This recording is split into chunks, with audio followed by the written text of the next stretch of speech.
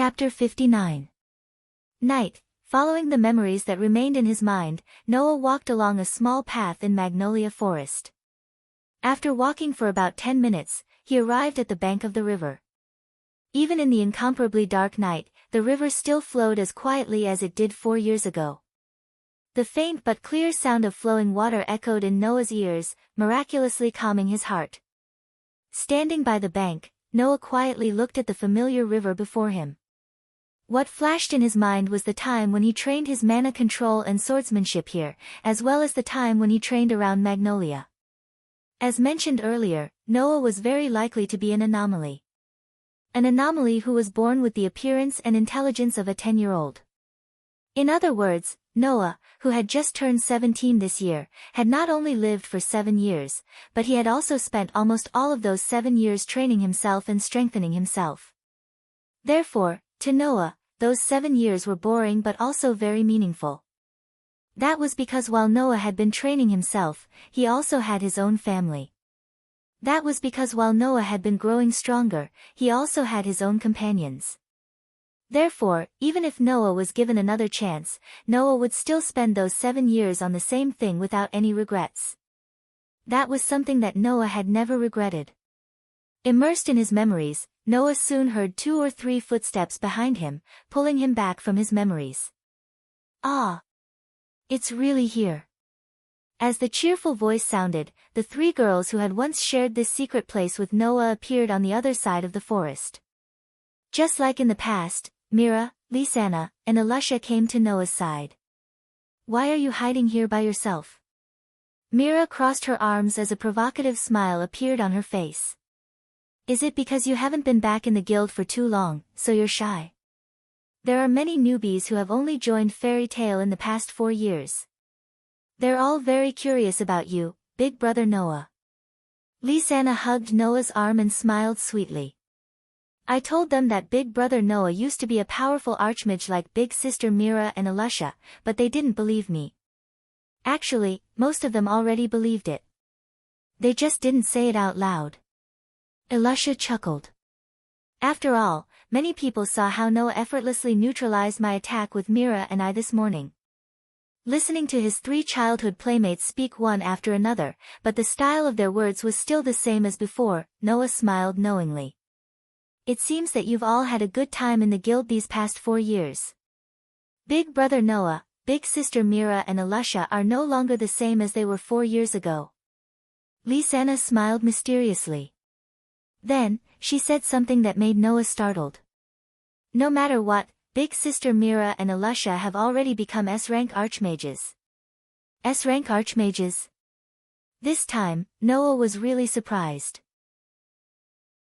He looked at Mira and Elisha in astonishment. You passed the S-rank archmage advancement test. About 2 years after you left, I was selected by the chairman to take part in that year's S-rank archmage advancement test, Elisha said with some nostalgia. Many things happened in between, and there were times when I almost gave up. But in the end, I persevered and passed that year's S-rank archmage advancement test, obtaining the qualifications to be promoted to an S-rank archmage. Although I wasn't willing, I passed the S-rank archmage advancement test a year after she became an S-rank archmage. Myra's face was full of displeasure. In other words, I became an S-rank archmage a year ago. That year, when the 15-year-old Elisha passed the S-rank archmage advancement test and became an S-rank archmage, it caused quite a commotion. Because of this, she became known as the youngest S-rank archmage in the history of Fairy Tale. Lisanna said with a smile. Although Big Sister Mira was late by a year, there weren't many people in the history of Fairy Tale who became an S-rank archmage at the age of 16. Big Brother Noah, you're not just one step behind. Hearing that, the shock in Noah's heart slowly dissipated. Looking at Mira and Elisha's faces, he more or less felt admiration for these 2 playmates of the same age. Noah didn't know what the S-rank archmage advancement test of other guilds was like. Fairy Tale's S-rank archmage advancement test had some changes every year, so it couldn't be used as a reference. However, if Fairy Tales members wanted to take part in the S-Rank Archmage Advancement Test, first of all, not only did they need to have a certain amount of strength, they also needed to have a certain amount of experience. This experience didn't refer to the length of time they had spent in Fairy Tale. It might be a bit of an exaggeration to say that a new member could take part in Fairy Tale's S-Rank Archmage Advancement Test, but basically, if they had 1 or 2 years' time, it wouldn't be a problem to take part in Fairy Tale's S-Rank Archmage Advancement Test. Therefore, the experience here referred to the Archmage's activity and ability before taking part in the S-Rank Archmage Advancement Test. That was to say, the Archmage had accepted and completed a certain number of tasks in the guild. In the end, this so-called experience was to let the guild leaders see that they had the ability to take part in the S-Rank Archmage Advancement Test.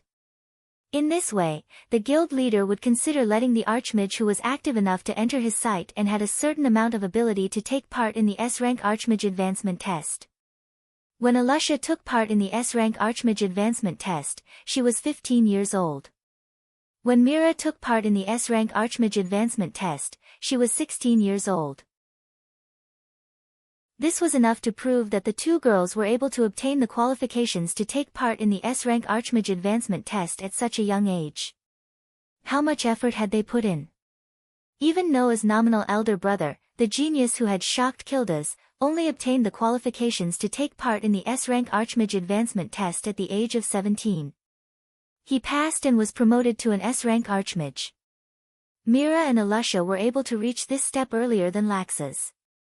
It was no wonder that Alusha spoke with a slightly proud tone. "Aren't you guys too cunning?" Noah was slightly dissatisfied. "In these 4 years, you guys have come looking for me many times, but you didn't tell me about this matter." Mira, Lisanna, and Alusha laughed at the same time, as if telling Noah that they did it on purpose. Noah smiled bitterly. "Then, how are you doing?" Mira licked her lips and looked at Noah with a burning gaze. "Since you've chosen to come back, that means that your crush will no longer cause any problems, right?" Lisanna and Alusha's eyes were also shining, clearly very concerned about this matter. In response, Noah seemed to be repaying the 3 girls for their pranks and unhappily avoided answering. "Want to know? Let's talk about it when we have the chance." This sentence unsurprisingly caused Mira and Alusha to be dissatisfied. Only Lisanna looked as if she had thought of something. Her face was slightly red as she moved her face close to Noah's ear and said in a mosquito-like voice. "This time, Big Brother Noah won't crush my clothes and Big Sister Myra's, right?" Noah almost tripped and fell to the ground. He rolled his eyes, causing Lisanna to laugh continuously. This night, it was as if they had returned to their childhood. The 4 of them stayed in a secret place that only they knew. The sounds of laughter and banter lasted for a long time. Chapter 60. Bye-bye. Big Brother Noah. Don't go to bed too late and not wake up tomorrow. See you tomorrow. After saying their goodbyes, Mira, Lisanna, and Alusha noisily walked in the direction of the Fairy Tale Guild, leaving only their backs to Noah. Looking at Mira, Lisanna, and Alusha's silhouettes gradually fading away in the darkness, Noah couldn't help but feel that his 3 childhood playmates had really changed a lot. Of course, the changes Noah was referring to weren't the personalities of Mira, Lisanna, and Alusha. In fact, in terms of personality, there were basically no changes to the 3 girls. What had changed the most was their appearance. After 4 years, Mira, Lisanna, and Alusha had become extremely attractive women in all senses of the word. Height, figure, wealth, all these factors had matured to varying degrees in the past 4 years. Compared to their youthful selves, the changes could be said to be earth-shattering. At the age of 15, Lisanna's body hadn't fully matured, but she already had her own unique charm. From time to time, she would reveal her delicate side and attract the attention of others. While Alusha still wore her cold armor all day long, hiding most of her body, making it impossible to truly judge how much she had grown over the years. However, her delicate face had shed 80 to 90% of its childishness and was now extremely beautiful. There was no need to talk about Mira. Her looks weren't inferior to Alusha's, and her beautiful figure wasn't completely hidden like Alusha's. The impact on Noah was the greatest. Undoubtedly, when they were found half a year ago in the wilderness, the growth of the three girls wasn't so obvious. In just half a year, they had actually grown to such an extent. This was probably what the saying, "a girl changes 18 times between childhood and womanhood," meant. Everyone's grown up. In the end, Noah could only sigh and turn around, walking in the direction of the Fairy Tale Guild. Not far from Fairy Tale, there was a female dormitory specially provided for the girls of the guild. Ever since Alusha joined Fairy Tale, she lived in the female dormitory, and the other girls of the guild lived there as well. Mira and Lisanna, on the other hand, lived with Elfman. The three siblings lived somewhere else. As for Noah, he still chose to live in the Fairy Tale Guild. After all, that was where Noah had lived for at least 2 years. From a certain point of view, it was an existence that was similar to his shelter. He really couldn't bear to move out. Apart from Noah, no one else in the Fairy Tale Guild would be there at night unless something special happened. Or perhaps, someone had come specifically for Noah. At a place where they could clearly see the entrance of Fairy Tale, Noah had unknowingly stopped in his tracks. He stood there and raised his eyes to look ahead. Whoosh! A cold night wind blew from afar, blowing past Noah and the entrance of Fairy Tale. Standing there, a tall and sturdy figure with a coat fluttered in the wind.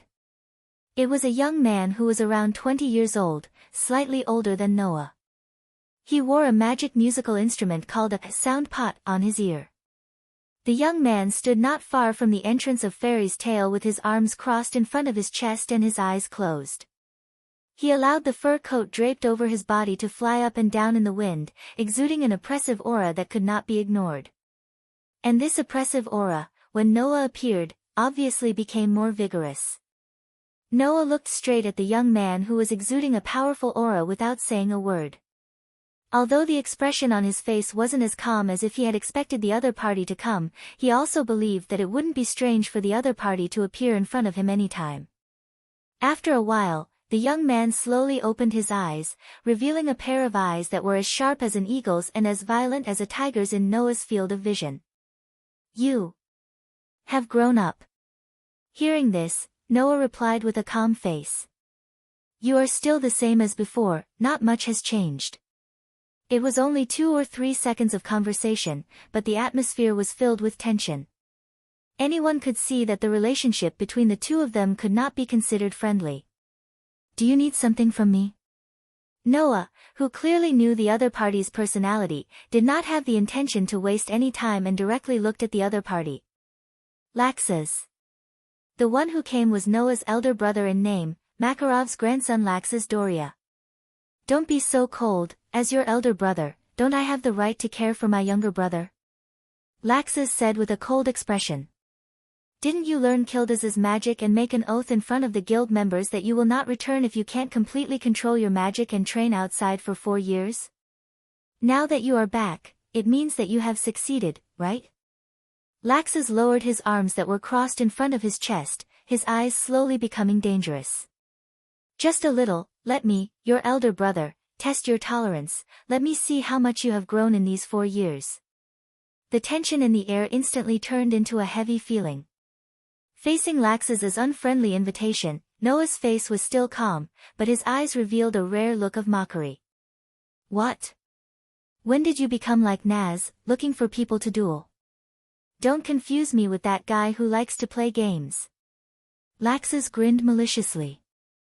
"I only attack the prey that I am interested in." As soon as his voice fell, golden arcs of electricity suddenly surged out from Laxas's body, finally forming a layer of lightning net that enveloped his entire body. Noah looked at the arcs of electricity that enveloped Laxas like countless snakes that leaped around him.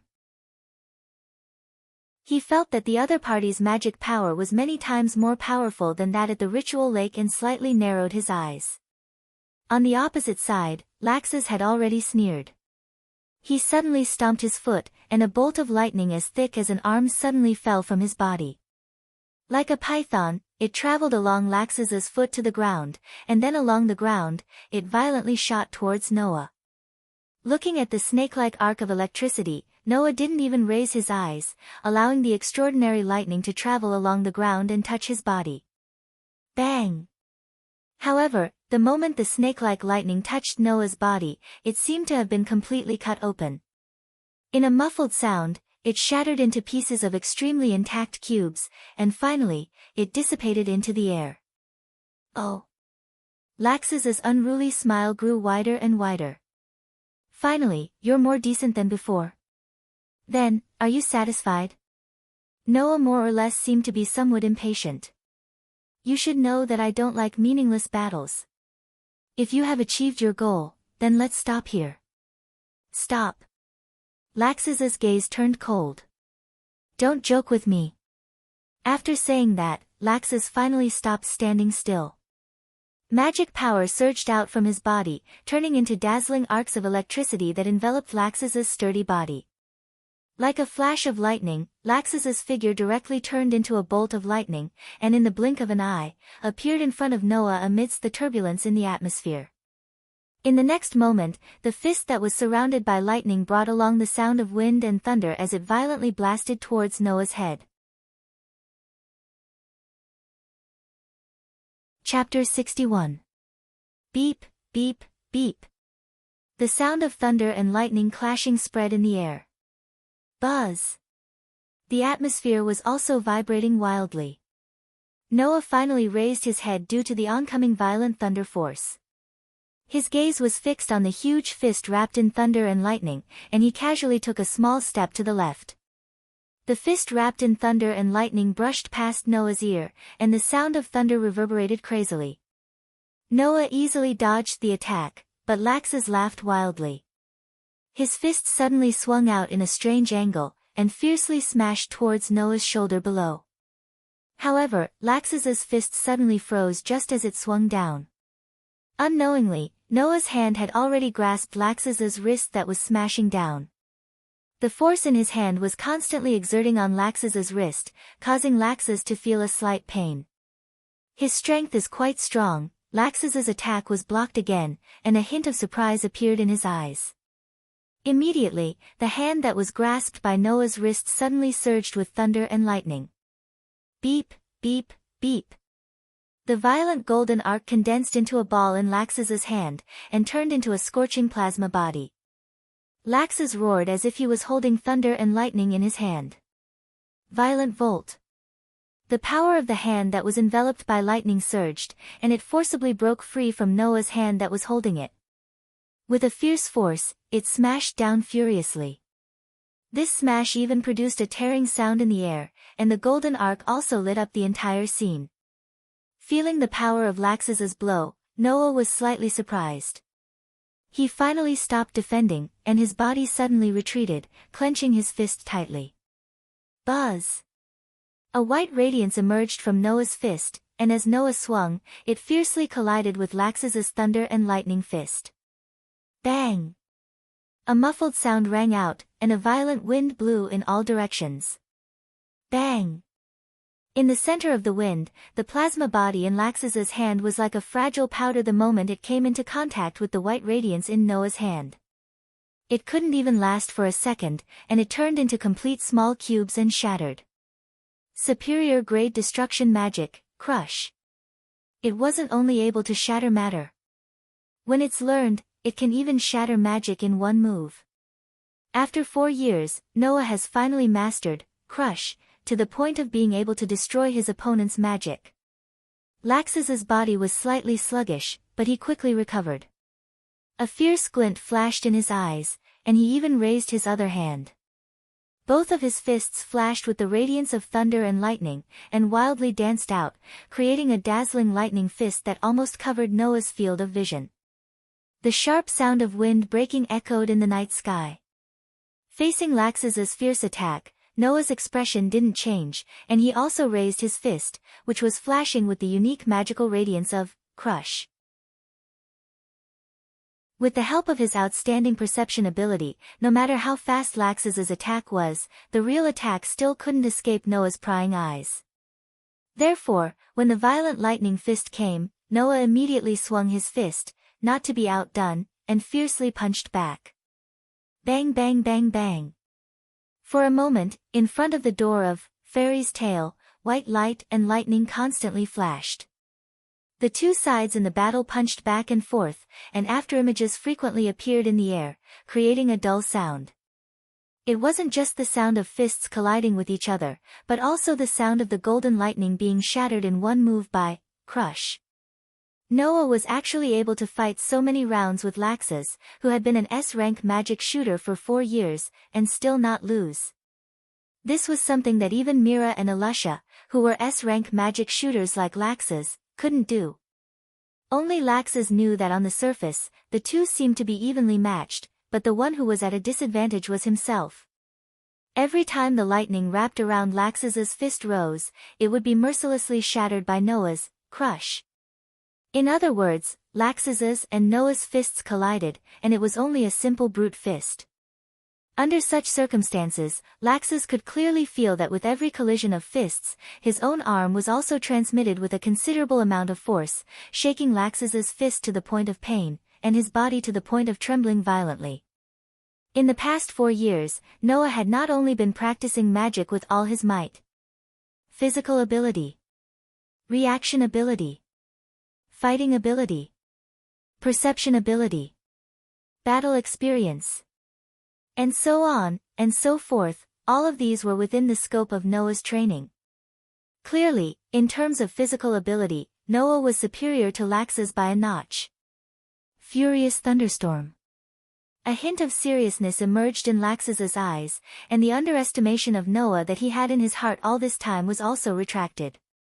The wind from his fist changed, and with a roar, a violent sound of thunder abruptly resounded in the air. Suddenly, in the sky, a pitch-black thundercloud appeared without any warning, and the lightning that rose from Laxus's body flickered within, and then quickly retracted. Rumble. In the next moment, thunderbolts emerged from the thunderclouds like a violent storm. As soon as they fell, they mercilessly smashed downward. Noah's pitch-black eyes suddenly surged with a hint of coldness, and an incomparably valiant magic, like a flood, violently burst out from his body. At this moment, Noah finally displayed his unparalleled magic. As his magic surged, Noah's fist was also tightly clenched, and a white light gathered on his fist, and suddenly, he blasted upwards. Wang! Under the slightly shocked gaze of Laxus, on the fist that Noah swung upwards, a bright white light suddenly burst out, turning into a substantial impact light beam, and with an ear-piercing explosion, it soared into the sky, and collided with the storm of lightning. Dong! A loud, oppressive sound reverberated through the air, and a vigorous shockwave surged out, causing the ground around the fairy tale to crack open like a spiderweb. And the storm of lightning was also instantly crushed by the white impact light beam, one by one, and shattered. Immediately after, the white impact light beam did not reduce in power, and collided with the pitch-black thundercloud. Pang! The pitch-black thundercloud immediately followed the fate of the storm of lightning, and was instantly dispersed by the white impact light beam, turning into complete cubes and shattering into pieces. Then, the pitch-black thundercloud was completely shattered like black particles, and slowly floated down in the background. The scene of Noah's cold expression, raising his fist, mixed with a fierce wind, and fiercely smashing towards Laxus, was imprinted in his eyes. This scene was clearly reflected in his eyes, and Noah's fist also slowly enlarged in Laxus's pupils, causing Laxus's pupils to shrink. Just as Noah's fist was about to hit Laxus, a surge of magic rose from Laxus's strong body. Ha! Laxus roared out, and the muscles on his whole body fiercely bulged. Both of his arms were like iron hammers, and his body flashed with violent lightning. A fist mixed with violent lightning struck out, and Laxus' beast-like roar reverberated in the night sky. Thunder Dragon's crushing fist. As a result, the fist that was covered with resplendent white light and the fist that was covered with berserk lightning violently collided. Dong! Under the night sky, in front of Fairy's Tale's door, a storm-like shockwave suddenly exploded, bringing with it lightning and white light that filled every corner of the scene. For a long time, it was unable to calm down.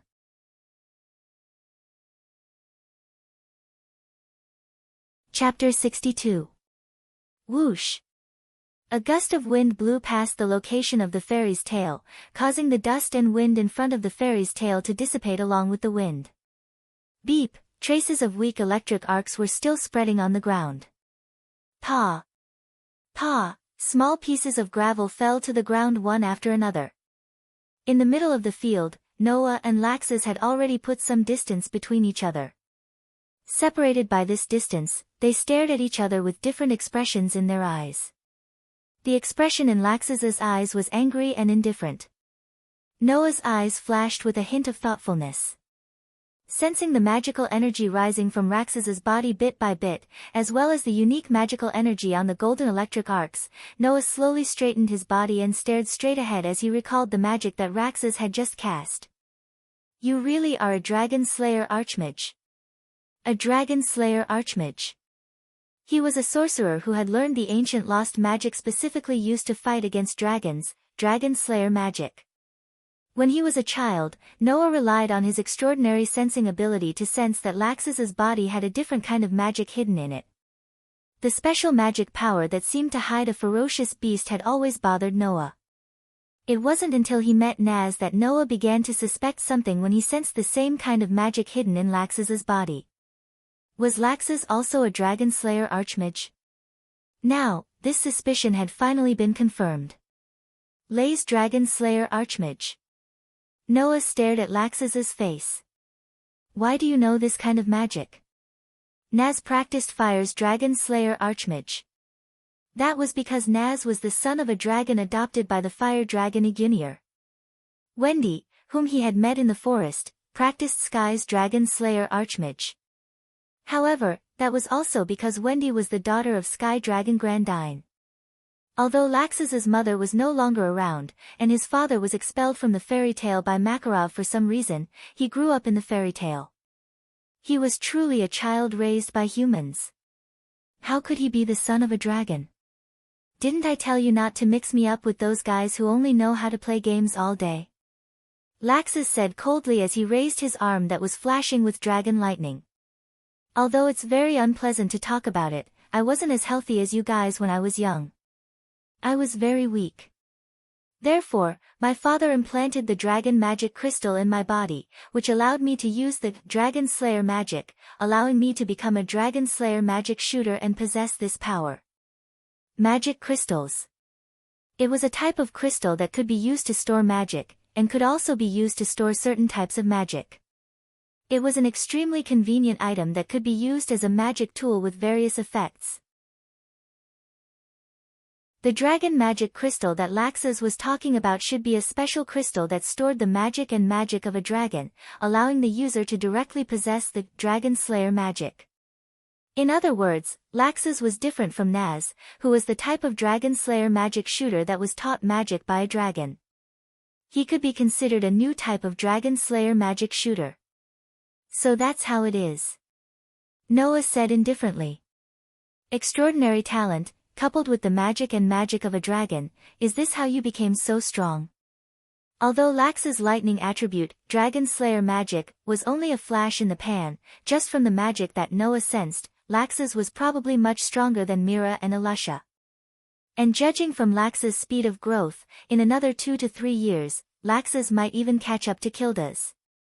In other words, the current Laxus was not far from the level of a magic shooter like the 10 Great Saint Magus. However, this was not strange. After all, Laxus originally had a monstrous talent. Even if he did not use the Dragon Slayer magic, it was possible that he could be comparable to Mira and Alusha. If he added the ancient lost magic that was much stronger than ordinary magic, it was only a matter of time before he caught up to Kilda's. Laxus seemed to know what Noah meant. He did not refute, nor did he agree. Instead, after a moment of silence, he said this. Do you think that I am strong? N? Noah was slightly startled. His expression became a little doubtful, but he still spoke the truth. If you are referring to your strength, then I admit that you are indeed very strong. Even Mira and Alusha might not be your opponent. Even Kildas should not take long before you surpass him, right? You think so too, right? Laxus laughed. His laughter was a little crazy, and the lightning on his body suddenly soared to the point that it was enough to destroy the ground. But, undoubtedly, I am already so strong, why does that old man still not admit that I am? Following Laxus's crazy roar and the lightning on his body soared, the impact of the wind also exploded around him. Undoubtedly, Demon Mira and Fairy Queen Elusha can't be my opponent at all. Even Kilda's father can't do anything to me, but that old man will only tell me that I am far from it. Far from it. Far from it. What do you mean by far from it? As if he had been suppressed for a long time, Laxus hysterically roared, and the lightning on his body became more and more intense. Undoubtedly, I am the strongest. The strongest. The violent lightning arc and the impact of the wind blew on Noah's body, but under the effect of a magic that was invisible to the naked eye, they were automatically split in half in front of Noah and blown to both sides. Noah quietly looked at the crazy Laxus, and his eyes gradually became fierce. Is that why you came to find trouble with me? In these 4 years, every time my strength grew, that old man would only say one sentence. Laxus looked at Noah with a somewhat ferocious expression. He said that your brother was born with a powerful magic that no one else could have, and that he learned super high-level destructive magic. When he comes back from his hard work, his strength will be very shocking. At that time, he might not even be a match for himself. Noah was silent for a while, and then he raised his head and looked at Laxus. So, you want to defeat me? Only by defeating you can I prove my strength. Laxus laughed maniacally as he spread his arms and shouted in an arrogant and unruly manner.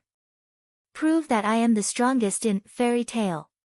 Hearing this, Noah looked at Laxus with a gaze that changed from calm to pity. Laxus was just a rebellious child who would never grow up. Laxus did not realize that Makarov's words were only to warn him not to be too arrogant.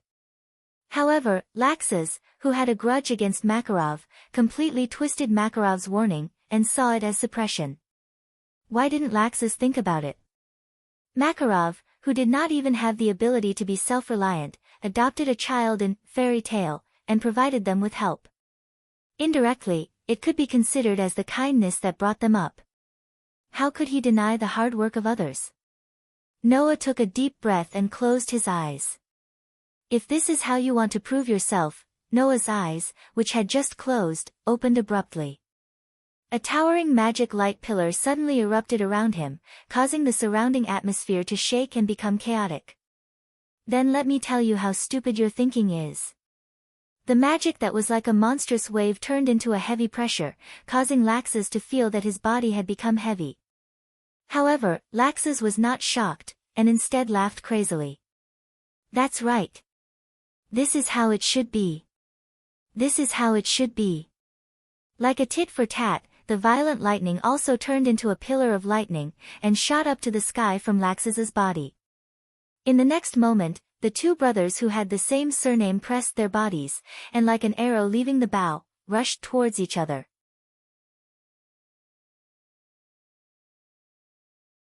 Chapter 63. In fact, Noah did not want to fight with Laxus at all. Noah knew that the reason why Laxus had become so arrogant, looking down on others, and treating the weak as trash was because he had not handled his relationship with Makarov well. Laxus's father, who was also Makarov's son, was originally a member of Fairy Tail. However, this person did some damage to Fairy Tail and was expelled from the guild by Makarov. Because of this, the relationship between Laxus and Makarov became tense. This was because Laxus could not understand why Makarov would be so heartless to expel his son from the guild. Undoubtedly, they were family. Just as Noah thought, with that incident as the beginning, Laxus completely entered a rebellious period and his relationship with Makarov became tense. Even if this was not the case, Noah, who had lived under the same roof as Laxus and had interacted with Laxus many times, knew that Laxus's nature was not bad. However, not bad did not necessarily mean that it was good. At the very least, if Laxus was allowed to continue like this, even if Laxus's nature was not bad, sooner or later, he would walk on a path of no return. Noah knew that there was nothing he could do. Even Makarov could not make Laxus realize his mistakes, so Noah did not think that he could do it. However, if Laxus had to fight with him to realize what he was lacking, then Noah would definitely not mind. He wanted to defeat this arrogant monster who was much stronger than Mira and Alusha and who was almost as strong as Kildas. With that determination, Noah slowly mixed the less than 10% of the mana that he had just used with the vast ocean-like mana in his body and mobilized it. This time, Noah wanted to use his full strength. Unfortunately, just as Noah and Raxus were about to collide with each other with monstrous mana and lightning, a furious roar sounded from the side. "Stop it!" As soon as he finished speaking, an abnormally huge arm that was comparable to a 10-meter-tall building with a clenched fist descended from the sky and smashed into Noah and Raxus, who were about to collide with each other. Noah and Raxus froze at the same time, then retreated explosively. Bang! The huge fist heavily smashed into the spot where Noah and Laxus would have collided if they had not stopped, stirring up dust and rubble, and creating a hole in the ground. Noah! Two figures suddenly flashed from the side and appeared beside Noah. It was Mira and Alusha who had returned. Even Lisanna ran over from afar and ran to Noah's side with an anxious look on her face. Laxus! At the same time, the same number of figures appeared from the side and came to Laxus's side. It was a group of 2 men and a woman. One of the men had long green hair and was dressed like a knight with a western sword at his waist. He stood in front of Laxus as if to protect him. His sharp eyes looked straight ahead and stared at Noah. The one who was taller than the knight with the western sword wore a somewhat strange style of clothes. His clothes even had a hood pulled up directly and covered his head like a hood. He also wore a helmet-like mask on his face that covered his eyes. As for the remaining woman, she had brown hair and was dressed like a formal dress. She was a tall girl with a tall figure. Noah glanced at the 3 people who appeared in front of Laxus and stood there like guards. Only then did he withdraw his gaze. At the same time, the huge fist in the middle of the field began to slowly retract. Finally, it returned to its owner's body and returned to its owner's body. It was Makarov. That was the magic that Makarov often used, gigantification.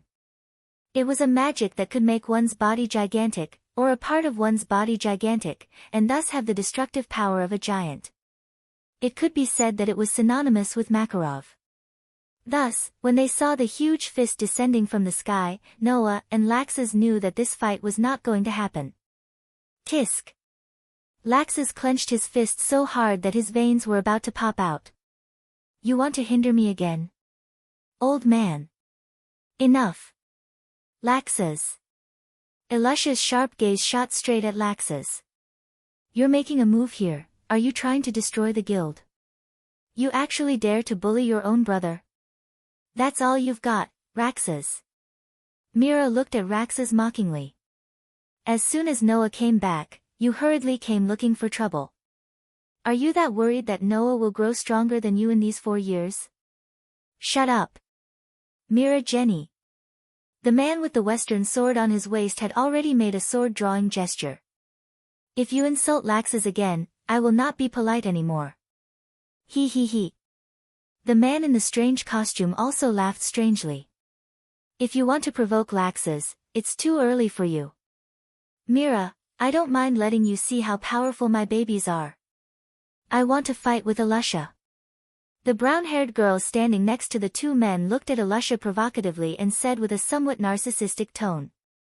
"The title of Fairy Queen should be mine. I'm the real fairy." Freed. Bikesrow. Abarglin. Beside Noah, Lisanna, who was checking whether Noah was injured, glanced at the 3 people standing in front of Laxus and called out their names one by one in surprise. "Why is Thor Clan also here? Want to fight? Thor Clan." Mira took a step forward and raised her fingers. The expression on her face was slightly terrifying. Those who were familiar with Mira should be able to see that she was really angry. "I won't be merciful." "Enough." Makarov finally spoke, his eyes fixed on Laxus. "Laxus, I won't pursue tonight's matter as long as you go back now. Did I do anything wrong? Laxus sneered. It's just a duel with a family that hasn't happened in a long time. Didn't you always say that he's stronger than me? Then let him fight me. You. Mira, Lisanna, and Alusha opened their mouths as if wanting to say something, but they were stopped by Noah. Gently pressing down on Lisanna's hand on his arm, Noah stepped forward and looked past Mira and Alusha to Laxus. If you still want to continue, I can accompany you at any time, but let me give you a piece of advice. You know how powerful Crush is, I don't have the confidence to hold back. Hearing Noah's shameless words, Freed, Bikesro, and Abarglin's faces were filled with anger.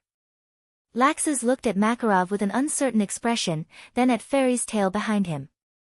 He smacked his lips in anger and glared at Noah. Listen well, sooner or later, I will prove that I am the strongest existence in Fairy's tail. Laxus pointed at Noah as if declaring war. It doesn't matter if it's you or that old man, one day, I will trample all of you under my feet. Leaving those words behind, Laxus picked up the coat that had fallen on the ground, turned around, and left the scene. The 3 members of the Thor clan immediately followed him. Seeing Laxus's figure slowly disappear into the distance, Mira, Alusha, and Lisanna, as well as Makarov, remained silent for a long time. Only Noah, who clearly saw Laxus glance in the direction of Fairy's tail, calmed down and muttered. One day, you will understand that what you should strive for the most is not the title of the strongest.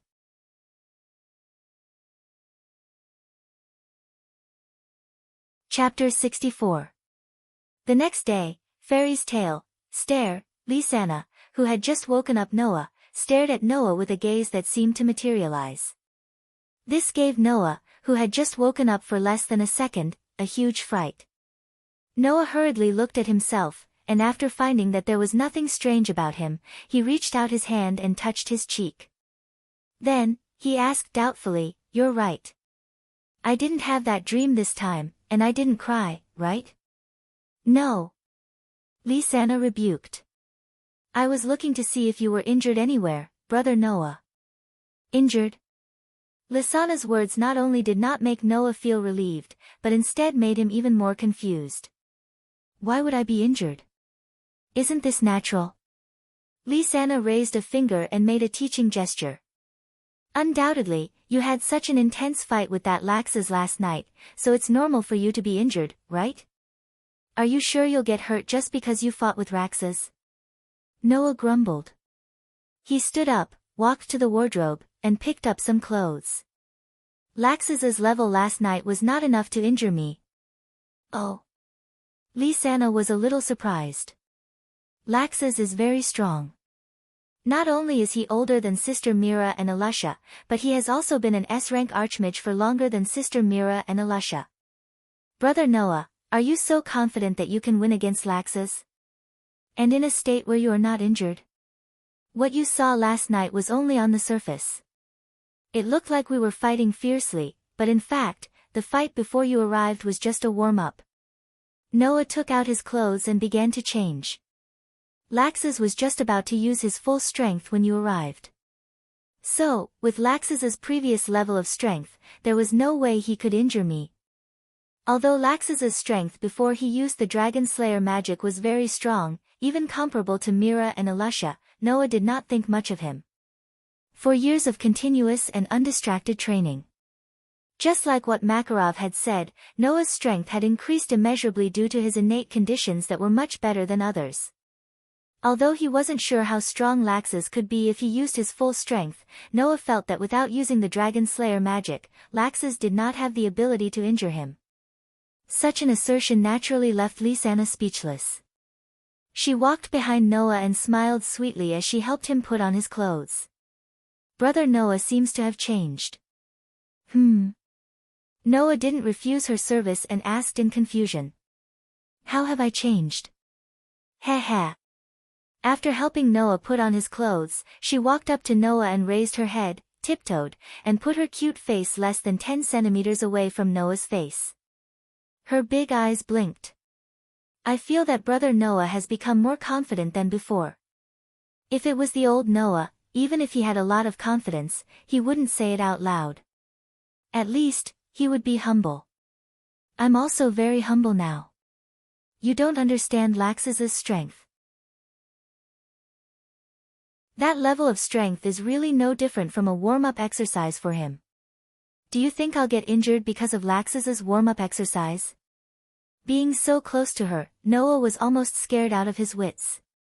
He could only uncomfortably push her face away to keep a distance from him. Even if I'm not an S-ranked archmage, can you have a little more confidence in me? Then, Brother Noah, tell me.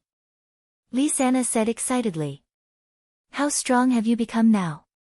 Are you still as strong as Sister Mira and Elisha?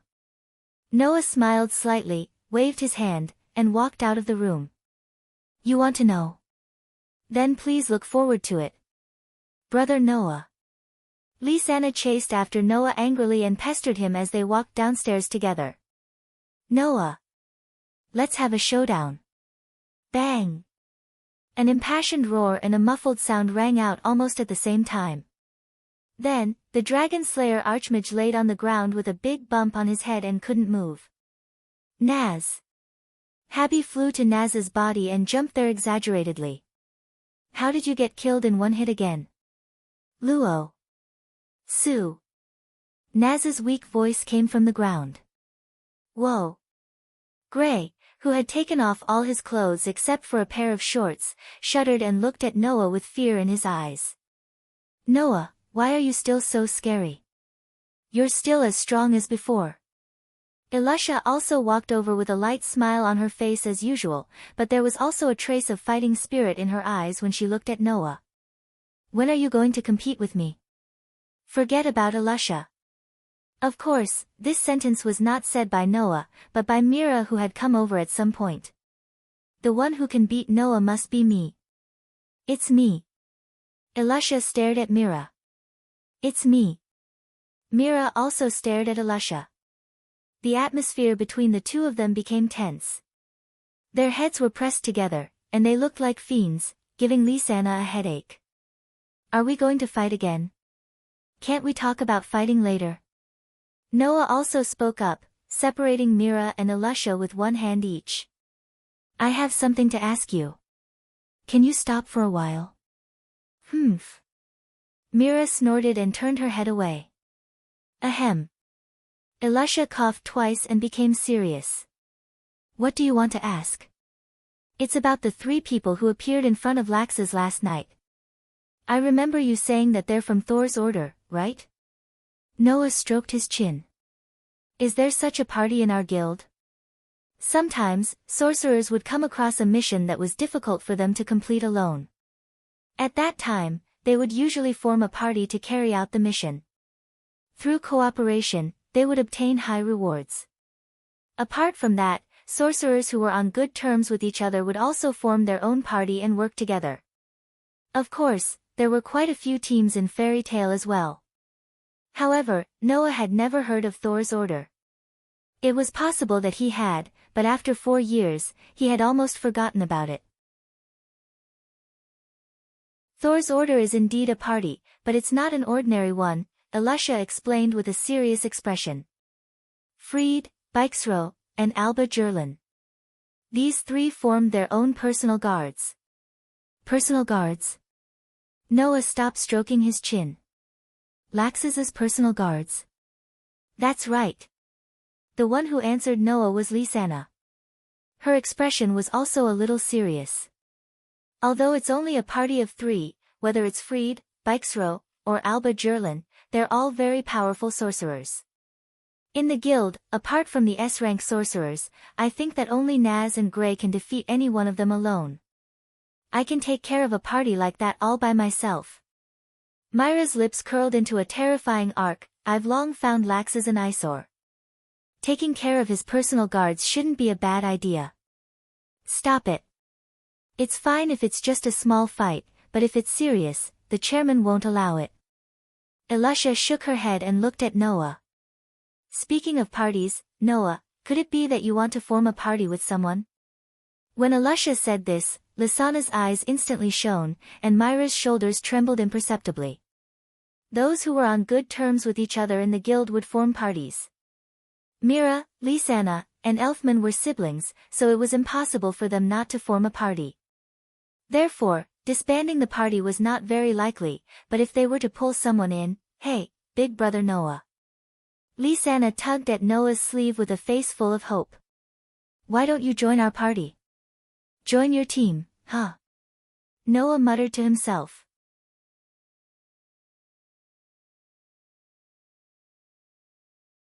Chapter 65. In the past 4 years, Noah had been living in the wild, deep in the mountains and forests. He ate wild game and fruits, drank spring water and streams, and lived in stone and wooden houses. However, it wasn't as if he didn't need money. For example, he had to wear bigger clothes as he grew taller, black beads to train his mana control, and all sorts of potions to maintain his magical swords. They were all things that couldn't be found in the wilderness. Noah's savings had long been depleted after 4 years of expenses, and the money he had left wouldn't even last him a few days. Ever since Noah officially accepted missions from the guild and started working, Noah had refused all living expenses from Makarov. He was truly starting to take charge of the guild. If he didn't think of a way to work, Noah might really have to borrow money from others. That was why her words reminded Noah that it was time for him to start working again. As for forming a party, Noah didn't have the intention to do so. I'm sorry, I don't want to join your family's team so abruptly, Noah rejected straightforwardly.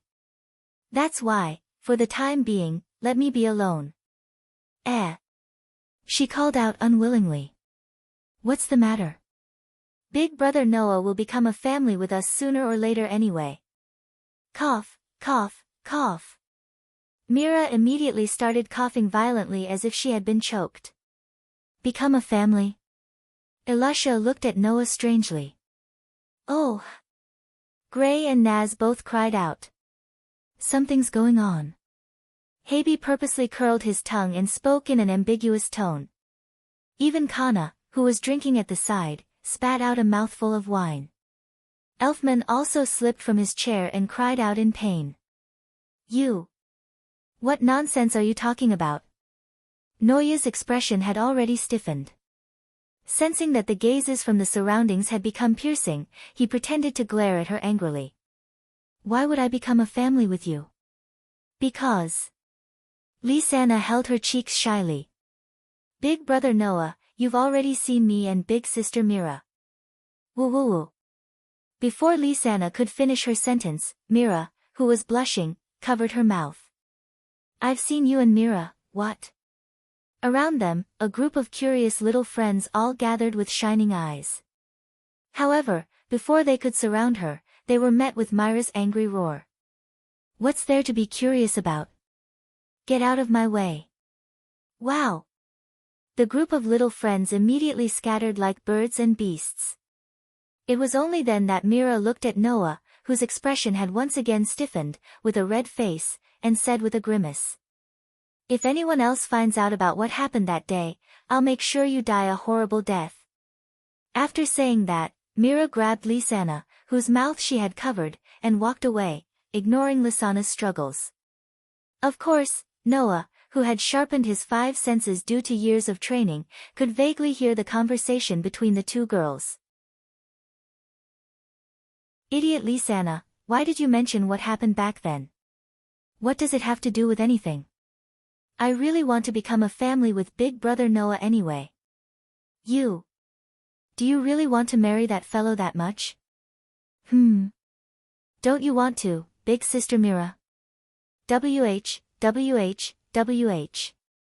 What kind of question is that? Of course I don't want to. Hee, big sister Mira, you can fool others, but you can't fool me. Undoubtedly, every night when I go to bed, I call out big brother Noah's name, you. You shut up. Lysana. Noah, who was behind them, couldn't hear them very clearly, but he could clearly see Myra's blushing face as she teased Lysana. At that moment, he felt a little helpless. Many of us in the guild are childhood sweethearts who bathed together when we were young, right? Why is it that if I see my childhood sweetheart naked, it'll turn into a scene where I have to get married? With such thoughts in mind, Noah held his throbbing head and went to the board where the requests were posted, looking for a job that suited him. However, before Noah could find a job that suited him, a voice interrupted Noah from behind. Noah? Is that Noah? The voice that came from behind Noah was a very tender and sweet girl's voice. Noah turned his head and looked behind him. Behind Noah, a girl stood side by side with two men, imprinting themselves into Noah's eyes. The girl was about the same age as Lisanna, around 15 years old. However, she was very petite and had light blue shoulder-length hair that was tied up with a hairpin. As for the two men, one was wearing a very tall hat, while the other had a strange hairstyle that looked like a whale's tail. Looking at the three of them who were looking at him in surprise, Noah blinked his eyes. After a while, he found 3 figures and 3 names from 4 years ago that matched the 3 of them in front of him in his memory. He then asked with uncertainty. Sir, I'm not sure about that. Lebby? Jed? Troy? Noah? It's really you. The petite girl named Lebby was pleasantly surprised as she walked up to Noah and circled around him. Everyone in the guild said that you're back. I thought they were teasing me again. Speaking of which, you're much taller than you were 4 years ago. Hearing this, Noah smiled more or less and reached out his hand to pat Lebby's head. You've grown a lot taller too, but you're still as petite as before. Lebby. Her full name was Lebby Marcogadon. Like Noah, she had joined Fairy Tale rather early. Not long after Noah joined Fairy Tale, they got to know each other. Jed and Troy, who were standing behind her, were her childhood friends who grew up with her. It was because of these 2 childhood friends that Lebby rarely interacted with Noah or the other children in the guild. Otherwise, Lebby would have become Noah's childhood playmate. On the other hand, Elisha, who lived in the same female dormitory as Lebby, had a good relationship with Lebby. Back then, it was also because of Elisha that Noah and Lebby got to know each other. Don't touch my head. Lebby slapped Noah's hand away.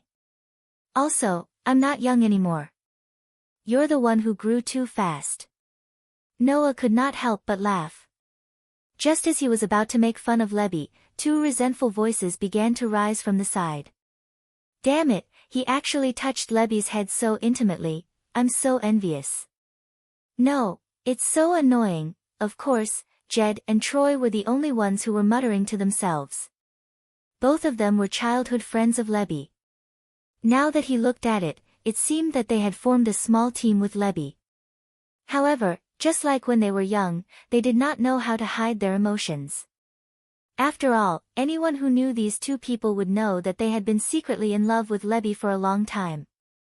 At that moment, Noah could only shrug and walk away from Lebby. Seeing that you guys are so energetic, I'm relieved.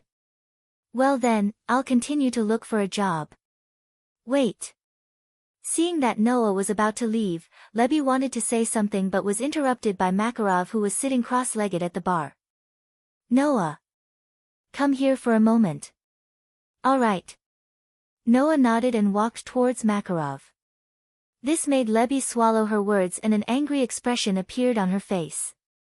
Just like before, leaving after a few sentences. Don't tell me you don't want to talk to me that much. Noah is also very busy. Jed quickly said. Let's not disturb him. After all, he's been as powerful as Mira and Elisha since young. Troy said resentfully. He's not from the same world as us. Lebby snorted softly and muttered to herself as she stared at Noah's back as he walked towards the bar. The more you ignore me, the more I'll pester you. Let's see what you can do. It was not that Noah ignored Lebby, he just did not want to disturb Jed and Troy's relationship. If Jed and Troy knew that Lebby had purposely approached Noah because of their relationship, how would they feel?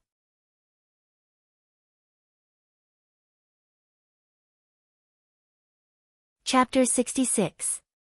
Grandpa. Noah came to the bar and stood in front of Makarov, who was sitting cross-legged. His eyes were fixed on Makarov. Do you need something from me? Noah, Makarov took a sip of wine and said drunkenly. Do you have something to do now? I was just about to go out to work. Noah scratched his cheek. But if Grandpa has something for me to do, I can postpone it for 1 or 2 days. Work? Makarov nodded. That's good. I have a commission here that I hope you can complete. Commission? Noah was slightly stunned. What kind of commission does Grandpa need to find someone to complete it? Even though only S-rank archmages could accept the extremely difficult and dangerous missions posted on the commission board on the 2nd floor, Makarov only posted the commission orders there.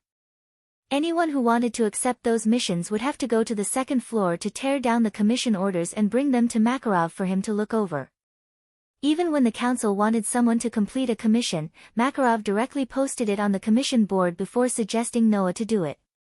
He had never seen the commission order before Makarov found someone to complete it. Well, this commission doesn't need a commission order, Makarov seemed to have seen through Noah's doubts and explained. That's because I'm the one who posted it. It's a spontaneous request from Fairy Tale.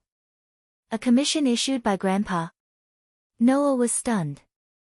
Makarov drank all the wine in the cup in his hand, and his expression became serious. Actually, I hope you can make a trip to the holy land of Fairy Tale Celestial Wolf Island. Celestial Wolf Island? Noah frowned. Noah had been a member of Fairy Tale for quite some time. Naturally, it was impossible for him not to have heard of this island that was very special to Fairy Tale. Just as Makarov said, Celestial Wolf Island was the holy land of Fairy Tale.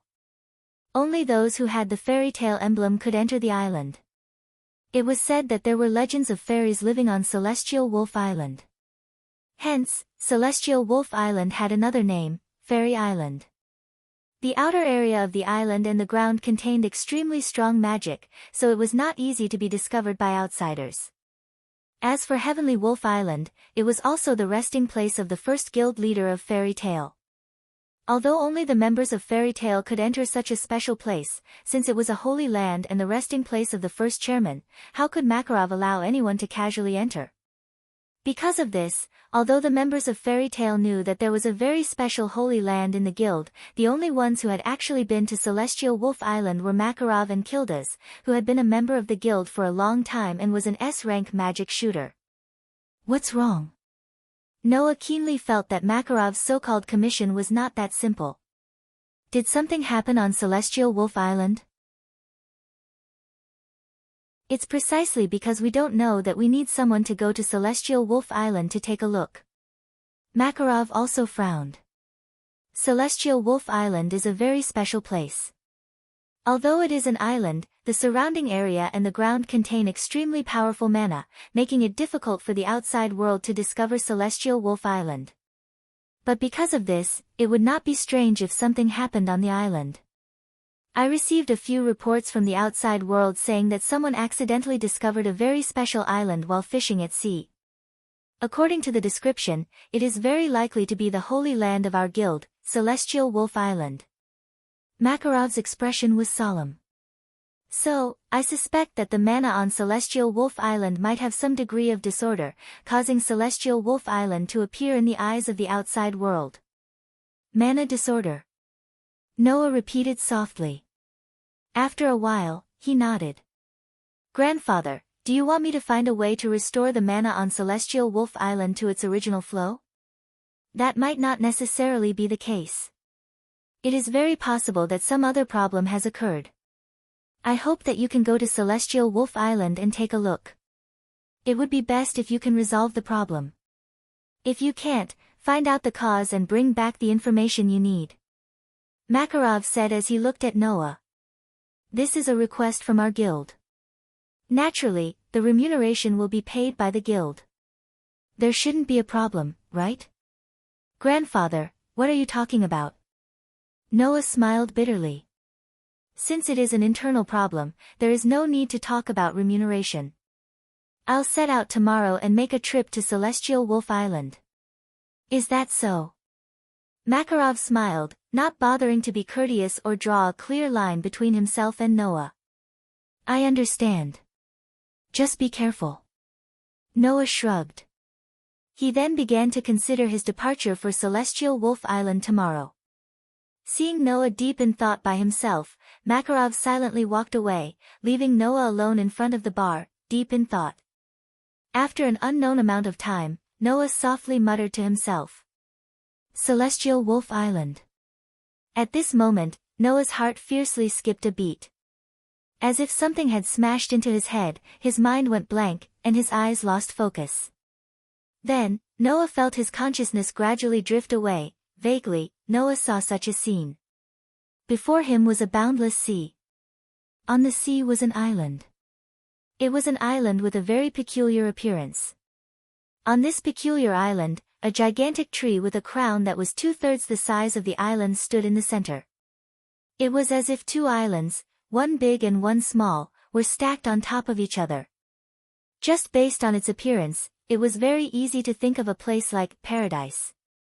Under the gigantic tree, there was a large forest. In the forest, there were many peculiar creatures. There was a creature that looked like a boar, but was taller than a building. There was a creature that looked like a dinosaur, but could walk on 2 legs. There was a creature that looked like a gorilla, but had a tongue that was longer than a snake. There was a creature that looked like a bird, but had no wings at all. It relied on crawling to move. All kinds of peculiar creatures gathered on such a peculiar island, turning the originally peculiar island into a dreamy paradise, making one's heart surge. Then, the scene in front of Noah changed again, into another place. That should be one of the places on the island. Noah didn't know where this place was, but he clearly saw it. At the very front, there was a tomb. On the tomb, there was a tablet. In the middle of the tablet, there was something that was burning like a golden flame. Something that made Noah's heart tremble was suspended inside. A feather. To be precise, it should be a broken and dim feather. It was such an inconspicuous feather, but it made Noah's emotions fluctuate the most in the 7 years since he was born. That was because Noah had seen the same thing before. Furthermore, it was more than once. It was in the white dream that Noah often had. Noah suddenly woke up, and the focus in his eyes converged at an extremely fast speed. His brain also returned to the state of operation, but his heart was still beating violently. Ha! Ha! Ha! As if he had just had a nightmare, Noah was sweating profusely and gasping for breath. He covered his forehead, and his eyes were constantly fluctuating. Just now. What was that? The sudden experience made Noah stay in place for a long time, and there was no way for him to return to his senses. Illusion. Although he said so, his intuition told Noah that the scene he just saw was definitely not an illusion. After a long time, Noah calmed his breathing, raised his head, and looked through the window, into the distance. Heavenly Wolf Island.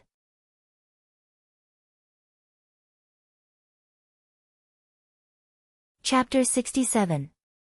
The next day, as soon as the sun rose, Noah woke up early. He put on his clothes and took out his magic knight sword.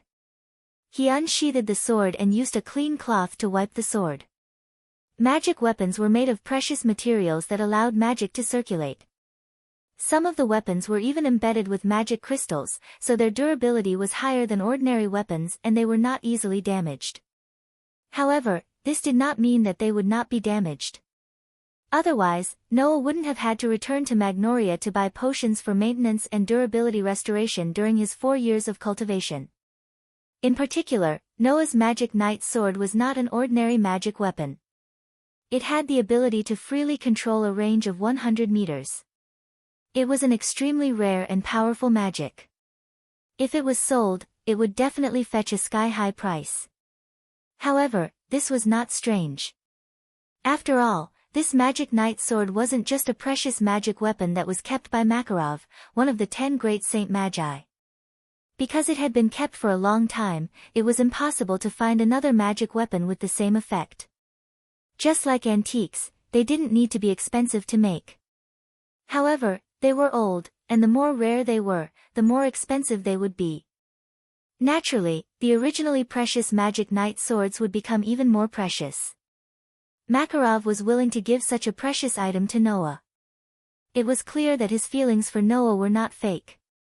It was precisely because of this that even if he did not use it much, Noah would wipe the sword clean every once in a while, just like how he was doing now. But it was a pity that this time, Noah didn't wake up early to wipe his weapon for such a trivial reason. This time, the reason why Noah woke up early in the morning to clean his weapon was only because of his mentality. Heavenly Wolf Island. Fairy tale, is the holy land of the fairy tale. Next, Noah would go to this place where the members of fairy tale might not even be able to enter in their lifetime. He would investigate the reason why Heavenly Wolf Island was discovered by the outside world. Of course, Noah's main goal was not this. The graveyard on the island. Noah was very concerned about the scene he saw in the illusion yesterday.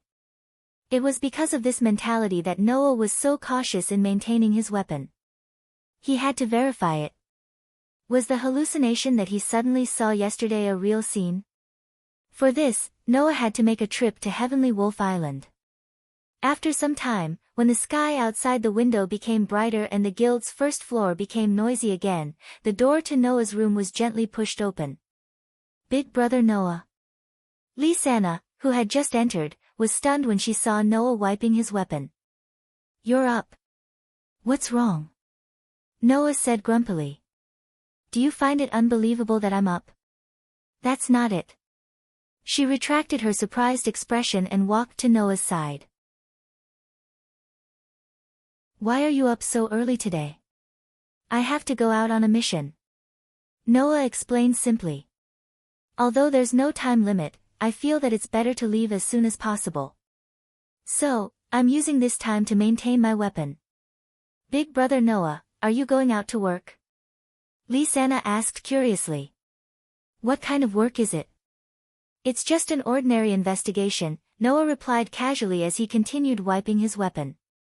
However, the location is Heavenly Wolf Island. Heavenly Wolf Island? Lisanna's eyes lit up. The Heavenly Wolf Island, that's our guild's sacred ground? Noah was still nodding his head nonchalantly, but Lisanna was excited. I've never been to our guild's sacred ground. Big brother Noah, what kind of island do you think Heavenly Wolf Island is? Is it called Heavenly Wolf Island because there are many wolves there? You're asking me. Who am I supposed to ask?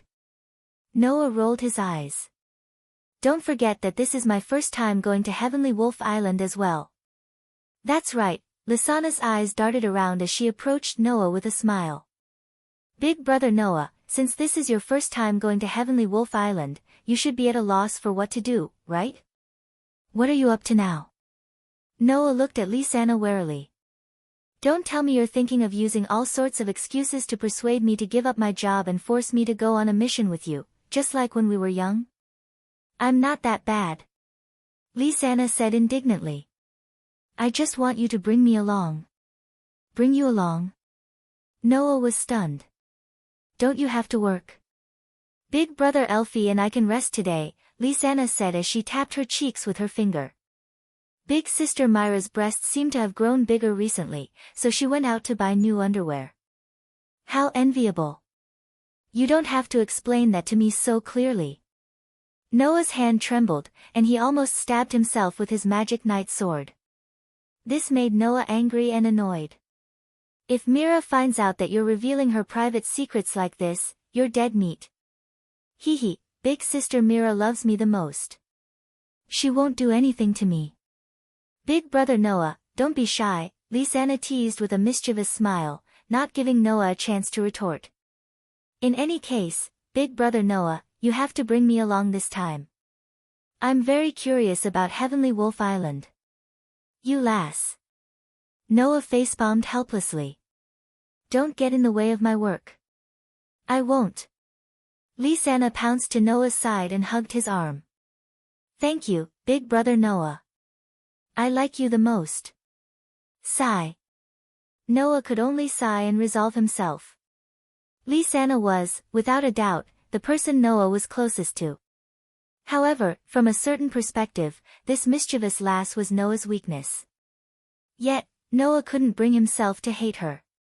He really didn't know what to do. Hey, Lisanna, are you really not going to wait for big sister to come back? Elfman's boorish face was filled with worry as he watched Lisanna, who was humming a tune as she packed her luggage. If big sister finds out that you're going out without telling her, she'll be very angry. That can't be helped. Big sister Mira isn't here right now, Lisanna replied without turning her head. Moreover, this is a rare opportunity to work alone with big brother Noah. Even though I'm sorry to big sister Mira, the secret to capturing a man's heart is knowing how to grasp the opportunity, huh? With Elfman's nerves that were as thick as tree roots, he naturally couldn't understand the meaning behind Lisanna's words. What do you mean by that? What I mean is that I won't give my love rival a chance. Lisanna winked mischievously. If big sister Mira finds out, she'll definitely come along. So, I'm sorry, big brother Elfman. Let me be willful this time. At the same time, Noah, who was carrying the magic knight's sword on his back, also came down from the stairs. He shouted weakly as he walked out of the door. Lisanna. I won't wait for you if you don't come. I'm coming. Lisanna hurriedly picked up her bag and chased after Noah. That's it, big brother Elfman. Goodbye. Lisanna. Be careful. Elfman hurriedly shouted at Noah and Lisanna's backs. Noah. I'll leave Lisanna to you. Got it. With that reply, Noah and Lisanna walked out of the guild's doors and disappeared into the sea of people outside. Wait. Mira only appeared when the two disappeared into the sea of people. She looked at Noah and Lisanna's disappearing figures with a face full of anger. Remember this. Era. Katana, who was drinking, sighed with emotion. It's good to be young.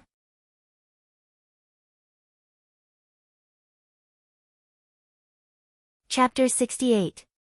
Crash. The sound of waves crashing reverberated through the sky. Coo! Coo! The cries of seagulls were mixed in with the crashing of the waves, clearly spreading to every corner. The noon sun was like a huge furnace, releasing unbearable heat, causing the air to distort, causing one's vision to become blurry. It was extremely unbearable. In such an unbearable environment, a ship that was neither too big nor too small, but was the size of an entire floor of a building, slowly sailed over from afar. It swayed up and down along with the rolling waves, moving straight ahead. Noah and Lisanna were on the deck of the ship. However, their attire was completely different from when they first set off. At this time, Noah was only wearing a pair of shorts. His strong and powerful bulging muscles were directly exposed to the air. He stood at the bow of the deck and looked into the distance. Behind Noah, Lisanna was sitting on a chair. She was wearing a white bikini swimsuit that matched her hair color very well. The edges of the swimsuit were inlaid with patterns, giving people a feeling that it was not too sexy. Instead, it was more of a cute and playful style. It's so hot. Lisanna held a bottle of iced drink to her face. She could feel the coldness gradually fading away. Her delicate and cute face was covered in sweat while a faint blush appeared on it due to the sun's exposure to it. Why is it so hot? Noah, who was standing on the deck, was also sweating profusely under the fierce sunlight, but his expression was not as gloomy as Lisanna's. It was as though he was used to such an environment as he replied to her.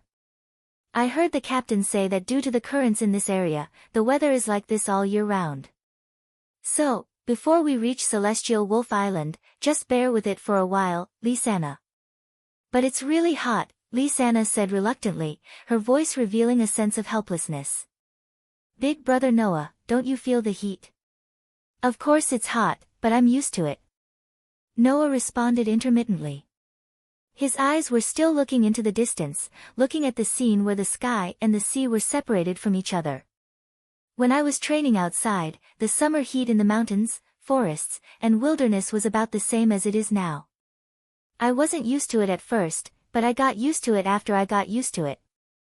Hearing that, Lisanna finally raised her head and looked in Noah's direction, taking in the sight of Noah's muscular physique. Perhaps it was because of the 4 years of hard work and the training of his body, Noah had indeed developed a very robust physique. There was almost no excess fat on his body, the perfect amount of muscles on Noah's arms, thighs, abdomen, chest, and other areas were all displayed. At first glance, not only did he look very masculine, he also gave off an indescribable sense of security and pleasing to the eye. Looking at him directly, it was easy for others to get the impression that he was very strong.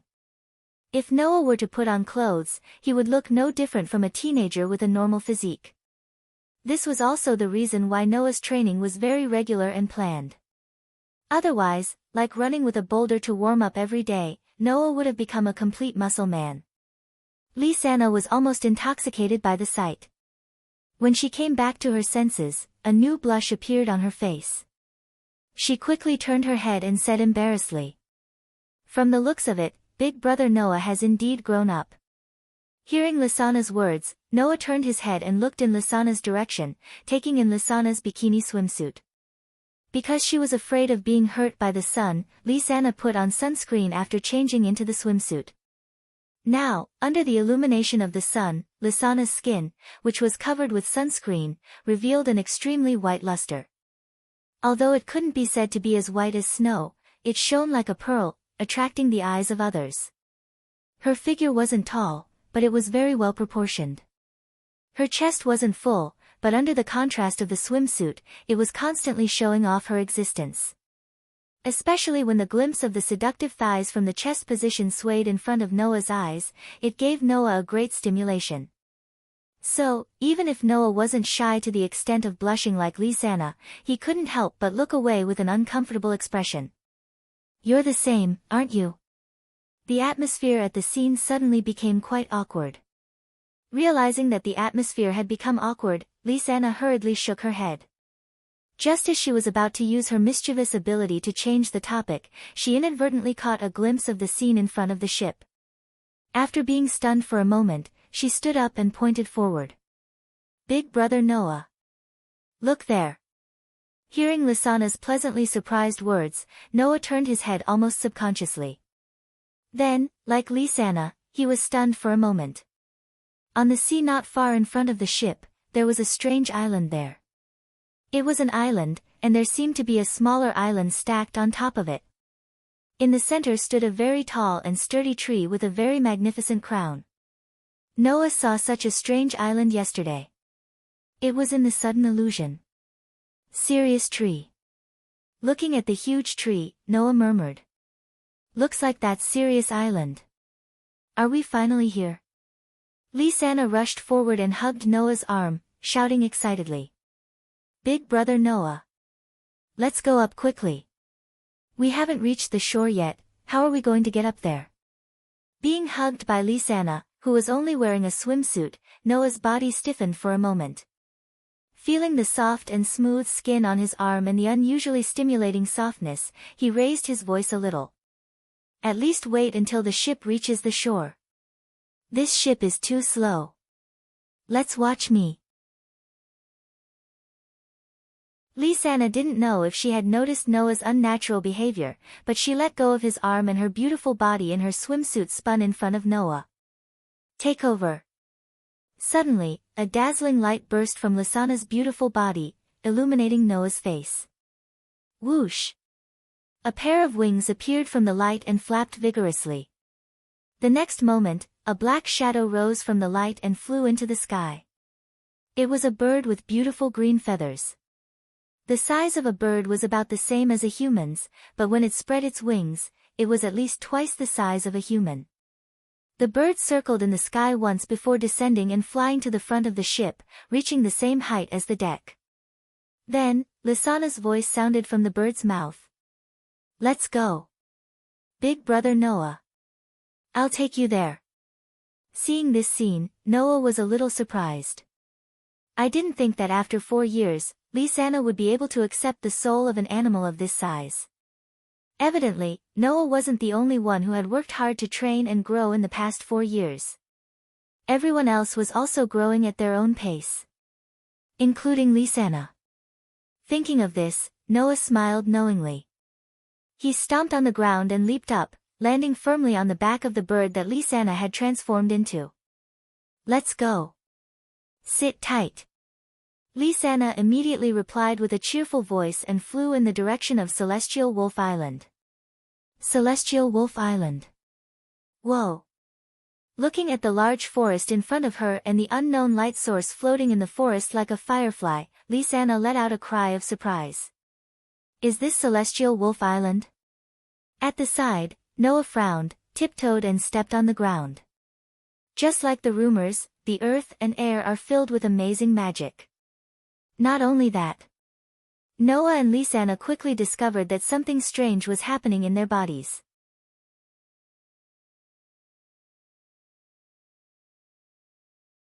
Chapter 69. Hey, big brother Noah. Lisanna's pretty face was filled with hesitation and uncertainty. Did our mana get stronger? I thought it was just my imagination. Noah closed his eyes and felt the vast sea of mana in his body before nodding. Although it's only a very small amount, I can feel that my mana has indeed gotten stronger. Big brother Noah already has a very strong mana, so it's not strange that your mana has grown so little. However, I feel that my mana has increased by about 1/10, Lisanna said in surprise. Could it be that this is also because we've entered Celestial Wolf Island? That's probably it. Noah turned his gaze to the huge tree in front of them, the towering Celestial Wolf tree at the center of Celestial Wolf Island. I can feel that the mana in our bodies is being transmitted from the direction of the Celestial Wolf tree. It should be a blessing from the Celestial Wolf tree. To be more precise, it should be a blessing from the Celestial Wolf tree for the members of Fairy Tale. There was one more thing that Noah didn't say. That was, Noah could clearly feel that the portion of mana that was transmitted to him by the Sirius tree was now turning into Noah's own mana at an extremely fast speed, and was added to Noah's already vast mana. Originally, this portion of mana that was being amplified from the outside world should have automatically retreated after Noah left Celestial Wolf Island. However, it was now being completely absorbed by Noah. As for the reason, Noah also knew. 4 years ago, Makarov had said that Noah's constitution was very special, possessing 3 unique characteristics. The first was that he was immune to and could eliminate all negative effects and side effects that indirectly affected Noah's body. The second was that he could absorb all powers that didn't originally belong to Noah into his body, including powers that didn't originally belong to Noah. The third was that he could recover his own mana. Now, the magic that had been amplified by the Sirius tree after entering Sirius Island should have triggered the second characteristic of Noah's constitution. Therefore, all of that mana was tyrannically taken over by Noah's special physique, and benefited the possessor, namely Noah himself. Although the increase in mana was nothing to Noah, who had a relatively strong mana to begin with, it would take a person 1 or 2 years of cultivation to obtain this amount of mana. For Noah to be able to obtain such benefits out of thin air, it was already not bad. At this moment, Noah relied on his outstanding sensory ability to sense that something was wrong. For a period of time, the astonishing magic power contained within the Heavenly Wolf Island suddenly seemed to become chaotic and began to flow chaotically. This is... Noah was surprised. He squatted down, put his hand on the ground, and began to sense seriously. Seeing this, she understood that Noah had begun his work and seemed to have discovered something. She immediately shut her mouth and watched silently from the side. However, just because she didn't disturb him didn't mean that other existences would obediently watch from the side. Woo! Following a long and drawn-out chant, a huge head poked out from between the tall trees on the side of the forest. It was a strange creature with a neck longer than a python's, a head that resembled a fish's, 4 limbs like an elephant's, and a shell-less tortoise's body. While it wasn't a magical creature that specialized in attacking humans, the ferocious glint in its eyes when it stared at Noah and Lisanna told them that it wasn't a herbivore. Woo! The fish-headed, elephant-legged, tortoise-bodied creature let out a whistle-like roar again. Like a charging mountain, it crushed the ground and trees as it charged toward Noah and Lisanna. Woo! Lisanna's expression changed, but she didn't panic. Seeing that Noah didn't seem to have any intention of attacking, the courage in her heart burst forth. She passed by Noah and charged towards the strange creature. Take over. The light of magic flashed on her slender body. In the blink of an eye, her silhouette began to elongate at an extremely fast speed. Then, a bloated, purple-furred rabbit with a napkin around its neck charged out of the light and crashed into the strange creature. Thud! With a muffled sound, the strange creature let out a pained cry. Its charging giant body was stopped in its tracks. Ah! Lisanna, who had transformed into a giant rabbit, also let out a cry of pain. She couldn't help but take a few steps back, causing the ground to tremble. Woo! The strange creature's howl had begun to carry some anger. Its python-like neck suddenly shot out like an arrow, bouncing in front of Lisanna, who couldn't react in time and twirling around her like a rope. In the next second, the strange creature tightened its neck and tied up Lisanna, who had transformed into a purple-furred rabbit. Woo! Its fish-like head aimed directly at Lisanna's face. The strange creature opened its mouth, revealing rows of fangs that were sharper than those of a crocodile. It bit down hard on Lisanna's face. Lisanna only had time to close her eyes as if she had been shot. Soon after, a crisp sound of a sword rang out. Clang! Woo! The strange creature's pained cry entered Lisanna's ears. At the same time, Lisanna felt the long neck binding her disappear. She hurriedly opened her eyes and saw the strange creature running towards the forest as if it had seen its natural predator. Thud, thud, thud. Thud.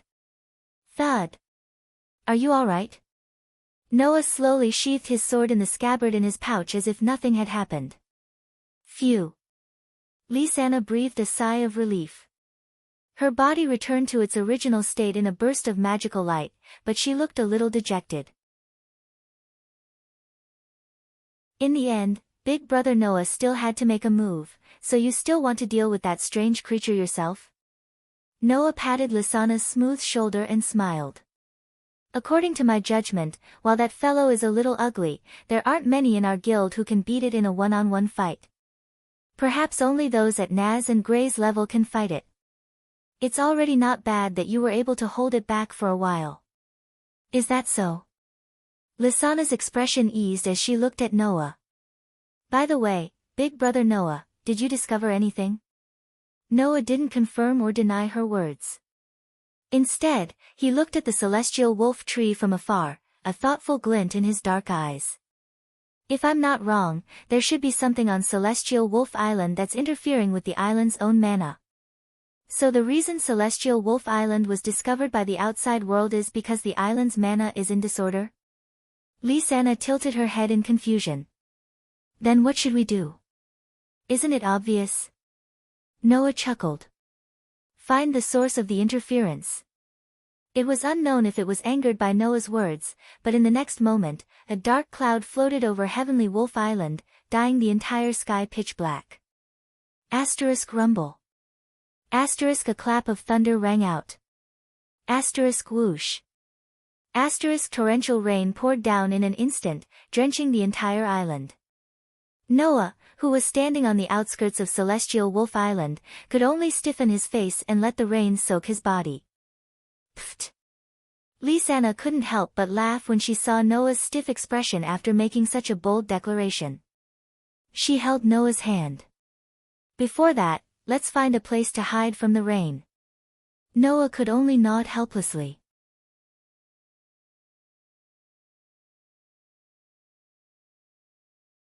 Chapter 70.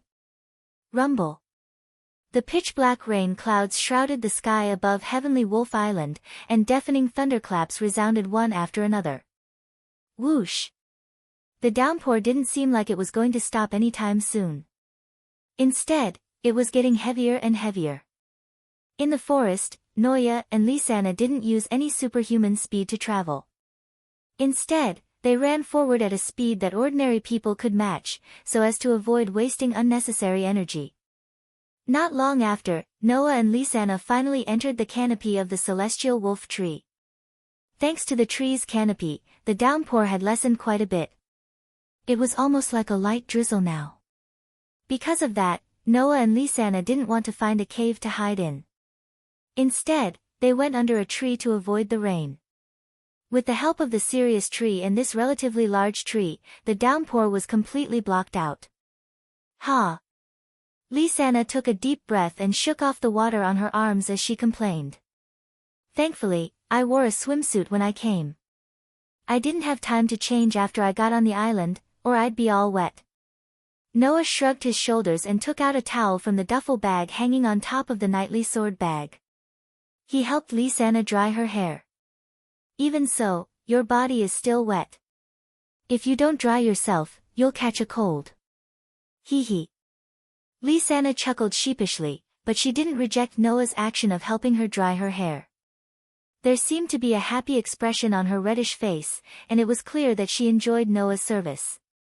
When the time comes, can't I get Big Brother Noah to take care of me? I don't have that much time to take care of someone who's going to catch a cold. Noah knocked her on the head, ignoring her cries of pain. He didn't help her dry her hair and just sat on the ground. If you catch a cold, you'll only cause trouble for Mila and Elfman.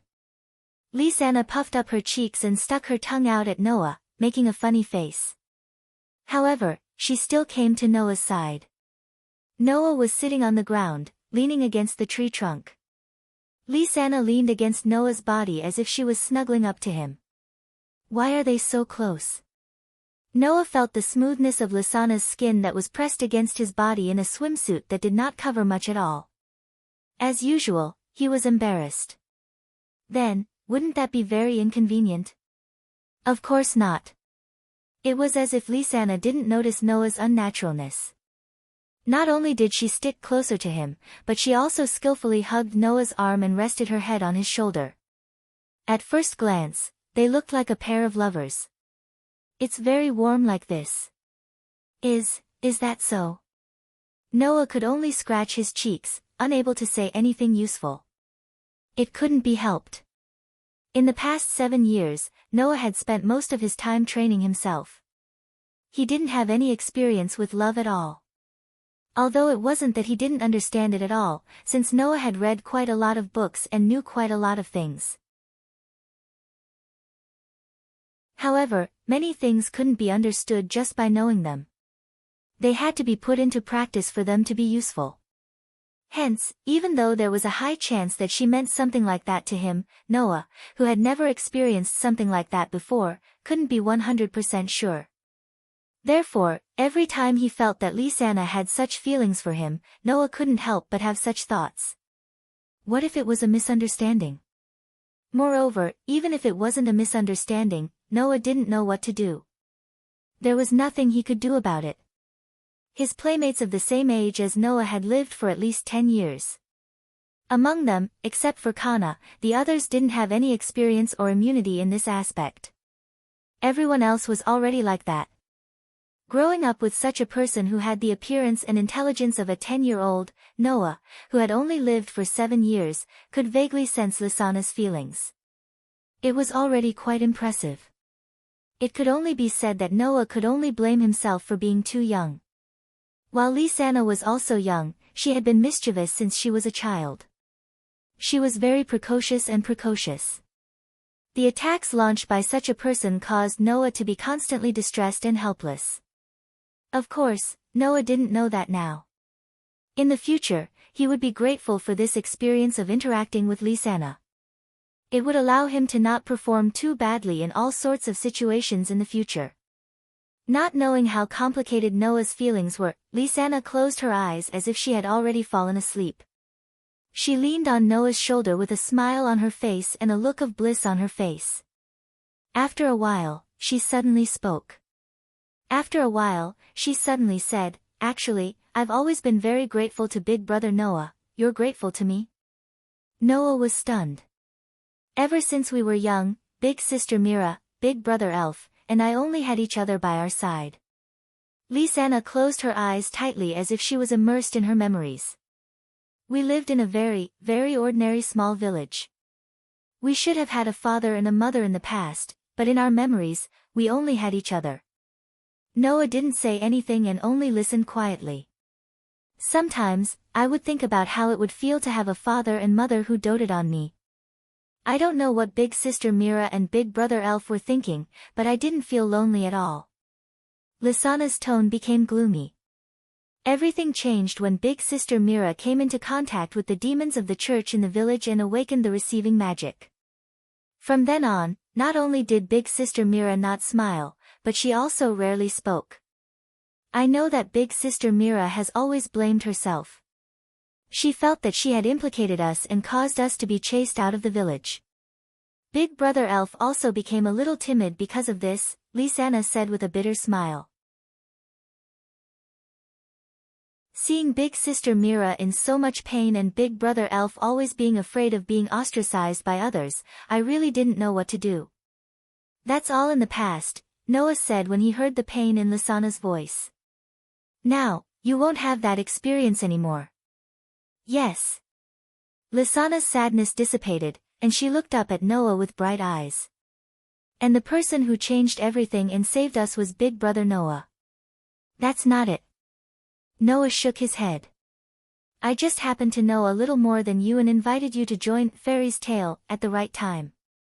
Even if I didn't appear, you would have known the truth about the power in Myra's body sooner or later. But in the end, the person we met was none other than you, Big Brother Noah. Lysana reached out and held Noah's face, turning his face to meet hers. It was Big Brother Noah who saved Big Sister Mira. It was Big Brother Noah who stopped Big Brother Elf from becoming a coward. It was also Big Brother Noah who brought us into the guild and gave us companions and a new life. To us, Big Brother Noah is such an existence. Big Brother Noah. Lysana's voice became a little emotional. Actually, from that time onwards, ding. Just as Lysana was about to pour out her feelings to Noah, a strange sound interrupted her. Both Noah and the excited Lysana were stunned and turned to the side. Then, Noah and Lysana widened their eyes. Not far away from the two of them, a figure was standing in the rain. She was a very cute little girl about 12 or 13 years old. The girl had a pair of dark green eyes and a pair of small wings on her head. Her long golden hair was very curly and thick, and she wore a thick cloak-like dress.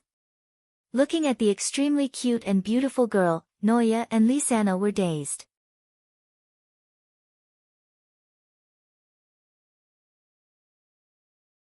Chapter 71.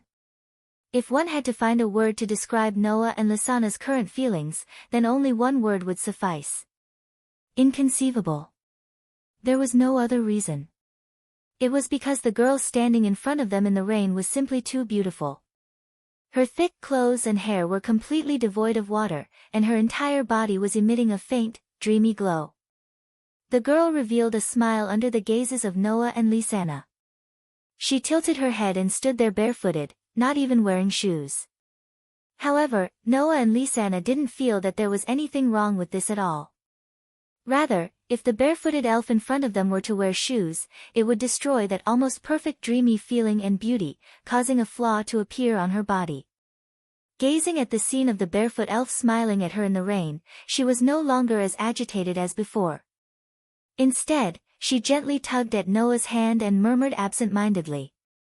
Big Brother Noah, could that be the rumored fairy that exists on Celestial Wolf Island? Fairies exist on Celestial Wolf Island. It was precisely because of such a rumor that Celestial Wolf Island was nicknamed Fairy Island, and also became the holy land of Fairy Tale. In the end, whether or not fairies exist on Celestial Wolf Island was something that no one knew for sure. However, if fairies do exist on this island, then Noah and Lysana would definitely be willing to believe it. In front of him, this young girl was filled with a dreamy feeling. She was the legendary Demoness. Perhaps it was because she had heard Lysana's uncontrollable words, but the barefooted fairy let out a bell-like laugh. Immediately after, she turned around and ran off into the distance. Ah! Lysana subconsciously cried out in alarm. Wait! Noah finally reacted and hurriedly grabbed the cloth bag and luggage beside him. Then, he pulled on the hand of the dazed Lysana and chased after her. Walala!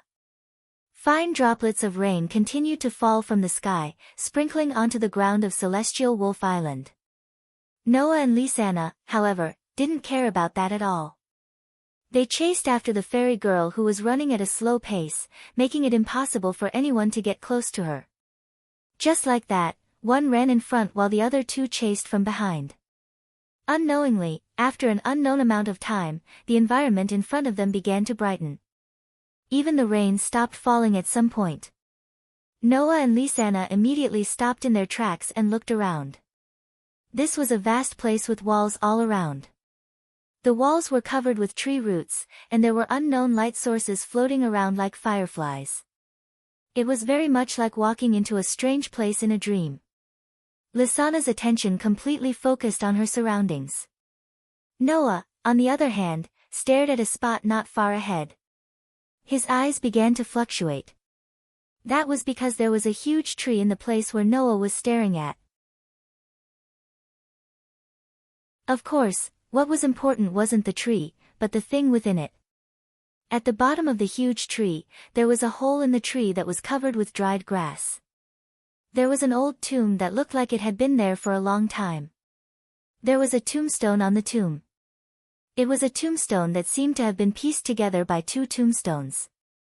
There was a gap in the middle, and in the middle of the gap was a hole. It was on such a tombstone that a ball of flame was burning in the hole, filling it up. Looking at this scene, Noah's heartbeat began to accelerate involuntarily. The scene before him was exactly the same as the one Noah had seen in the fairy's tale yesterday. In other words, the illusion Noah had seen yesterday was very likely not a pure illusion, but a real one. That also meant that there was something that Noah was very concerned about in the burning flame-like object. Those were the feathers that he had seen in the white dream. If yesterday's illusion was really real, thinking of this, Noah couldn't help but walk forward. Big brother Noah. Lisanna stared blankly at Noah, who was walking towards the tombstone, as if she was hesitating whether she should call out to him or not. During this period of time, Noah arrived in front of the tombstone and stared at the hole in the tombstone that was burning like a flame. After a while, he tensed up and stretched out his arm abruptly. Wang! When Noah's hand came into contact with the burning flame-like object, a dazzling light burst out from it, illuminating every corner of the scene. Big brother Noah. Lisanna turned pale with fright, but she only had time to call out before her body was swallowed by the light. Goo! Noah was also enveloped by the light.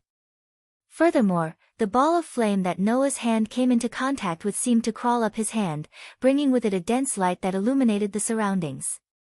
Noah could feel a strong sense of repulsion coming from the hand that was touching it. An extraordinary force kept pounding against his hand, as if warning him to quickly let go. However, not only did Noah have no intention of retreating, he instead slowly withstood the repulsion and slowly clenched his hand. Wang! At the same time, on the back of Noah's hand that came into contact with the ball of flame, the guild emblem belonging to Fairy Tale blossomed with light. In an instant, as if a heavy door had been opened by a key, the repulsion on Noah's hand disappeared. Then, under the stimulation of the intense light, Noah closed his eyes. His consciousness was cut off from here. In a daze, Noah felt as if someone was calling out to him. Thus, Noah slowly opened his eyes. The first thing that entered Noah's eyes was a blank expanse of whiteness.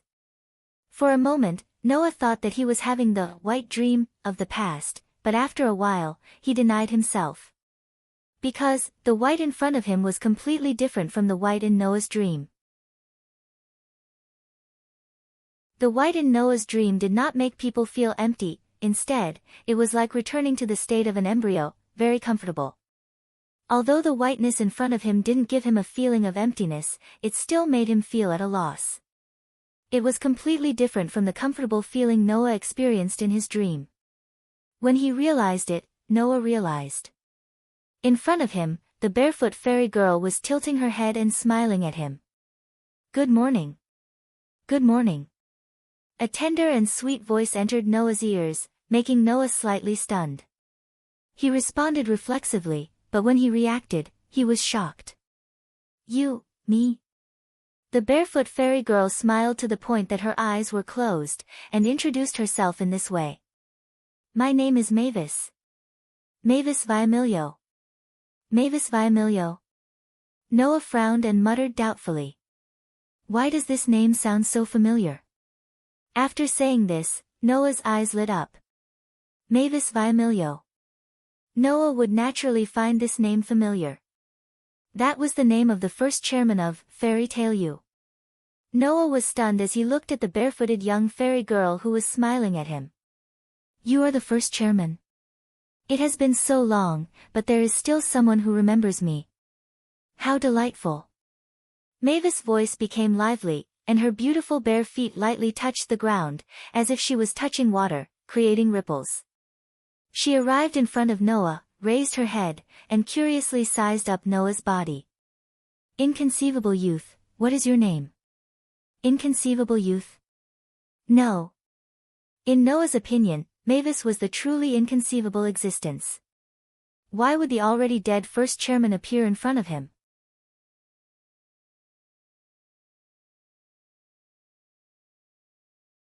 Chapter 72. Mavis was standing less than a meter away from him. She was sizing him up with great interest. Traces of light could be seen flickering in her dark green eyes. She had a very gentle smile on her face. Noah muttered to himself for a moment. My name is Noah. Noah Dole. Noah first reported his name. But unexpectedly, the light of interest in Mavis' eyes grew more and more intense. Dole? Could it be that you are Yuri's descendant? Hearing this question, Noah, who originally had some doubts about Mavis's identity, started to have some doubts about it. Yuri Dole. This name was not unfamiliar to Noah. The owner of this name was Noah's grandfather, the current president of Fairy Tale, Makarov's father. In other words, Yuri Dole could be considered as Noah's great-grandfather. Thus, Noah did not specifically deny it. He nodded and gave a simple reply. Yuri's great-grandfather's son is my grandfather who adopted me. I am the adopted grandson of Fairy Tale's current president, Makarov. So it's like that. The smile on Mavis' face became somewhat dazzling. She appeared to be very happy. To think that there's such an inconceivable existence like you in Fairy Tale. Looks like Fairy Tale has become very interesting now. Hey. Noah could not help but ask. Are you really the first president? Really? Mavis forcefully nodded her head, as if to increase her persuasiveness, she uttered those words. Although I am only a specter right now. Specter. Noah could only turn silent. He did not know what to say. Doubt her? But Noah was unable to say for sure that specters did not exist. Believe her? But her affinity with Noah was so high. She was not at all like the first president who left behind many legends. Furthermore, Noah still had many questions in his heart. Mixed together with the question of whether Mavis was truly the first-generation chairman, Noah didn't know which question to resolve first, causing him to sink into distress. Of course, Noah did have many questions in his heart, but Mavis did not. Thus, after looking at Noah for a while, Mavis tilted her head and smiled as she spoke. I know, you are actually looking for this thing, right? After saying that, Mavis extended her hand. In the next moment, a transparent crystal ball suddenly appeared in the empty sky and slowly fell into Mavis' hand. Dong! Almost at the same time when the transparent crystal ball appeared on the scene, Noah's heart suddenly thumped to a degree that could be clearly heard even if it wasn't pressed against his chest. The transparent crystal ball in Mavis' hand blossomed with a dazzling radiance. Within this dazzling radiance, regardless of whether it was Noah or Mavis, both of them could feel an emotion as if it was alive. Joy. Suspended within the transparent crystal ball was some kind of existence. Just like a human, it was emitting an emotion called joy. It was as if it had finally found its family after being lost for many years. The existence that was floating inside the transparent crystal ball-like crystal was the thing that Noah was most concerned about on this trip. A broken feather. Sure enough, this child is related to you." She could clearly feel the joy emitted from the broken feathers floating inside the transparent crystal ball, as well as the loud heartbeat coming from Noah's body. An indescribable radiance appeared on Mavis's adorable childlike face. It's no wonder that after you entered Heavenly Wolf Island, this child, who was always like an inanimate object, would suddenly become so fretful as if it was alive. Finding you was truly the right choice. Hearing this, Noah bitterly laughed. Clutching his heart, he resisted the feeling that was continuously surging within his body. That was also joy. Of course, Noah's heart was also surging with complex emotions at the same time. The appearance of the feather proved that the white dream that Noah had been living in since he was a child was very likely to be real. Furthermore, it was very likely that it was closely related to Noah's past, or the secret of his existence and birth. If that was the case, then the feather in front of him was the key to unraveling Noah's mysterious past.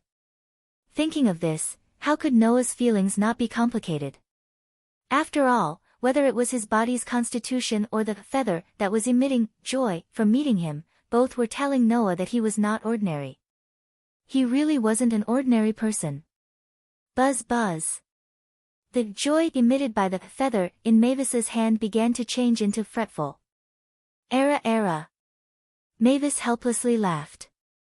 It seems that this child really wants to return to your side. Noah also had the same feeling, so he didn't refute Mavis's words. Instead, he forcefully suppressed the various doubts and emotions in his heart and extended his hand. "First generation, can you give this to me?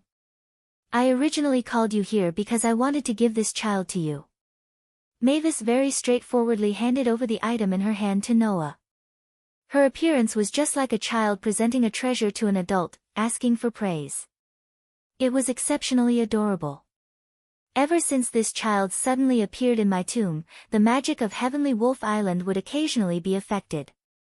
Perhaps because of this, Heavenly Wolf Island has already been exposed to the outside world. This is truly distressing. So it turned out that the magic of Heavenly Wolf Island was disrupted due to the appearance of the feather and was exposed to the outside world. With this, one of his doubts was finally resolved. Noah solemnly took the feather from Mavis's hand. Buzz. Once it landed in Noah's hand, the fretful emitted by the feather immediately turned into joy. Immediately after, like a baby returning to its cradle, it fell into a deep sleep. Thus, the resplendent strong light dissipated. At the scene, only Noah and Mavis were left. "Hey, can you tell me?" Mavis's pair of small wings that were slightly above her ears slightly shook twice. Then, Mavis approached with a face full of curiosity. "What relationship do you have with this child?" "What relationship do I have with it?" Noah looked at the feather that was quietly lying in his hand, his tone becoming complicated. "Actually, I really want to know, is that so?" Mavis seemed to have seen through the confusion in Noah's heart and smiled. "No matter what, with such an unfathomable existence like you in the fairy tale, perhaps it will become even more interesting. Moreover, you are the grandson of the third generation and have a heart that is tightly linked to the fairy tale. I believe that one day, you will be able to find your own answer." Speaking to this point, Mavis suddenly seemed to be thinking about something very important. She crossed her arms like a mischievous child and appeared to be distressed. But after a while, she immediately tapped her palm. "I've decided." After saying this, Mavis closed her eyes and 3 balls of light suddenly floated out from within her body and revolved around each other. In the next second, the 3 balls of light shot towards Noah's direction. Noah reflexively raised his hands and blocked in front of his body. However, the 3 balls of light ignored Noah's movements and directly merged into Noah's body. Noah only felt an explosion in his head. A memory that didn't belong to Noah entered his mind and was deeply engraved in the depths of Noah's soul. In a daze, Noah heard Mavis's dreamy voice that seemed to be getting further and further away. "This is a gift for you. I hope that the inconceivable you can also bring inconceivable hope to the fairy tale."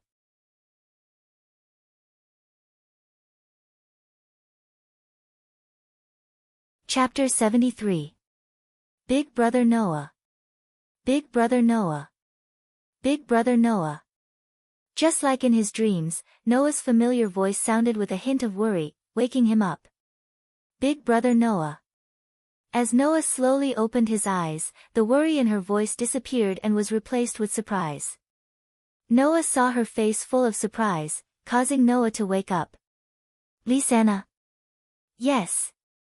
Lisanna nodded heavily and let out a sigh of relief. That's great. Big Brother Noah, you're finally awake. I thought something happened to you. Seeing her expression of relief that couldn't be faked, Noah rubbed her head in shame. Sorry for making you worry. It's good that you're fine, she said with a shake of her head. Big Brother Noah, why did you suddenly seem to have lost consciousness? About that. Noah scratched his face and laughed bitterly. I don't know how to explain it all of a sudden. I'm not too sure myself, but if I'm not wrong, the firstborn pulled me into a place similar to a mental world. That's why I'm like that, right? Firstborn? She tilted her head in confusion. Upon seeing this, Noah didn't explain in detail. Instead, he continued to stroke her head while looking ahead. Over there, the tombstone of the first president of Fairy Tale was still as old as ever. The hole in the middle of the tombstone was still the same as before, as if it was filled with burning flames. Although there was no heat, there was still a warm glow coming from it. At first, Noah didn't know what the burning flame-like thing was, but now he knew. Anyone who knew about Mavis Viamilio and Fairy Tale would know that there were 3 world-famous magics in Fairy Tale. They were created by the first president of the Fairy Tale, Mavis Viamilio, and only the members of the Fairy Tale could use these 3 super spells. The so-called super magic referred to super magic that only had exceptionally strong magic power, and even had to meet certain conditions. It was a super magic that was much more powerful than ordinary magic, or even the lost magic that existed since the ancient times. It was a super magic with earth-shattering power. Magics like that were not only powerful, they were extremely rare. Even the 10 great Magi saints who represented the pinnacle of the magic world might not have them. It could be said that they were existences that every magus would covet. Within Fairy Tale, there were 3 such magics. However, ever since the firstborn president of Fairy Tale, Mavis Viamilio, passed away, only one of the 3 magics of Fairy Tale was passed down. It was in the hands of the past presidents of Fairy Tale. The other 2 magics were completely lost and became lost magics. Inside the burning flame on the tombstone that belonged to the first chairman of Fairy Tale, one of the 3 great spells of Fairy Tale was sealed within. If the Magi of the outside world were to know about this, it might lead to a war between the Magi on Celestial Wolf Island. After all, if one could really master a magic, even if they couldn't become a figure like the 10 great Magi saints, they could still occupy a place in the magic world. Even Noah couldn't help but be interested. Of course, that was in the past. Noah closed his eyes. At this moment, in Noah's mind, memories that didn't originally belong to him began to appear. There were 3 spells recorded in this memory. These were the 3 major spells of the fairy's tale. Now, these 3 magics, which even the president of Fairy Tale had only mastered one, were clearly engraved in Noah's mind. As long as Noah was willing, he could start learning these 3 world-famous magics at any time. Thus, one of the 3 magics of Fairy Tale sealed within the tombstone was no longer able to arouse Noah's interest. Phew! Noah lightly exhaled, opened his eyes, and spoke softly to the tombstone in front of him. What a precious gift, HM. Lisanna blinked. Big Brother Noah, what did you just say? Nothing. Noah tidied up his emotions, turned around, and walked outside. Let's go. Lisanna. Go. Lisanna hurriedly followed. Go where? Noah said without turning his head. Back to the guild. Huh? Lisanna was even more baffled. Then, are we not going to deal with the mana disorder problem on Celestial Wolf Island? That's already been dealt with. Dealt with? Lisanna angrily shouted as countless question marks popped up in her head. What the hell is going on? Explain it to me. In the midst of the commotion, Noah and Lisanna gradually left the place. In front of the old tombstone, the fairy-like girl had appeared there at some point. She looked at Noah's gradually blurring figure from afar, and after a long time, she let out a tinkling laugh. Bless you, the young man who makes others feel incredible and unusually warm, what? In the fairy tale guild, Makarov's frantic screams reverberated throughout the sky of Magnolia. Even the buildings in fairy tale seemed to be trembling. You said you saw President Mavis on Celestial Wolf Island? Standing in front of Makarov, Noah closed one of his eyes after being yelled at by him. Lisanna couldn't help but cover her ears. Apart from Noah and Lisanna, the other members of Fairy Tale widened their eyes in shock. Is this for real? Gray's mouth twitched. The first president's ghost is on Celestial Wolf Island? You're joking, right? Elusha said as she crossed her arms and muttered to herself. No, it's possible if it's Lisanna, but Noah wouldn't make such a joke. Ghost? Naz also crossed his arms with a distressed expression. After a long while, he looked at Habi who was flying beside him. Hey, are ghosts tasty? Wow. Habi narrowed his eyes. This person is dumber than a cat, you. Two. Mira said with a look of hatred. Since you didn't bring me along. Are you two telling the truth? Makarov asked solemnly. You can't joke about this. Actually, I don't know if I should believe it myself. This is what Big Bro Noah told me. Lisanna pointed at her face with her finger and acted as if she was recalling something. But, if it's true that we saw a girl on Celestial Wolf Island, then I saw her too. But, I don't know if it's the first president. This. Makarov was confused for a moment before he looked at Noah. Then, what did President Mavis say to you? Noah glanced at everyone around him. When he realized that everyone was staring at him, he lowered his head. The look in his eyes became indiscernible and undetectable. Should he tell everyone in the guild the truth? While this thought flashed through his mind, Noah's mind was also running at an extremely fast speed. Until a certain moment, Noah made a decision. Actually. Noah looked at Makarov and said. The first president asked me to stay on Celestial Wolf Island temporarily and learn magic from her.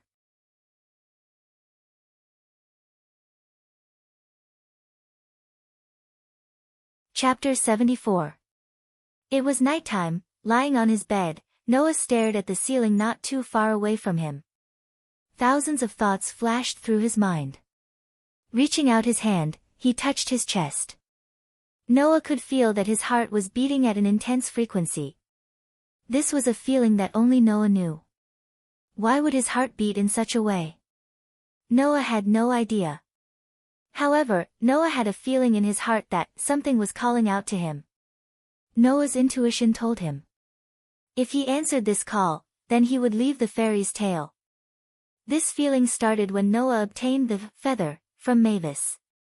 Since it was related to obtaining the feather, then, even if this feeling was extremely mysterious, the possibility of it becoming reality was extremely high. Sigh. Noah sighed faintly. Actually, in the beginning, Noah didn't want to respond to this call at all. Noah didn't want to leave the fairy tale at all. This was Noah's home. Everything about Noah started from the fairy tale guild. Based on the current situation, the feather was extremely likely to be related to Noah's origin, existence, and birth. After obtaining the feather, he felt as if he had to return to a certain place. If Noah really responded to it, then unraveling the secret of Noah's origin, existence, and birth shouldn't be impossible. However, if he had to leave the fairy tale as the price, then Noah would rather give up. This was Noah's original thought. As for the reason why Noah changed his mind, it was because he suddenly remembered Mavis's words. There is a heart that is tightly linked to the fairy tale. Noah clutched his chest, feeling the unnatural movement there. He closed his eyes and fell into deep thought. Then, no matter how far away I am, will I always return here? This was a completely baseless feeling. However, wasn't the feeling that made Noah leave the fairy tale also completely baseless? Since these were both baseless feelings, if he could believe the former, why couldn't he believe the latter? With that thought in mind, Noah's heart surprisingly calmed down. Even the throbbing in his chest began to subside. Noah had already decided. No matter what, he had to try first. Otherwise, this might become something that Noah would never be able to let go of for the rest of his life. In order to not let Makarov and the people around him worry, Noah said those words during the day. To go to the Sky Wolf Island and learn magic from the first President Mavis. In this way, everyone would not have to worry needlessly. In fact, it was just as Noah had thought. Makarov knew that the first president of the fairy tale would personally teach Noah magic. He was so excited that he howled continuously. However, he did not object and allowed Noah to make his own decision. Elisha, Gray, Naz and the others knew that Noah, who had just returned, was going to leave for a period of time because of his training. They made a lot of noise, but in the end, they did not stop Noah and expressed their support. Only Lisanna, after Noah mentioned that he would be going to the Sky Wolf Island for a period of time, kept her head down and did not say a word.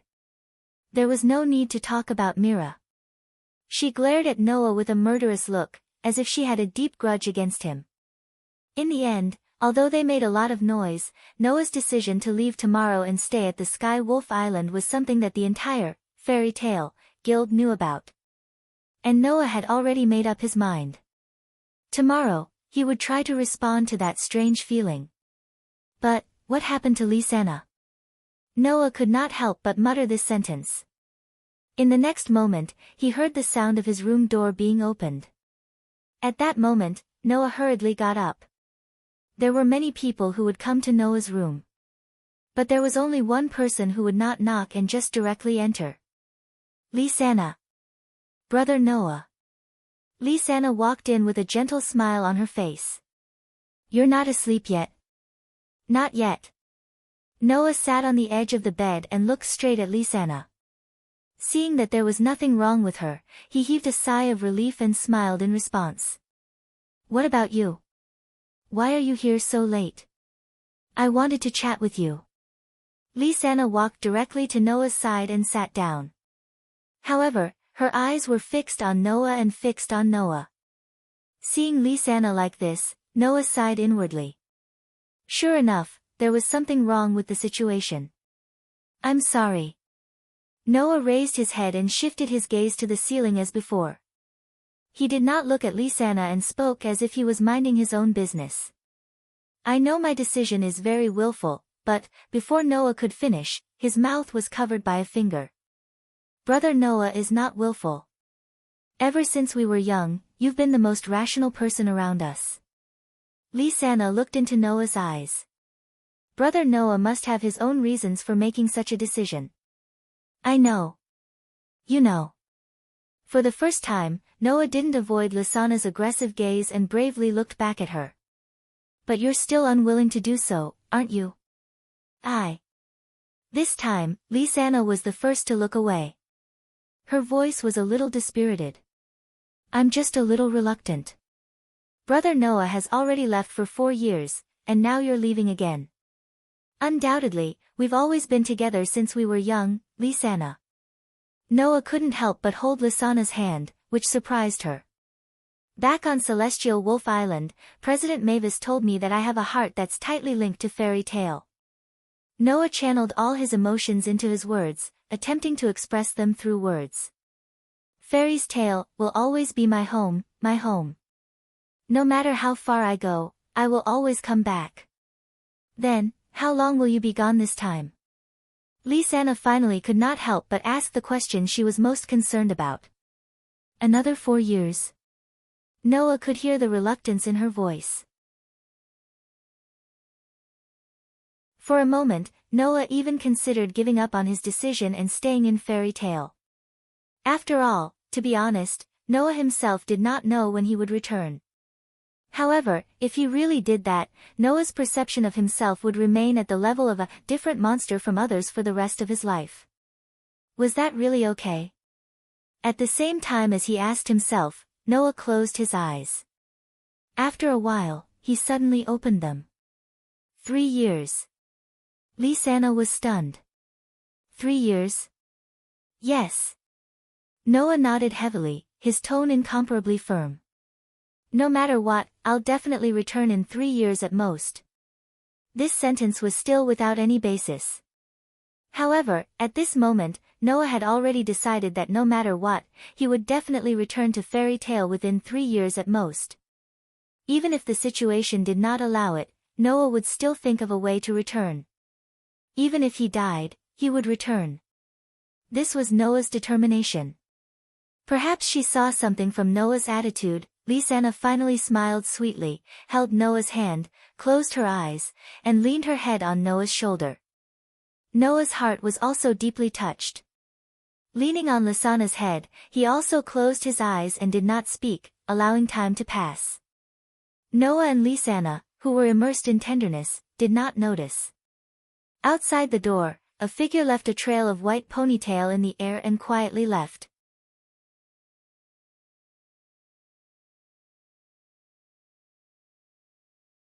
Chapter 75.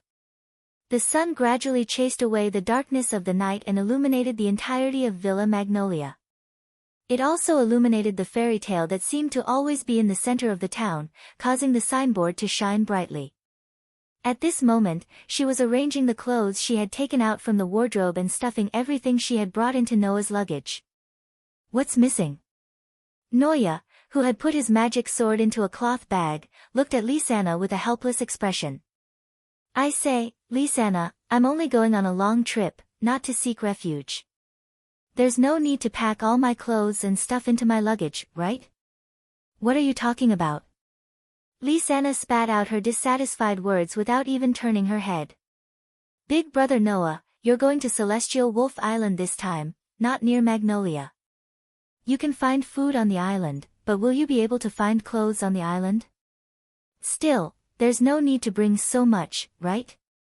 Noah looked at the luggage that was almost bigger than his bed and rolled his eyes. Can't I just bring 1 or 2 pieces of clothing and 1 or 2 other things? Then what if you can't find them when you need them? There's always a way. I'm going to an island, not a desert. Do you think I'll die of thirst or starvation? But, seeing that she was still unwilling, Noah decided to cut the Gordian knot. No matter what, it'll be a burden for me to bring too many things. I'm not a Lusha, I don't have to bring a carriage full of luggage with me every time I go on a mission. Then, under Lysana's regretful gaze, Noah took out the things he didn't need and the things he prepared too well. He only stopped when his luggage was reduced to the size of a parcel. He hung it on the cloth bag that contained the knight's sword and slung it over his shoulder. That'll do. All right. Lysana still didn't seem to feel at ease. Noah couldn't help but stroke her soft hair lovingly. Even though I'm going far this time, I have experience living in the wilderness, mountains, and forests. I won't starve to death anywhere.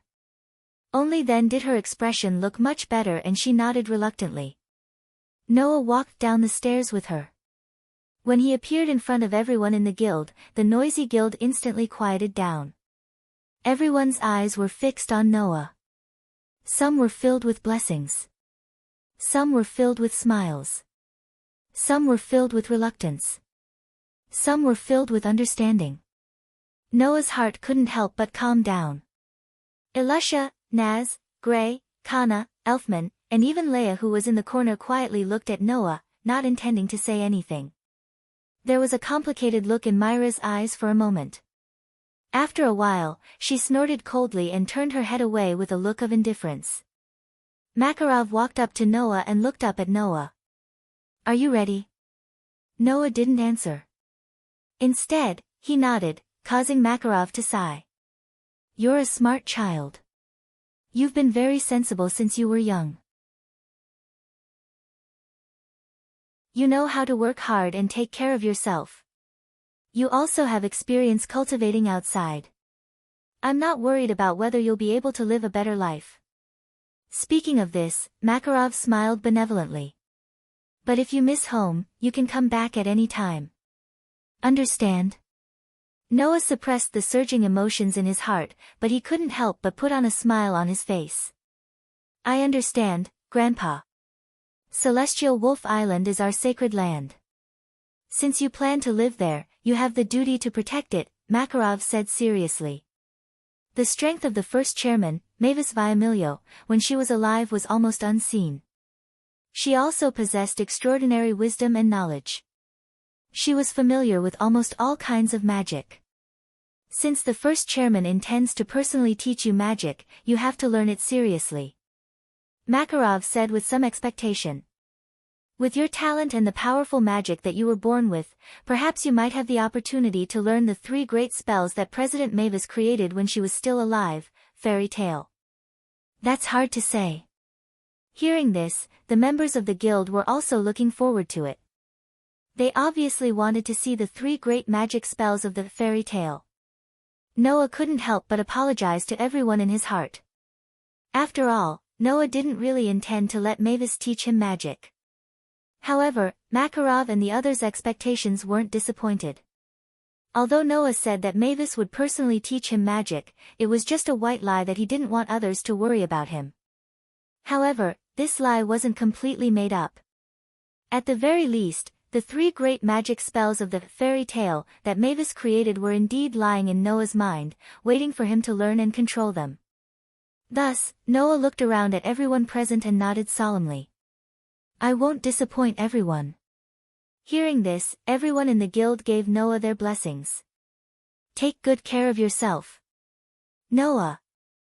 Don't forget to bring back some specialties when you come back. Yes, yes, yes. If there's anything good on Celestial Wolf Island, don't forget to bring it back for us to enjoy. The kind words of farewell made Noah feel rather emotional, but he still responded to them one by one. However, not everyone's farewell was so heartwarming. Noah. Naz jumped out from the crowd and raised a fist. Let's have a showdown. Naz. Habi sighed helplessly. Naz. Lisanna said angrily. Why are you still like this at a time like this? Idiot. Gray said teasingly. Only a guy like you, whose head is filled with fire, would keep making things difficult for himself. Gray's voice became softer and softer as he spoke. There was no other reason. At this moment, Naz was no longer as hot-blooded and impulsive as before, shouting, let's have a showdown. And rushing over immediately. At this moment, there was only a serious expression on Naz's face that didn't match him at all. Noah also looked straight at Naz, whose face was full of seriousness, and spoke after a while. Naz, are you serious? Ever since I came to Fairy's Tale, and lost to you, I've always wanted to challenge you again. For this, I've worked very hard for the past 4 years. Naz grinned. You're going to leave again now. When you come back, you'll definitely become stronger, but I can't wait. Noah.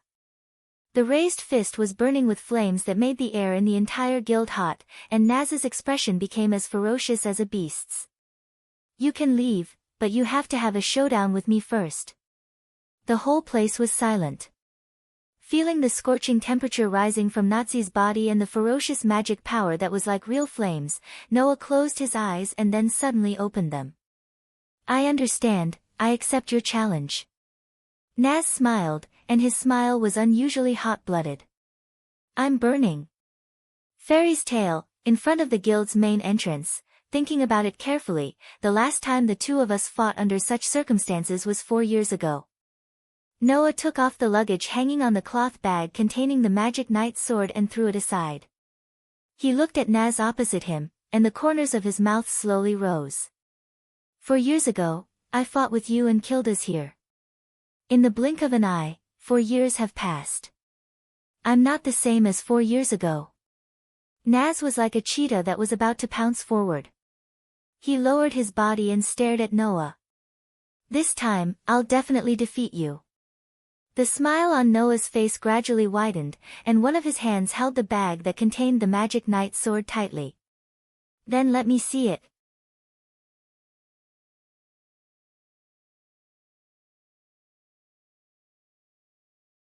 Chapter 76. The battle began abruptly in an atmosphere that was on the verge of breaking out. Boom! With an explosive sound, Nazi lowered his body like a cheetah. Scorching flames rose from his body and wrapped around Nazi's body. Nazi opened his mouth without warning, and the flames around his body flowed into his mouth like a stream of air. Fire dragons! In the next moment, Naz opened his mouth in Noah's direction. Roar! A blast of flames shot out of Naz's mouth. It grew bigger and bigger as it charged. With extreme heat, it evaporated the atmosphere and shattered the earth. It blew towards Noah's direction amidst the dust and turbulence.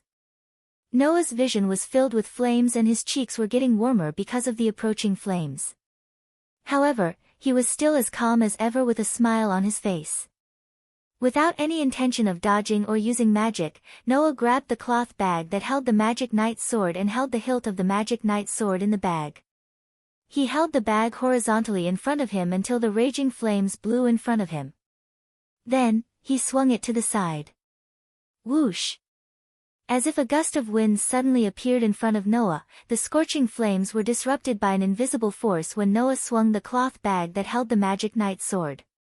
They scattered into sparks that filled the sky. Seeing this scene, everyone present sucked in a breath of cold air. He didn't use magic, didn't unsheath the sword, and didn't even open the cloth bag that held the magic knight's sword. With just a wave of his hand, Naz's powerful flame breath was disintegrated. As expected. Elisha and Mira stared at Noah, who was full of smiles. He's already stronger than us, big brother Noah. Lisanna seemed to be a little excited, as if she was the one who was standing in the middle of the battlefield. What's wrong? Noah put down the cloth bag in his hand and looked straight at Naz, who was opposite him. If that's all you got, you can't beat me, Naz. I'm just greeting you first. Not only was Naz not discouraged, he even smiled excitedly. Now, it's time for the main show.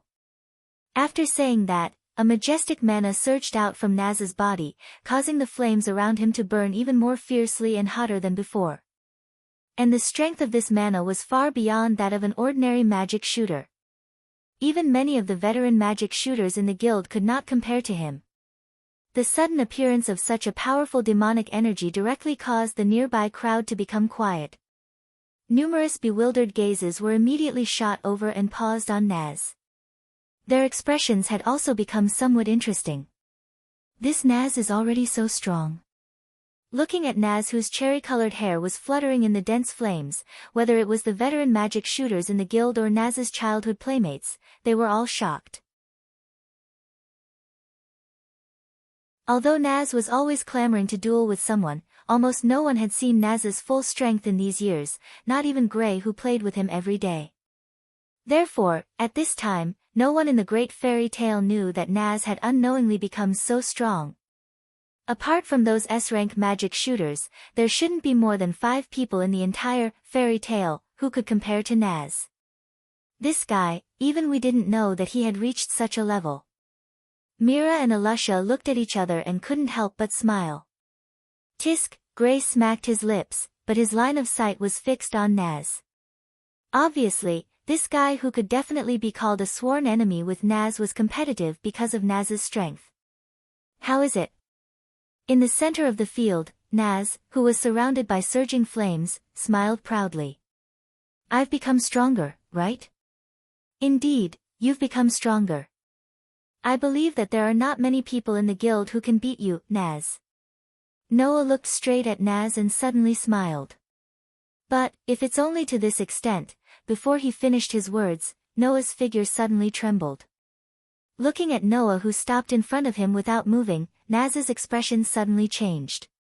The flames around him suddenly shook, and like a propeller, it made Naz's figure glide backward. The moment Naz retreated, a black shadow suddenly appeared. The long cloth bag carried a terrifying oppressive wind and sharp air-tearing sound as it fiercely slashed at Naz's original position, brushing past Naz's face. At this moment, Noah's figure on the opposite side began to dissipate. He held the cloth bag and appeared at the side of Naz's original position. An afterimage? In the crowd, Mira and Alusha's eyes narrowed at the same time. So fast. Lisanna and the others covered their mouths in astonishment. Fire dragons. Naz, who dodged Noah's attack, stopped retreating, leaped forward, extended his arm, and clenched his fist. The flames on his body instantly gathered on his fist, bringing along a scorching wind as he smashed his fist toward Noah's chest. Iron Fist. The fiery wind pounced and mercilessly hit Noah's face, making Noah's face gradually become hotter and hotter. However, in the face of Naz's violent attack, Noah's expression remained unchanged. He bent his wrist slightly and the long cloth bag in his hands suddenly flew out and blocked in front of Noah like a shield. Bang! In the muffled sound, Naz's violent punch hit the cloth bag, stirring up dense sparks and wind waves. However, it didn't even burn a layer of skin on the cloth bag. The reason was simple. Noah had already covered the entire cloth bag with his mana. Unless Naz had the ability to disperse the mana that Noah covered the cloth bag, Naz, a dignified dragon slayer archmage, couldn't even destroy the cloth bag that Noah used to store the magic knight sword. Naz's brain wasn't very bright, but when it came to battle, his brain would turn and he naturally understood what was going on. At that moment, Naz let out a dragon-like roar. It's not over yet. The moment the roar fell, Naz crazily waved his fists burning with flames. Scorching hot fists like a storm poured towards Noah's body. Red Lotus Fire Dragon Fists. The fiery fist, which was like a jet of fire, shrouded Noah's body in an overwhelming manner. It was mixed with a blazing wind, wrapping every part of Noah's body. There was no trace of mercy at all. Naz's violent and ferocious offensive made Noah raise his eyebrows. A trace of sharpness emerged in his eyes. He slightly lifted his foot and took a step forward, his body nimbly dodging left and right. Chi chi chi chi chi. Naz's storm-like red lotus fire dragon fists actually brushed past Noah's body and landed in the air. They were all dodged by Noah. Occasionally, Noah would wave the cloth bag in his hand to resist some of the flames. The sparks that erupted illuminated Noah's young face. Thus, in the flames that filled the sky, one could clearly see if one observed carefully. Noah's line of sight was tightly fixed on one of the fire beams that covered the sky. Suddenly, Noah's figure stopped and no longer dodged. His eyes shone brightly. The cloth bag in his hand was like a heavy sword, directly thrusting out and hitting one of the fire beams that filled the sky. A muffled sound slowly sounded. The fire beams that filled the sky also abruptly dissipated. Only Naz's stagnant fist and the cloth bag heavily collided, stirring up a strong wind.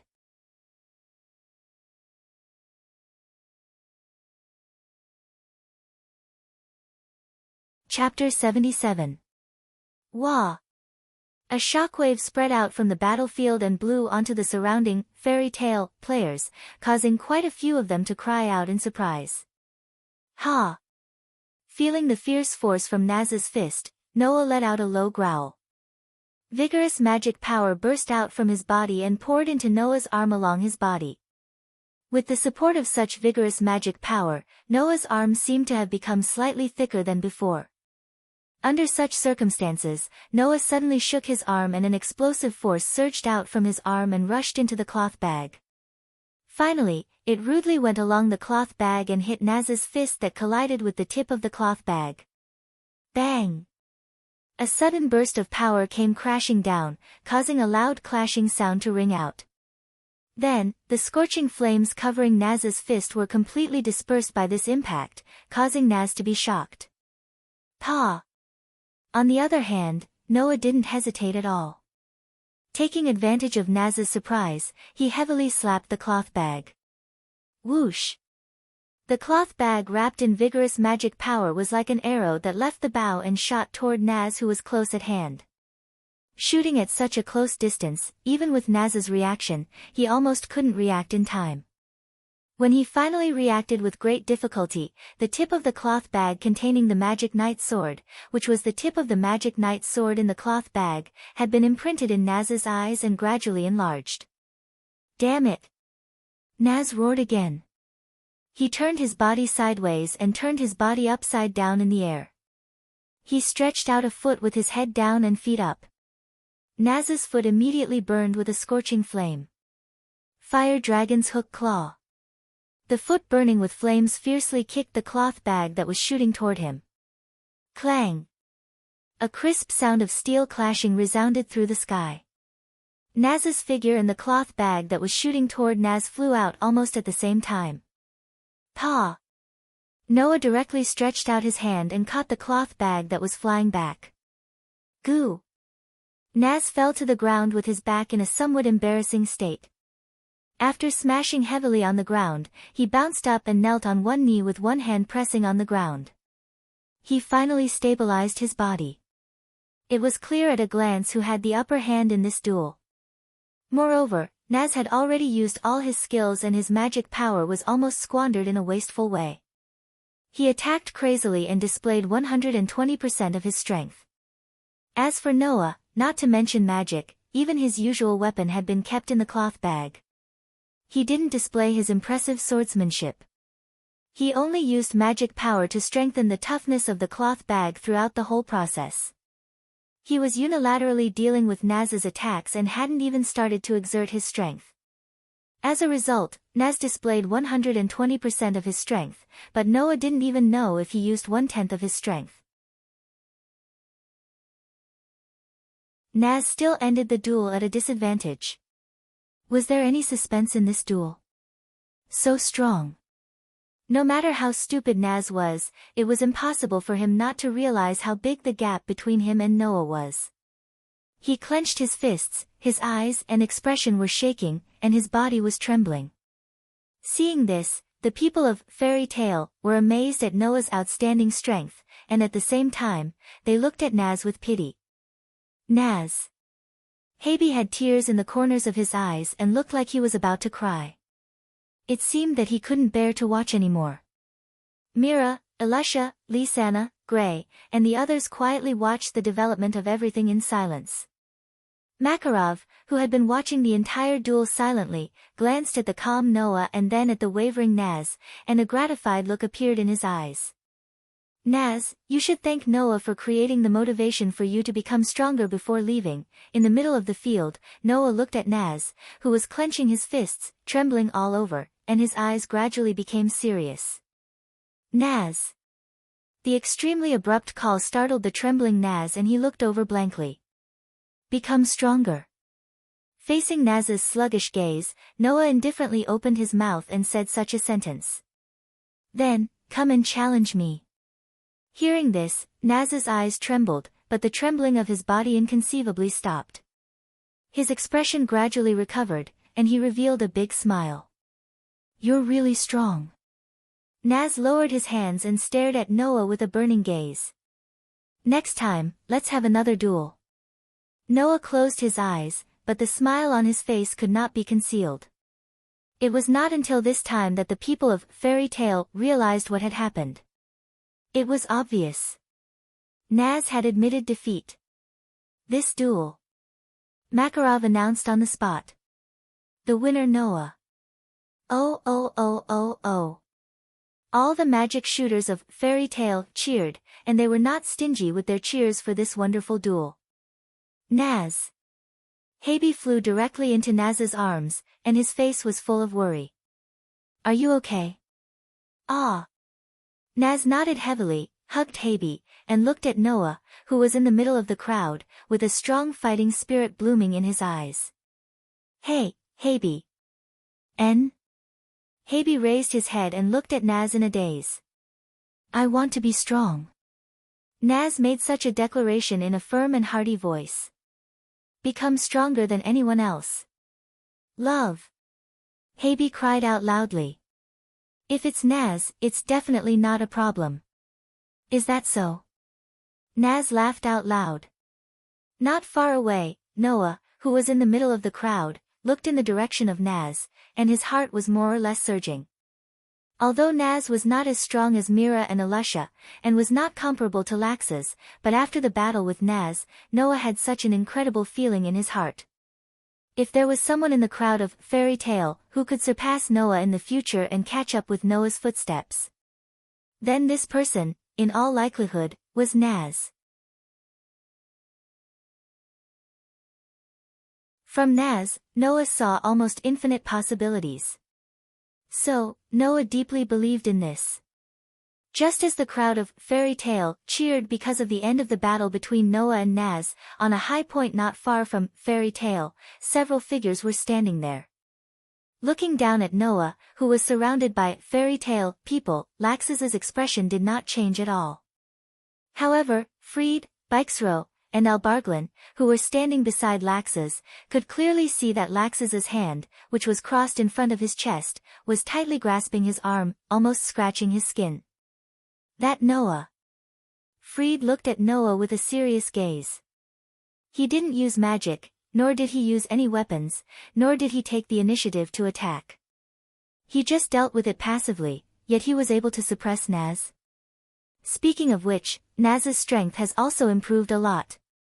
Bixro seemed to be in disbelief.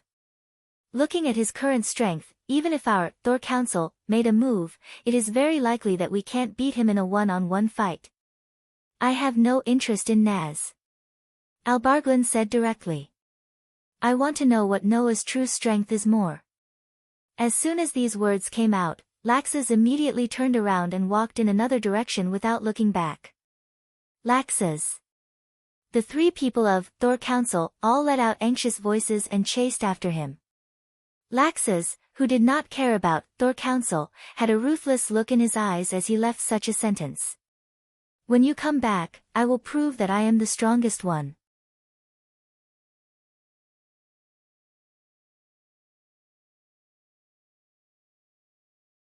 Chapter 78. At the port of Magnolia, a ship was anchored there. The captain was letting the workers unload the cargo from the ship while glancing to the side from time to time, as if waiting for something. In the captain's line of sight, the magic shooters of fairy tale were gathered here. Their gazes were focused on Noah, and they did not speak for a long time. Noah was the same. His gaze swept over his companions again and again until the captain of the ship not far away cast an urging gaze at him. He took a deep breath and nodded to everyone. Everyone, let's part here. Brother Noah. Lisanna was the first to call out to Noah, her face full of reluctance. Remember to take good care of yourself. Don't worry. Noah stepped forward and patted Lisanna's little head. This is not the first time I've left fairy tale for training.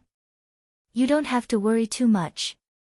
That's true, Elisha said as if she was joking. With Noah's strength, even if he encounters a shipwreck, he will be able to survive. We don't have to worry about him at all. Well, although I'm not very familiar with Celestial Wolf Island, since the first president is there, even a ghost can take care of Noah, right? Gray was dressed neatly, which was rare for him. He smiled at Noah. Don't let the people who have passed away worry about you. Let's fight again next time. Naz clenched his fists and grinned. Next time, I will definitely not lose again. Love. Harpy called out energetically.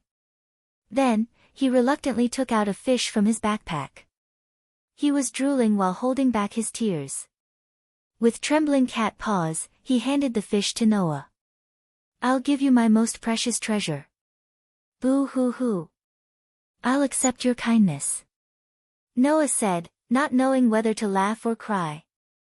Since it's so precious, keep it well. Don't waste it. Love. Like acting in a play, Harpy rapidly took back the fish.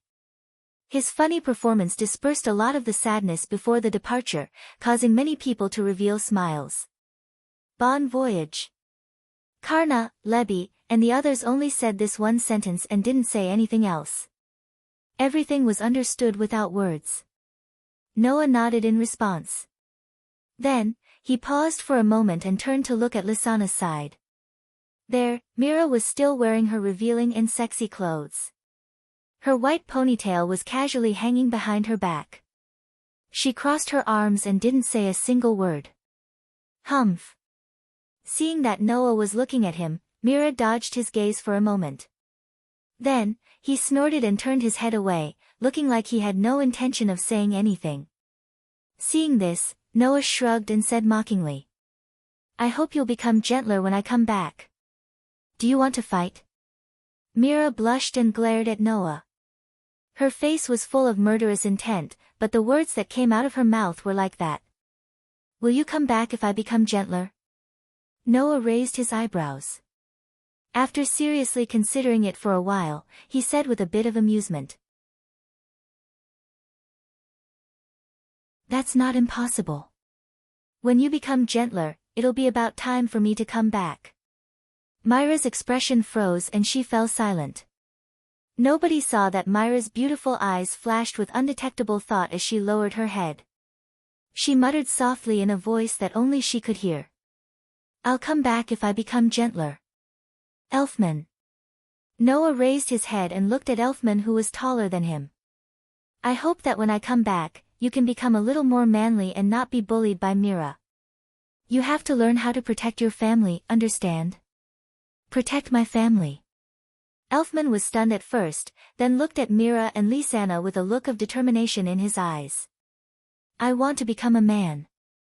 Protect my family. That's the way." Noah patted Elfman's shoulder and finally looked at Makarov. "Be careful." That simple and comprehensive sentence expressed all the emotions in Makarov's heart. "I know." Noah took a step back and glanced at all of his fairy tale companions again. "Then, everyone, I'll take my leave first. See you in the near future." After saying that, Noah didn't hesitate any longer. He directly boarded the ship that had finished moving the goods while the captain's expression softened. "Goodbye. Goodbye. Noah. Brother Noah. Come back soon. Train hard. Don't let the first generation look down on you. We're looking forward to the 3 major spells of fairy tale.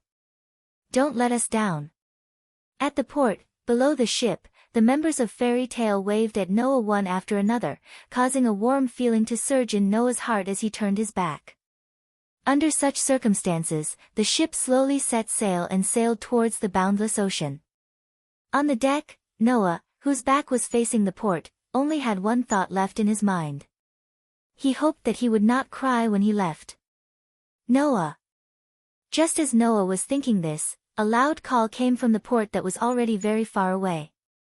Noah could not help but turn around and look in the direction of the port. In the next moment, Noah's body trembled and a dazed expression appeared in his eyes for the first time. "Who?" In an extremely orderly movement, the members of Fairy Tale standing at the port of Magnolia, led by Makarov, straightened one of their hands, stretched out their thumb and index finger, and pointed to the sky with an inverted 7 sign.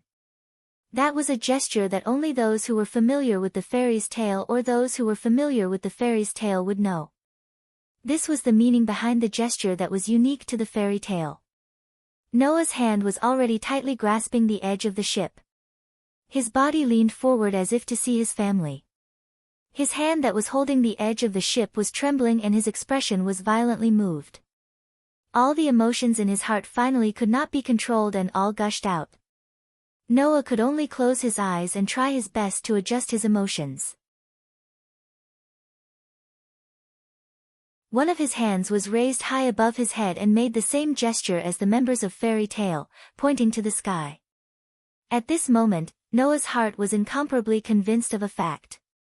Only Fairy's Tale was his home. He would definitely come back again. Heavenly Wolf Island. Carrying the cloth bag with his luggage, Noah disembarked from the ship and once again boarded the sacred land of Fairy Tale. After 2 days, Noah once again came to Heavenly Wolf Island. He could clearly feel that Heavenly Wolf Island was slightly different from the first time he came here. This slight difference was that the magic that filled the ground of Heavenly Wolf Island was no longer chaotic like last time. Instead, it flowed in an orderly manner and gathered in the direction of the heavenly wolf tree. Looking at the huge heavenly wolf tree not far away, Noah closed his eyes and covered his chest with his hand. Dong dong. Almost at the same time, Noah's heart strangely stirred. The calling that he could always feel also became stronger.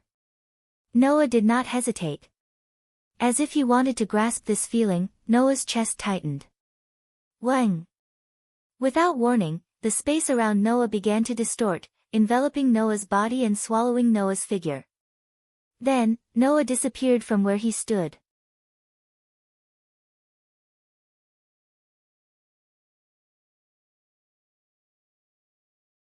Chapter 79. Even with his eyes closed, Noah could clearly feel it. In front of his eyes, there was a white that was enough to penetrate his eyelids and enter his vision. His brain seemed to have entered a state of confusion, and could not operate in time. His body seemed to have entered the world of water, and there was no sense of direction. Noah could only use his consciousness to barely understand that he seemed to be in a state of weightlessness. His body was spinning and floating back and forth uncontrollably, as if he was floating up and down with the waves. It was very strange. Noah himself did not know how long this feeling lasted.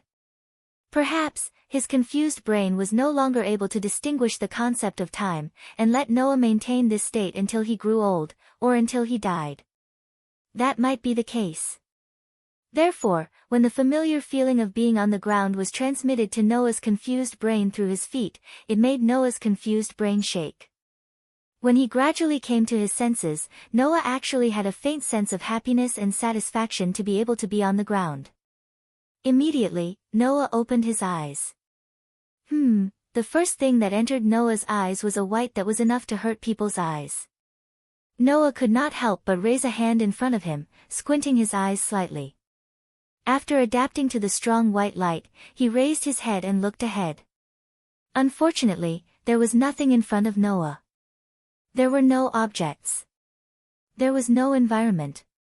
There was no sky. There was no earth. Even the boundary line did not enter Noah's vision. This was a world with nothing. Except for a white that was enough to hurt people's eyes, there was nothing here. Noah seemed to be floating in the air, but he felt as though he was standing on solid ground. It was as though he was standing on an invisible ground. Everything in his field of vision was white. Except for the white, there was nothing. However, it was such an empty world that made Noah's body tremble, as if he had fallen into soft cotton. It was like a baby returning to his mother's body, and he felt very comfortable. This feeling made Noah's eyes widen. Because, this was a feeling that only appeared when he entered the white dream in the past. At that moment, Noah's remaining blurred consciousness was completely awakened, allowing Noah to realize what was going on. He wasn't really in a dream. This place was still the place that Noah had seen in his dreams more than once. However, this time, this place gave Noah a sense of reality, without the illusory feeling of a dream. Noah could understand what was happening in an instant. The fact that the white dream was real. Now, Noah finally came to the dream that could be said to have accompanied him for his whole life. Since this is the case, Noah slightly clenched his fists, and raised his head, to look at the direction where the sky should have been. Thus, Noah saw feathers falling to the ground to be floating in the bubble, the feathers that fell from the sky, enveloped by a white halo and suspended in a bubble, the feathers that fell from the sky, ding ding ding ding. It was as if they were welcoming Noah. Pieces of feathers emitted dazzling halos as they came to Noah's side. Like little birds, they cheerfully circled Noah and began to circle around him. Bursts of intense light surged from the feathers. Bathed in the light, Noah felt an emotion called joy. The scene was exactly the same as when Noah obtained the feather on Sirius Island. The difference was that the feathers that were circling around him were not only much brighter than the feathers that Noah received, but the emotions contained within them were also much more intense. In addition, the feathers in front of him were complete. The feathers that Noah received, however, were incomplete. Wait! Noah suddenly woke up. Incomplete? If he didn't remember incorrectly, Noah remembered that in the white dream, other than these perfect feathers, there were also many incomplete feathers. It was unknown whether or not they knew what Noah was thinking, but the feathers that were circling around Noah suddenly dispersed. Following which, in the vast expanse of white sky, more and more feathers fell from the sky. They were incomplete and dull. Compared to the feathers from before, they looked as if they had lost their lives. This incomplete and dim feather also circled around Noah's body. As it spun, it emitted an extremely dim radiance compared to the previous feather. From these lights, Noah could only feel one emotion: sorrow. It was like a child who was crying to his family after being hurt. Noah couldn't help but reach out his hand and pick up one of the incomplete feathers. His eyes slightly shook, and he couldn't help but say this: "How can I help you?" Almost at the same time Noah's voice fell, Noah's body blossomed with the same light. A similarly incomplete feather floated out from his body and arrived in front of Noah. The incomplete feathers that were circling around Noah's body all trembled as if they were excited. Then, one by one, they began to circle around the feather that flew out from Noah's body. Not long after, one of the feathers seemed to tremble in joy. Together with the other feather that was also trembling, they slowly approached each other. Ding! In the next second, the two equally damaged pieces of the feather actually perfectly fit together. With a strange sound, they were restored to their perfect state. The recovered feathers blossomed with a strong light that absolutely couldn't be compared to before. They released emotions called excitement, gratitude, excitement, ecstasy, and other emotions to Noah.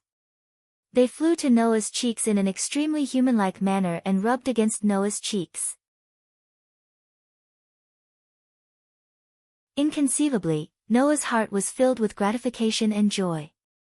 It was as if he had a heart-to-heart with the feathers. He stroked the feather that was rubbing against his face and said as if he understood: "I understand. As long as I can find your incomplete parts, you can return to your original state, right?" Wang wang wang. Around them, the incomplete feathers began to tremble one by one, echoing Noah's words. But Noah furrowed his brows. "Where should I go to find your missing parts?" The feather that was rubbing against Noah's cheeks suddenly flew in front of Noah and immediately hit Noah's head. In the next moment, from the feather, fragments of memories flowed into Noah's mind, allowing Noah to obtain a fact that almost made him cry out involuntarily. "You are all worlds." Yes. These complete feathers before his eyes were all complete worlds. Except for the world where the fairy's tale was, the rest were all worlds. In other words, the world of the fairy's tale that Noah was originally in was within these feathers in front of him. And now, Noah had already left the world of the fairy's tale and arrived at another strange place. Between worlds. It was a special space where all the worlds were. As for those incomplete feathers, they were each a fragmented world. The other parts of them were lost in those complete worlds. If Noah wanted these feathers to return to their original state, then he would have to enter each and every world and find the remaining parts of the incomplete worlds. He would have to go and save each and every world. Noah's head was a little dizzy.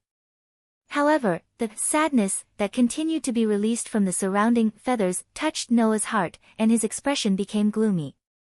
Finally, Noah let out a deep sigh. The other worlds.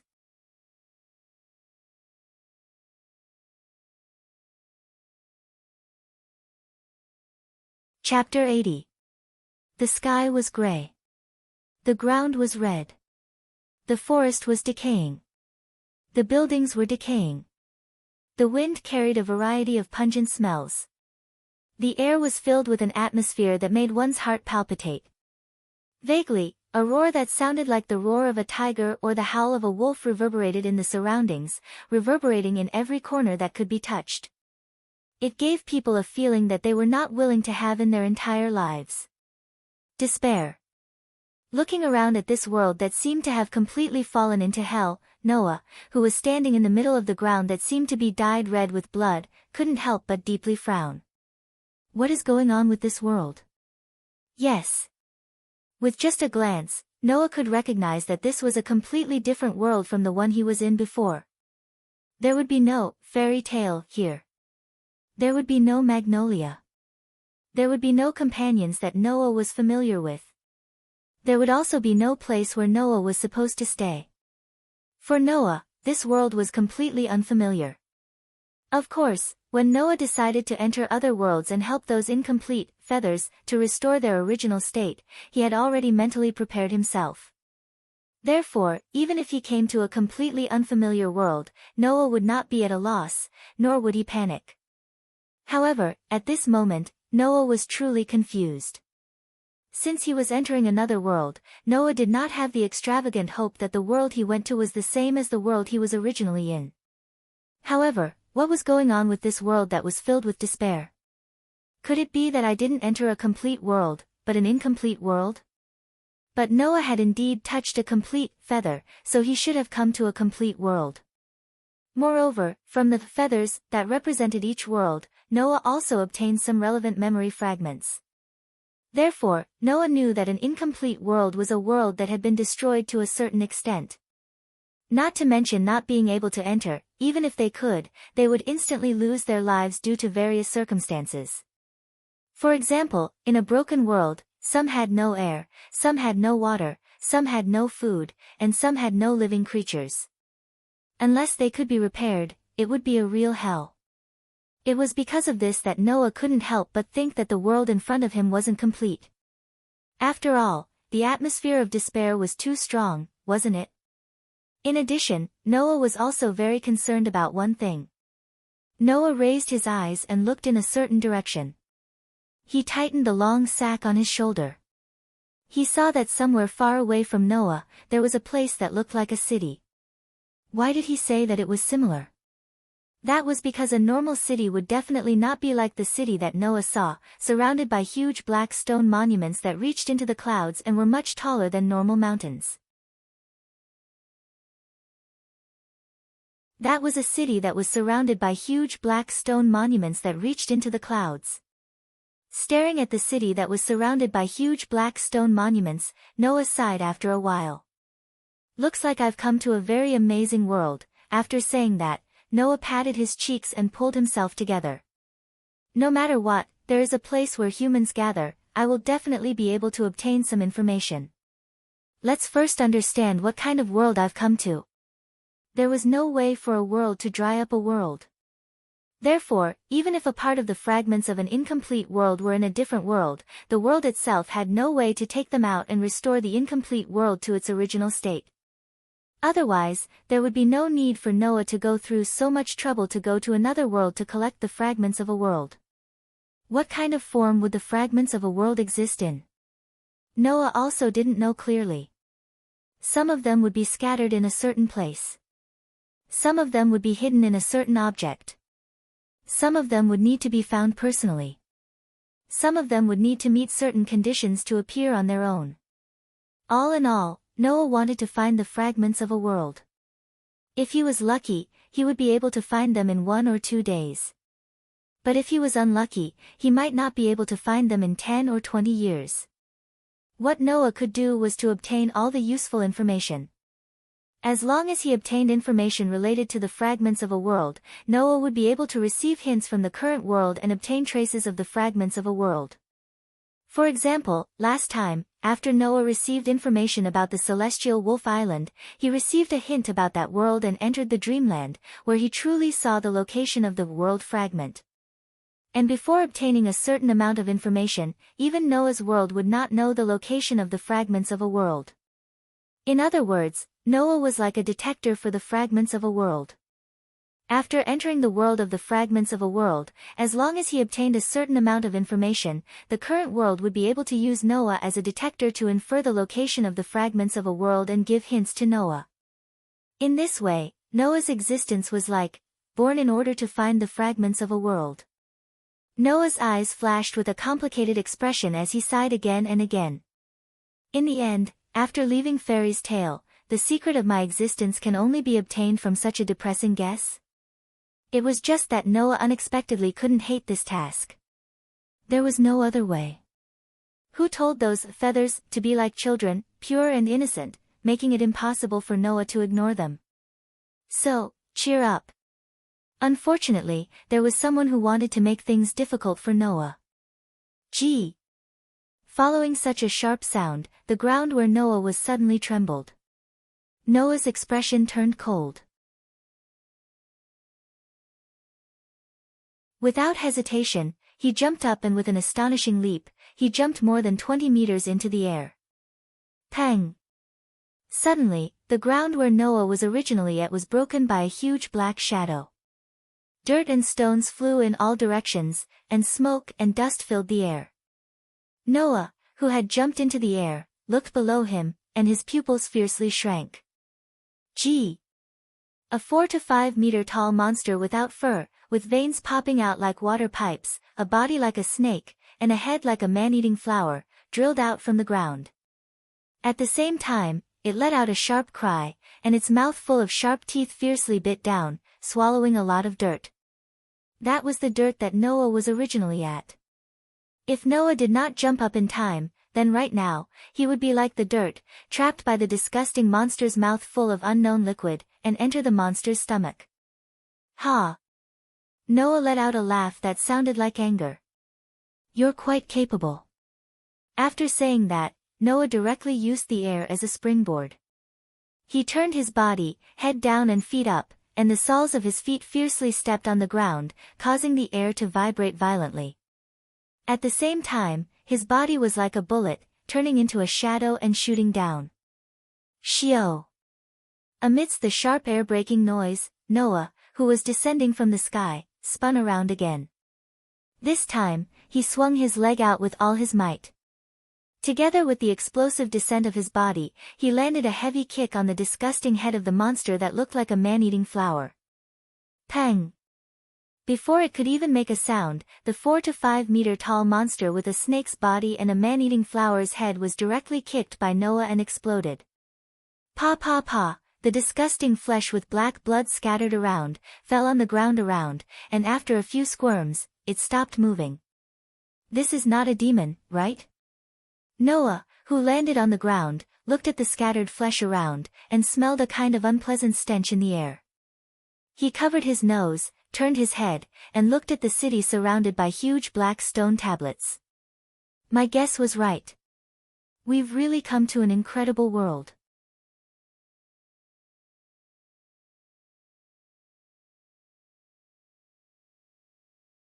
Chapter 81. Gazes from all directions were focused on Noah, making Noah, who was carrying a cloth bag, frown for a long time. Looking up and looking around, he saw that people who seemed to be residents of this city were passing by Noah.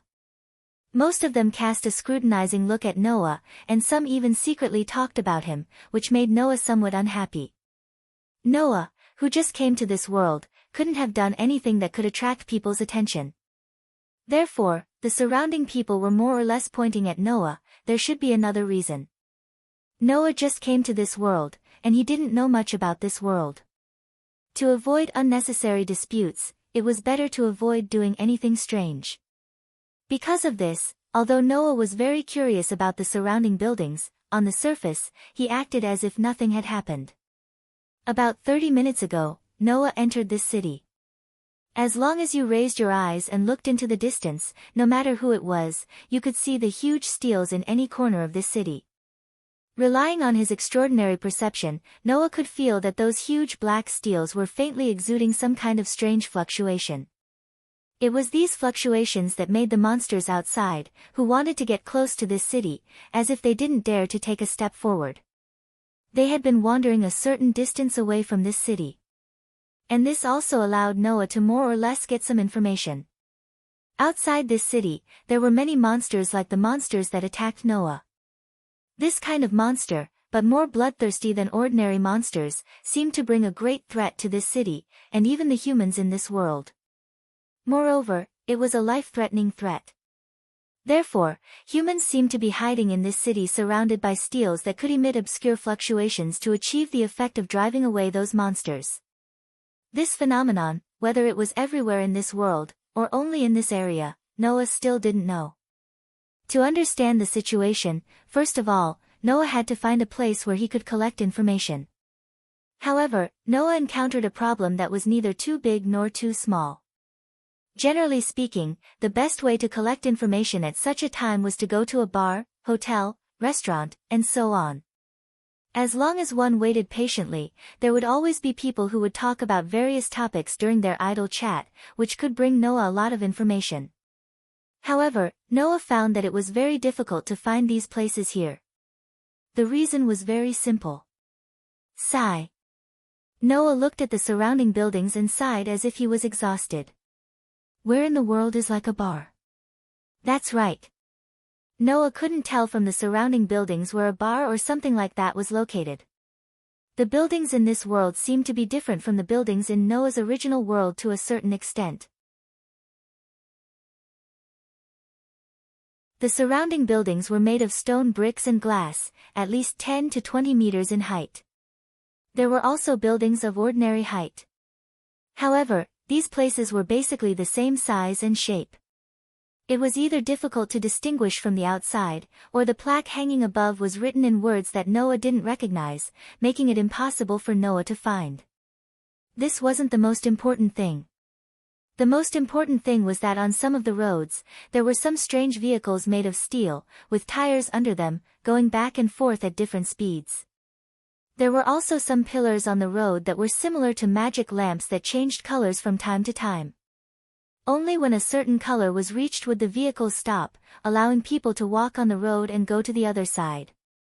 These rules, for a newcomer like Noah, although it wasn't difficult to determine what kind of actions to take under different circumstances, but when he thought of the various rules in this city that only he didn't know about, Noah felt all kinds of distress.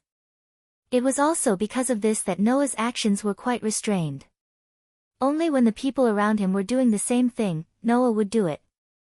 Otherwise, Noah had to carefully control his actions to avoid causing trouble. Fortunately, not long after, Noah's eyes began to light up, and the corner of his mouth also curved up.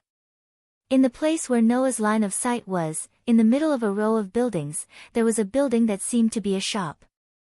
There were rows of bookshelves in the shop, and the bookshelves were lined with old and new books. Books? Wasn't that a carrier that recorded all kinds of information? For Noah, this was a tool that could save his life. Immediately, Noah hurriedly walked to the bookstore. However, 5 minutes later, Noah came out of the bookstore gloomily. The owner in charge of selling books was an amiable old man. However, no matter how amiable he was, it was too much of a headache for Noah. There were 3 reasons. 1. Noah didn't know what language the other party spoke. 2. Noah didn't know any of the words on the books. 3.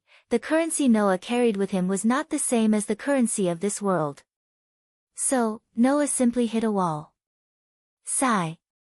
Noah realized that he had been sighing since he came to this world.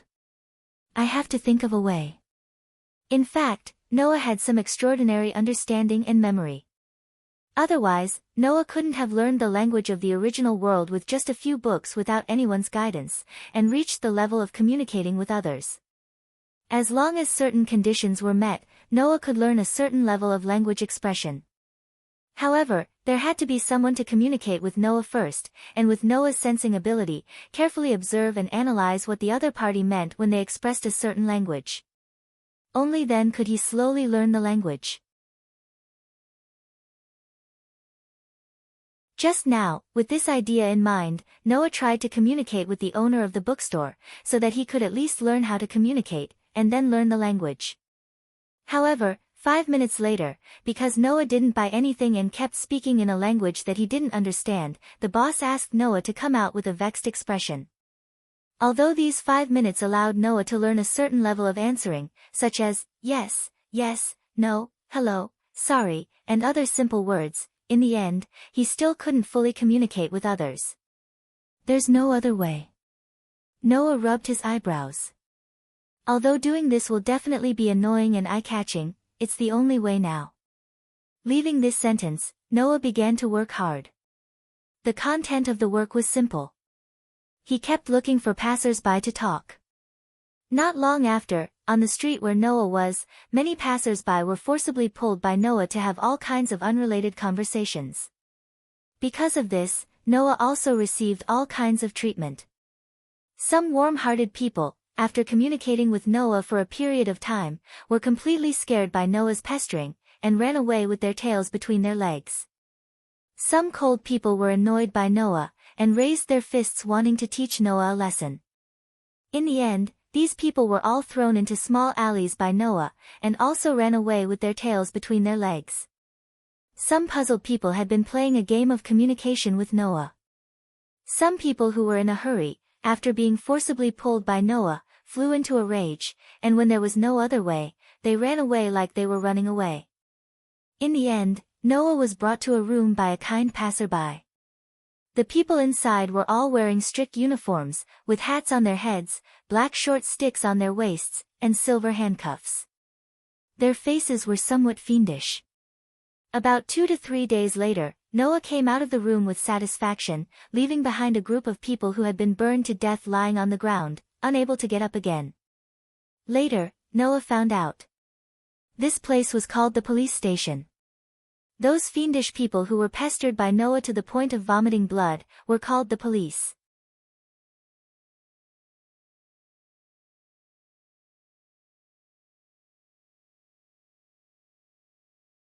Chapter 82.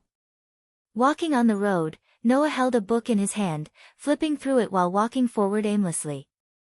This book was taken by Noah from one of the office desks when he left the place called the police station. The title of the book was Protozoan War. During the 2 to 3 days in the police station, every day, Noah would be challenging the police's bottom line by pestering them and communicating with them one by one. In the end, although all the police in the police station respected Noah like a tiger and wanted to drive him away, Noah still successfully learned to communicate with them to a certain extent. If there weren't any problems, Noah would be able to carry out normal daily life communication smoothly. As for the language, Noah wanted to more or less master it through the book in his hand. Otherwise, Noah would not be able to smoothly obtain a lot of information recorded in the book, and that would be a bit of a problem. Of course, during the 2 to 3 days in the police station, Noah not only obtained a certain degree of communication ability, but also some information about this world. It was the same feeling Noah had when he first came to this world. This world, basically, could be said to be a world full of despair. About 9 years ago, this world was still a peaceful world with a population of more than 8 billion people. However, on a certain day 9 years ago, a kind of monster appeared in this world without warning, and with a terrifying infection ability, it gained an astonishing number of people and attacked the human world on a large scale. The monsters were collectively known as protozoan. They were creatures that were born after being infected with a terrifying virus that had high infectivity through blood and could rewrite the DNA of living creatures. The virus was called protozoan virus.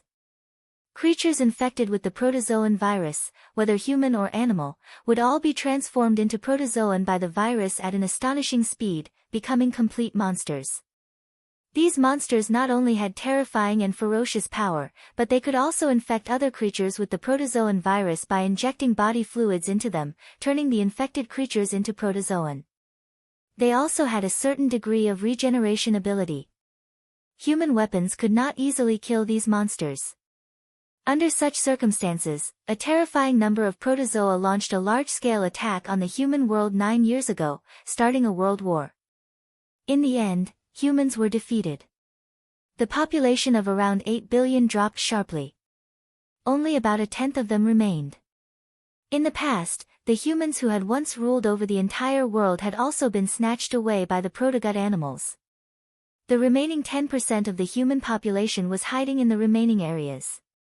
Under the almost hopeless disparity, the protogut animals and the protogut animals engaged in a long, tug-of-war for 9 years.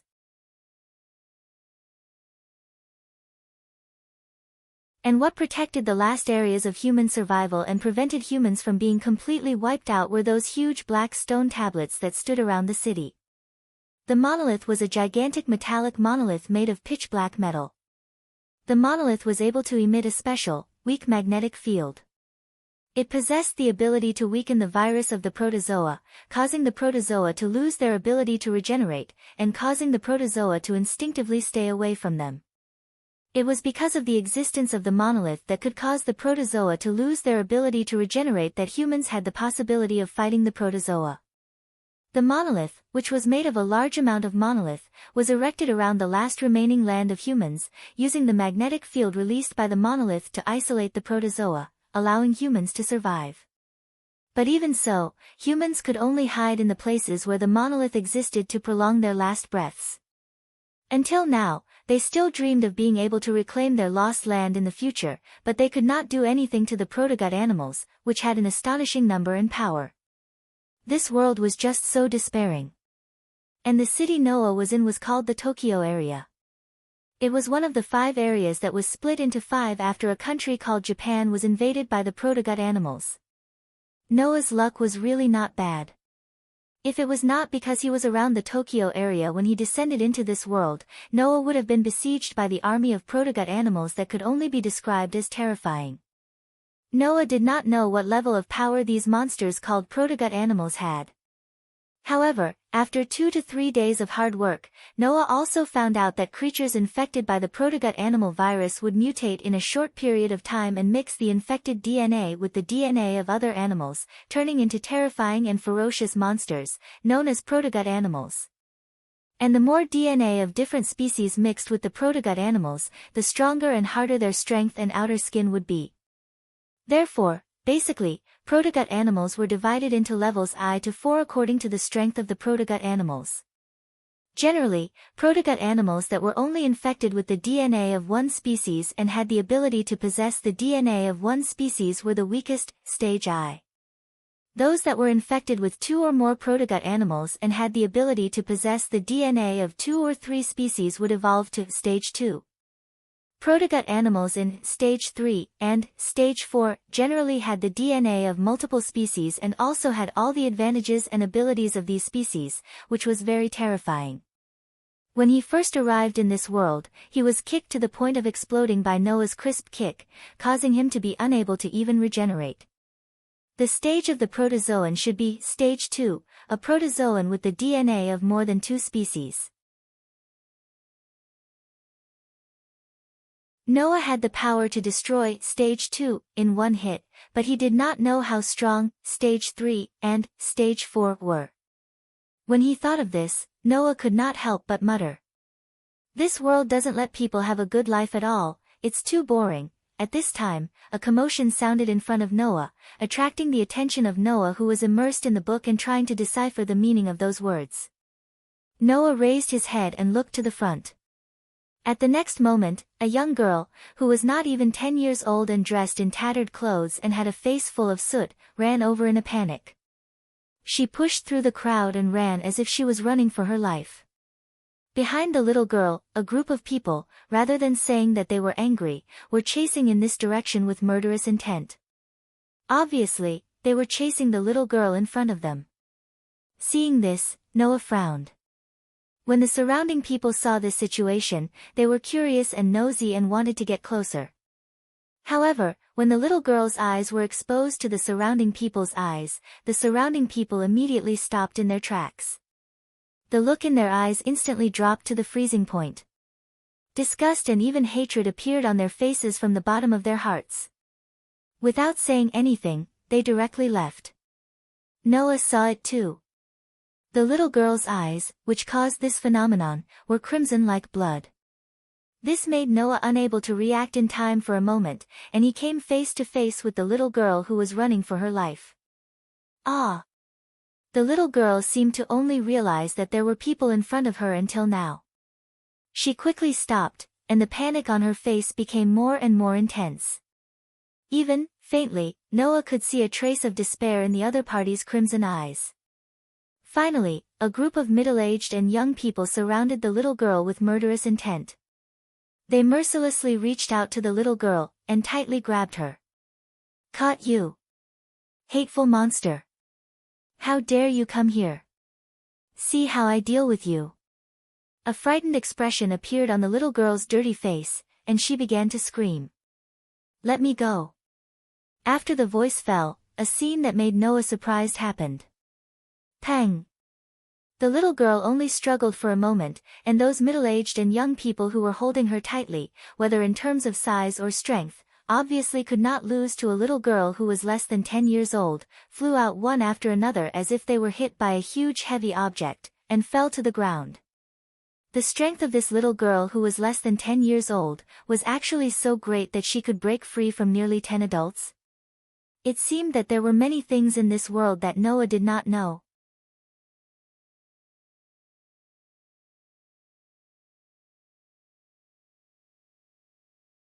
Chapter 83. Because of the struggle of the little girl with crimson eyes, the people who fell to the ground were all dizzy and couldn't get up in a short time. Seeing this situation, the little girl didn't react, but the people around her actually showed anger. Sure enough, she's a monster. She's a pest that only hurts humans. Kill her. The people who had turned a blind eye to everything just a moment ago now surrounded the panic-stricken little girl with a face full of fear in the middle. Witnessing all this, the thoughts in Noah's mind could be summed up in 3 simple words. Why? Why is this little girl called a monster? Why are the people around her not only watching her die, but also planning to hit her when she's down? Why are the little girl's eyes crimson?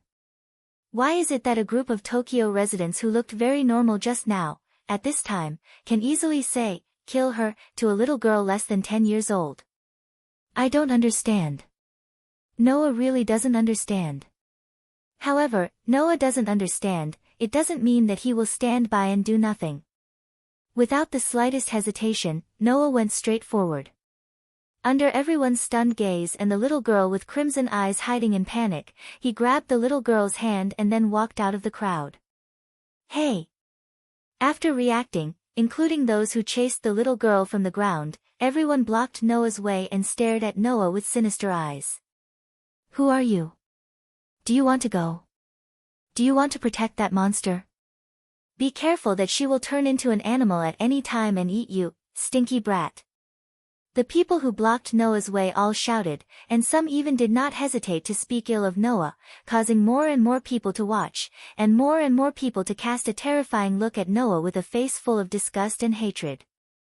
On the contrary, the little girl whose hand was held by Noah seemed to be unable to believe that Noah would stand up for her. She was stunned and even forgot to struggle. Seeing that there were more and more people around him, and the number of comments that were filled with vulgarities and even vulgarities, Noah could not help but feel a tinge of anger rising in his heart. He swung his hand that was carrying the cloth bag on his shoulder and grabbed the cloth bag in his hand. Seeing this, the surrounding voices disappeared in an instant. The expressions of the people who were angry and hateful just now froze, looked at each other and spat out saliva. TCH, he's actually a police officer, no wonder he went to protect such a monster. For them, these monsters are rare tools to be used, right? What bad luck, the people who were saying these words no longer looked at Noah. Instead, they glanced at the little girl with crimson eyes with unwillingness. They began to discuss in groups of 2s and 3s while dispersing. Seeing this, Noah was slightly startled, and a thoughtful look flashed across his eyes. Police officer. It was another unknown word. Noah looked at the monolith in the distance and was somewhat anxious. Without a certain degree of understanding of this world, his actions were bound to be limited. He had to hurry up and obtain the necessary information to understand this world. 1 week later, outside of the monolith, which was the border of the human living area, was the area where the protozoa rampaged without restraint. It was all listed as an unexplored area in international intelligence. In such an extremely dangerous place, Noah stood on a piece of land that was the color of a rotten tree trunk. He looked at the dark gray sky, and his dark and deep eyes were filled with a kind of unprecedented blankness. In this week's time, other than learning the language and communication in the Tokyo area, Noah spent the rest of his time hunting protozoa outside of the monolith. Noah did not have the currency of this world. Therefore, after inadvertently learning that some research facilities were purchasing parts of protozoas' bodies for research, Noah often came to hunt protozoa. By selling parts of the protozoa's bodies, he earned some living expenses. And now, after a week of this life, Noah had basically solved the communication and language problems. Therefore, he also learned about the cruel reality. Noah, who carried a weapon with him, seemed to be mistaken for a police officer. The so-called police officer was the abbreviation of a civilian police company. It was a civilian organization that was responsible for dealing with protozoa-related incidents. The main job of the police was to eliminate the protozoa that broke into the human living area from the outside. Because it was in the form of a civilian company, the police usually carried out their tasks in the form of a commission. The content of the task did not only include eliminating the invading protozoa, but also various tasks such as bodyguard, escort, search, and so on. Sometimes, they also had to accept the government's instructions and carry out the task. From this point of view, the nature of the police's work was similar to that of a sorcerer. However, the difference was that the police were usually carried out by two people. One was the police officer. The other was the cursed child. A special human born with the emergence of protozoa, the cursed child. They were children who had the protozoa virus's genes. Because the mother ingested the protozoa virus during pregnancy, the virus accumulated in the fetus's body and was born. Thus, they had a certain level of protozoa's ability, which was superior physical ability and regenerative ability. Because the cursed child was infected in the embryonic stage, but because the speed of mutation was very slow, they had a high-speed self-healing ability, agility, and strength that exceeded that of humans. And when the cursed child liberated the protozoa virus in their body and gained power, the phenomenon that appeared was that they would turn into dark red pupils. That was the best proof of their status as a cursed child. Because the cursed child had the power to rival the protozoa, people used this power completely in the war against the protozoa. Therefore, the police officers of the civilian police company were all in groups of two people. They were carriers of the protozoa virus, or the cursed child. Because they could use the power of the protozoa virus and had the physical regeneration ability of the protozoa, they were the main combat force of the two-person team. This type of person who formed a partnership with the police and was also the cursed child was collectively known as the initiator. And as the partner of the initiator to assist in the battle and provide core support to the initiator, they were usually the guardians of the initiator. Most of them were ordinary humans. Although their combat ability might not be as good as the initiator, they were basically good fighters. They were responsible for giving orders and had the intangible responsibility of being the spiritual pillar of the initiator. They were collectively known as promoters. Because the protozoan virus had appeared less than 10 years ago, the initiator, or rather, the cursed child, were all children under the age of 10. And they were all women. This group of little girls who were born without knowing anything were not only used as props, but because of the protozoa virus in their bodies, they were not treated as humans at all. Monsters. This was the reason why the little girl with dark red eyes was rejected and even attacked by people. After knowing this, Noah finally understood. This world was not only full of despair, but also darker and more unbearable than he imagined.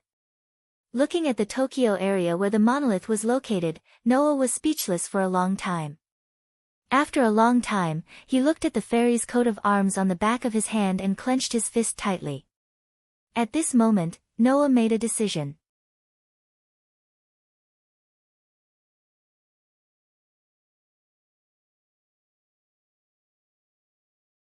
Chapter 84. The sun dispelled the darkness, making it even darker than the darkness.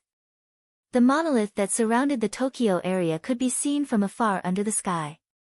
Today, the huge rectangular black wall with a height of 1,618 kilometers and a width of 1 kilometer was still like an iron tower that connected the sky and the earth.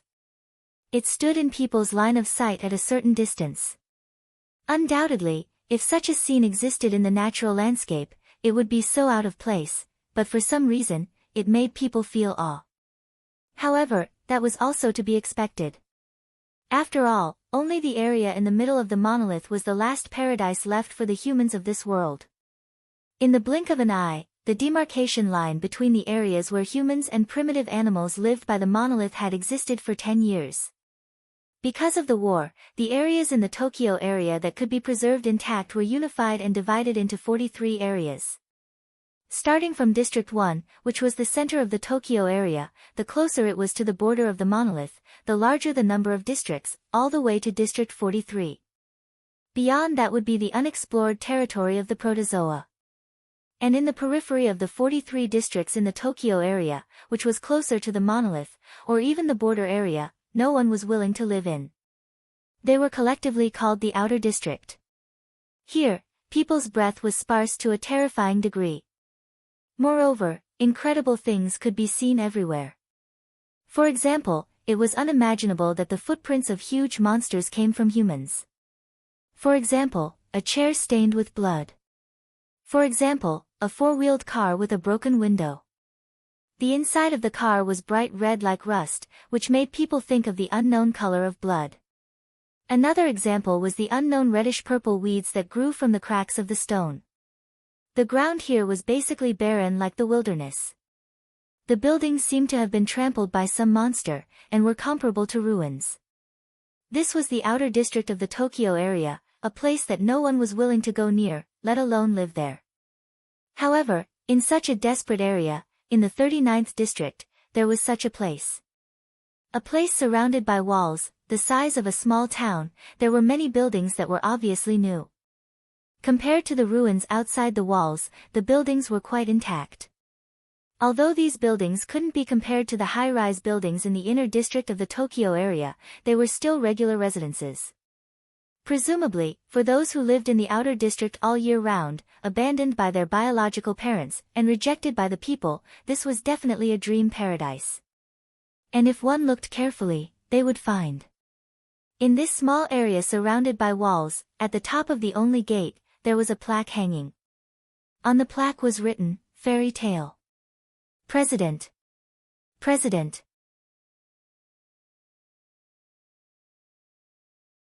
In a school the size of an elementary school, Noah, who was reading a thick book, was surrounded by a group of girls who were less than 10 years old who had just finished class. They pestered Noah with their crisp voices as if they were acting spoiled. "Tell us a story. President. Another story?" There were already 2 or 3 children climbing on top of Noah, who was hanging on top of him, put down the book in his hand. The expression on his face was gentle, but his tone was somewhat helpless. "In class, there should be a teacher who will tell you a story, right? The teacher's words are not as interesting as the president's." The children shouted out. "We want to hear the president's story." "Okay, okay." Noah could only shrug his shoulders and pull down the children who were hanging on him. After pondering for a moment, he smiled slightly. "Do you know why we call this place Fairy Tale?" The children naturally shook their heads, their faces filled with curiosity and bewilderment. In fact, whether the fairy has a tail or not, or even whether the fairy exists, this point, no one knows. Facing the gazes of the children, Noah spoke softly in a tone that sounded as if it came from a faraway place. But it is precisely because of this that an eternal mystery will become an eternal hope. I created Fairy Tale to tell everyone that, just like the mystery of whether a fairy has a tail or not, or even whether it exists, never give up hope. Noah looked around at the children who more or less had a longing expression on their faces and closed his eyes. One day, you will also have to step foot in the outside world and come into contact with the people in the outside world. At that time, you will definitely encounter all kinds of difficulties. However, even if there are people who reject you, hate you, make things difficult for you, or even want to hurt you, you cannot give up hope. As long as you believe in hope, the fairy will definitely appear by your side. So, never forget. It doesn't matter if you are the cursed child that everyone hates, you are still a member of Fairy's Tale. Fairy's Tale will always be your home. Hearing this, the children's faces all showed a happy expression. This kind of expression also made Noah's heart feel unusually peaceful. Noah would never forget that a year ago, when he first came to the outer area, the faces of the cursed children here were gray, alert, indifferent, and had red eyes that seemed to hate everything in the world. For the sake of these cursed children, Noah had worried a lot for the past year. Now, he was finally able to let fairy tale become the hope in these children's hearts, allowing these children to live the lives of ordinary children. And this was all that Noah could do. Of course, in this way, there were also all kinds of troubles. President Noah.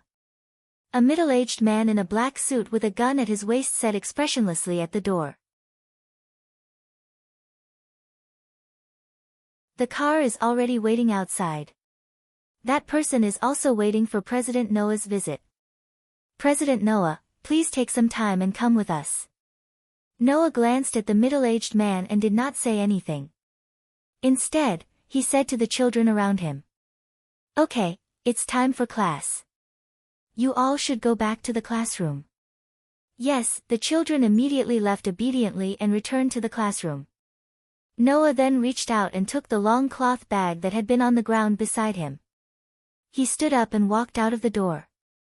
Tokyo, District 1, in this place called the heart of Tokyo, a long limousine drove from afar and finally stopped in front of a building.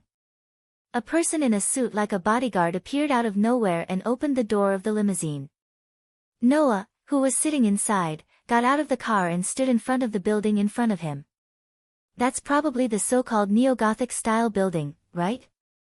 The curved window glass embedded in the white and smooth stone pillars shaped like ivory, and the wavy slanted door. Many parts of the luxurious building in front of him used the aesthetics that Noah saw in books. It was a palace that people couldn't find fault with.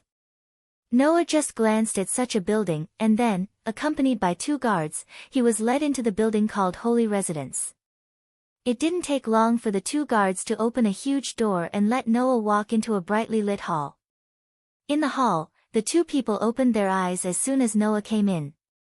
They seemed to have closed their eyes tightly until just now, as if they were resting, and their eyes focused on Noah. Looking at the 2 people in front of him who were undoubtedly big shots, Noah's eyes flashed.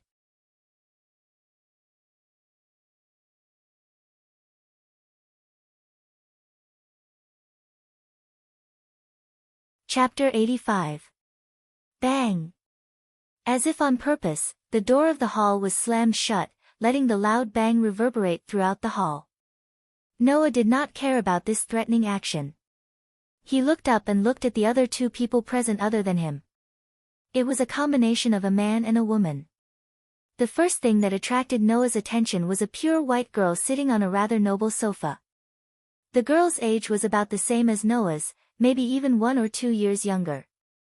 She wore a paper-thin pure white dress, very similar to a wedding dress, and a sun hat on her head, as if she was wearing a large amount of snow. It was easy to attract attention. The girl's skin was naturally white like a pearl. Her shoulder-length curly short hair, and her face was so straight that it made people lose their minds. It was as if a superb painter had spent his life painstakingly drawing such a beautiful face. No one could ignore it. Even Noah looked at the snow-white girl and narrowed his eyes. Seiko. Of course, this was not the girl's real name. It was similar to the nature of inheritance, a title only left for people of the girl's current status. 10 years ago, the country called Japan was forced to be divided into 5 regions because of the persecution of primitive animals. The girl in front of him, who was the same age as Noah, was the ruler of the region where Noah was located, the Tokyo region. The other person was standing behind the sofa where Seiko was sitting. He was over 70 years old, with a serious expression, a straight back, and a tall figure, wearing a kimono culottes. He was the assistant official in charge of supporting Seiko. He was in the true sense of the highest authority of politicians, the Prime Minister of Tendo Chrysanthemum.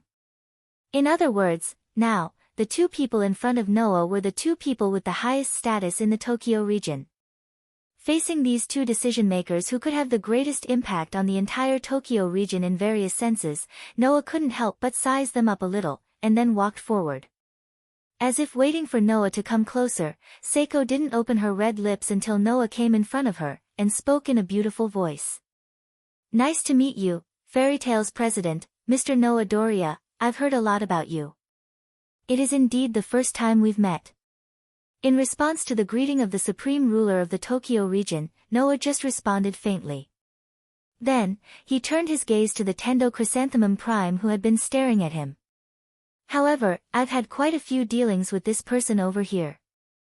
With the appearance of this sentence, the atmosphere dropped to the freezing point. The gazes of Noah and the celestial child, Chrysanthemum Prime, seemed to have ignited fierce sparks, filled with a feeling of mutual hostility. Noah was speaking the truth. It was already not the first time Noah came into contact with the celestial Chrysanthemum Prime. Fairy Tale was built by Noah a year ago in the outskirts of the Tokyo area.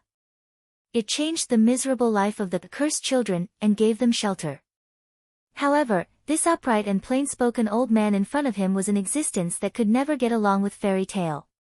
Since the outbreak of the Protozoa War 10 years ago, humanity faced the greatest crisis in history. The population of 8 billion was reduced to only 1/10 in a short period of time. One could imagine how many people's families died in the hands of the protozoa. These people who survived the Protozoa War, and most of them were robbed of their loved ones by the protozoa. Most of them hated the protozoa and the cursed children who had the protozoa virus in their bodies. Their discrimination against the cursed children was very serious. Therefore, they were also known as the plundered generation. As for those born after the Protozoa War, including the cursed children, they were known as the pure generation. Chrysanthemum Prime was the representative of the plundered generation. His wife was also killed in the hands of the protozoa. Because of this, the celestial child, Chrysanthemum Prime Minister, hated the primordial intestines and the cursed child to the extreme. He naturally hated the Fairy Tale, who had taken in many of the cursed children and could be said to be the gathering place of the cursed children. In the past year, ever since the establishment of Fairy Tale, this person had been secretly plotting against Fairy Tale. It was also because of Chrysanthemum Prime that Noah, in the past year, went from being unaccustomed and at a loss when it came to conspiracies at the beginning to now, he had gained a variety of experience and ways to deal with the smooth confrontation of the dark side and the regime. Chrysanthemum Prime actually did not want to take Noah's life. However, if that could destroy the fairy's tale and the cursed child, the celestial child Chrysanthemum Prime definitely wouldn't mind doing so. Noah didn't hate the celestial Chrysanthemum Prime Minister. However, for this person who discriminated against the cursed child and tried to kill the cursed child, if there was a chance, Noah would definitely not hesitate to pull him down from his position. Because of this, Noah and the celestial Chrysanthemum Prime Minister definitely couldn't be considered old friends. It wouldn't be an exaggeration to say that they were sworn enemies. To be honest, I really admire Mr. Noah for being able to establish an organization like Fairy Tale in just a short year. Saint Sun, who clearly knew this, seemed to want to change the topic. Now, other than the Tokyo area, rumors of the Fairy Tale have also begun to spread in the 4 other areas.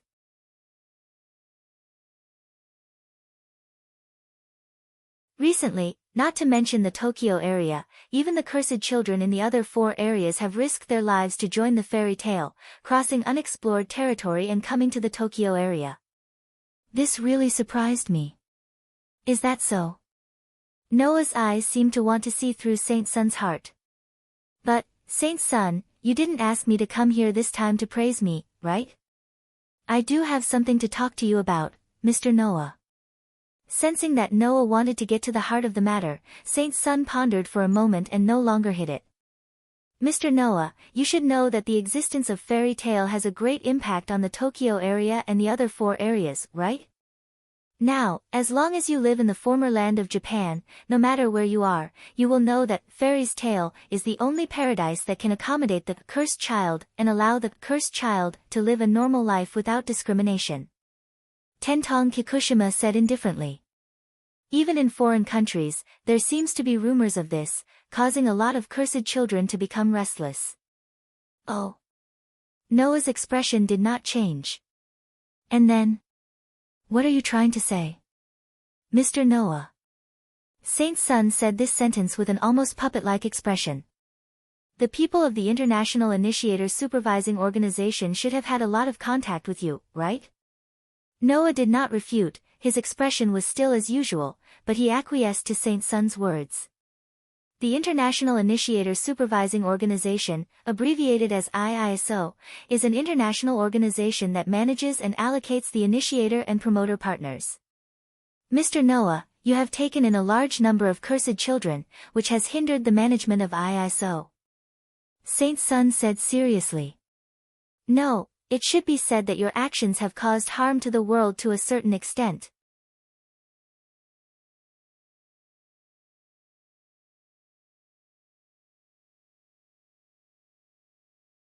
Chapter 86.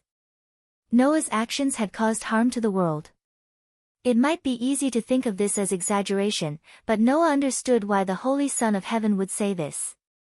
In this desperate era, even if there was the existence of the chi that could suppress the rebirth of the protozoa, humans could only barely survive the confrontation with the protozoa, and would not be completely wiped out.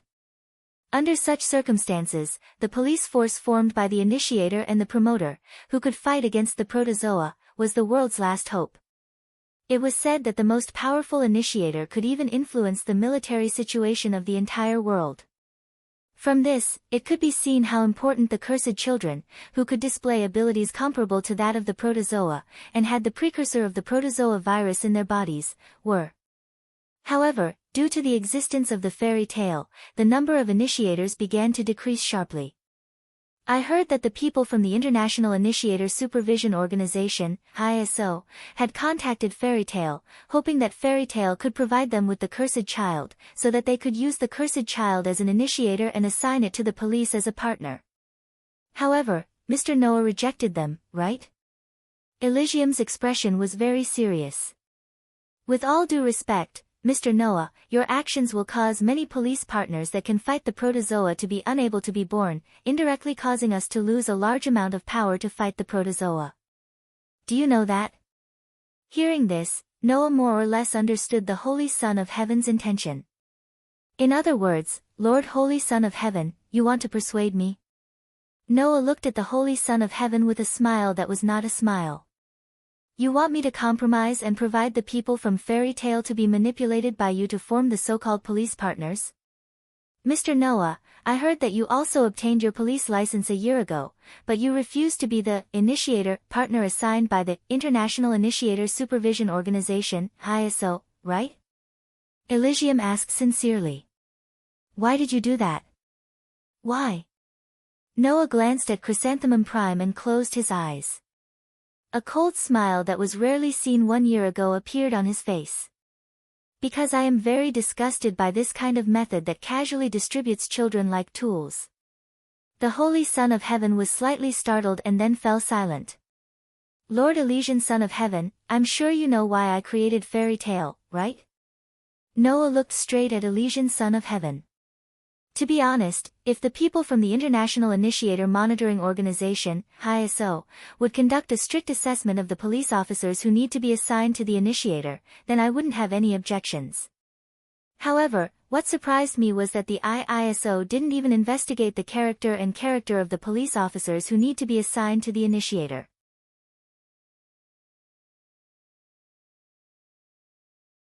Basically, as long as they are police officers, they will assign the initiator to them. That's right. Noah took a step forward, his dark pupils like arrows meeting Elysian Son of Heaven's eyes. To them, it doesn't matter what kind of treatment the children receive, or what kind of treatment their police partners will give them. As long as they can form a police partner and fight against the primitive animals, they don't need to consider anything else. I created Fairy Tale because I don't want the children to be treated cruelly and discriminated against.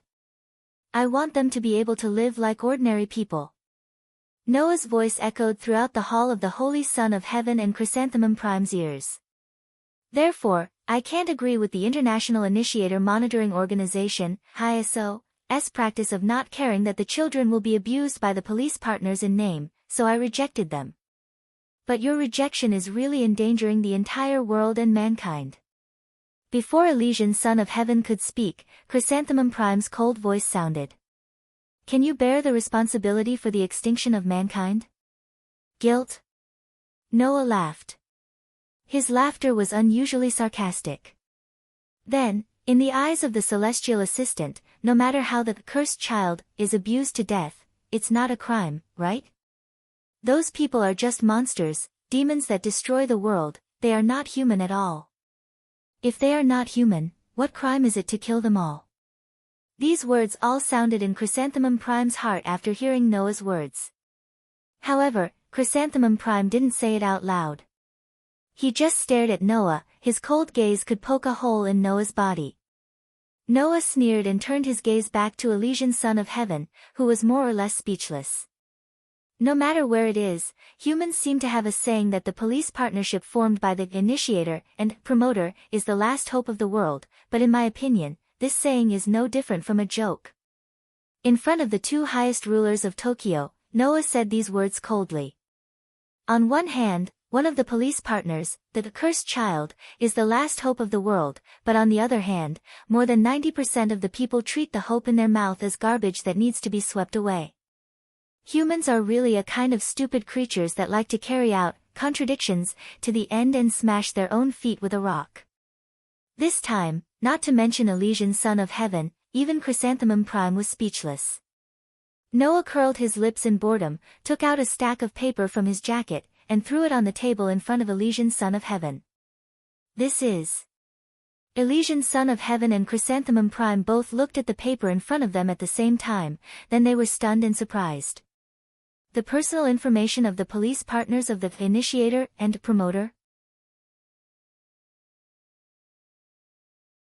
That is the relevant information of the police partners that were personally reviewed by Fairy Tale, and that the cursed child in Fairy Tale were assigned to qualified police partners.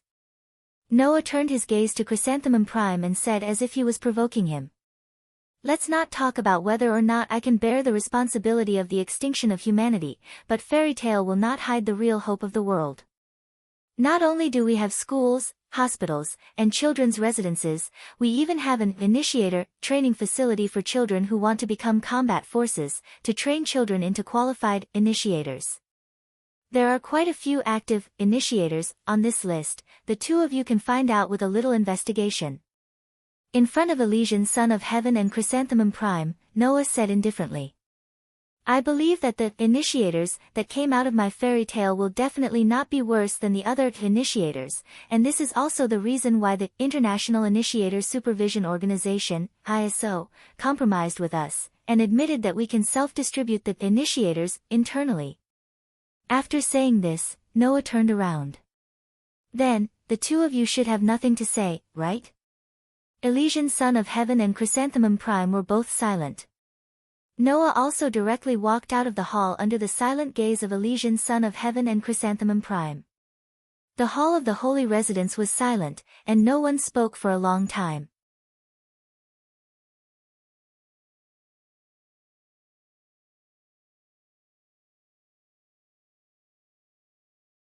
Chapter 87. Tokyo, District 39, Fairy Tale. In his own residence, Noah casually tossed aside the long cloth bag that had been slung over his shoulder.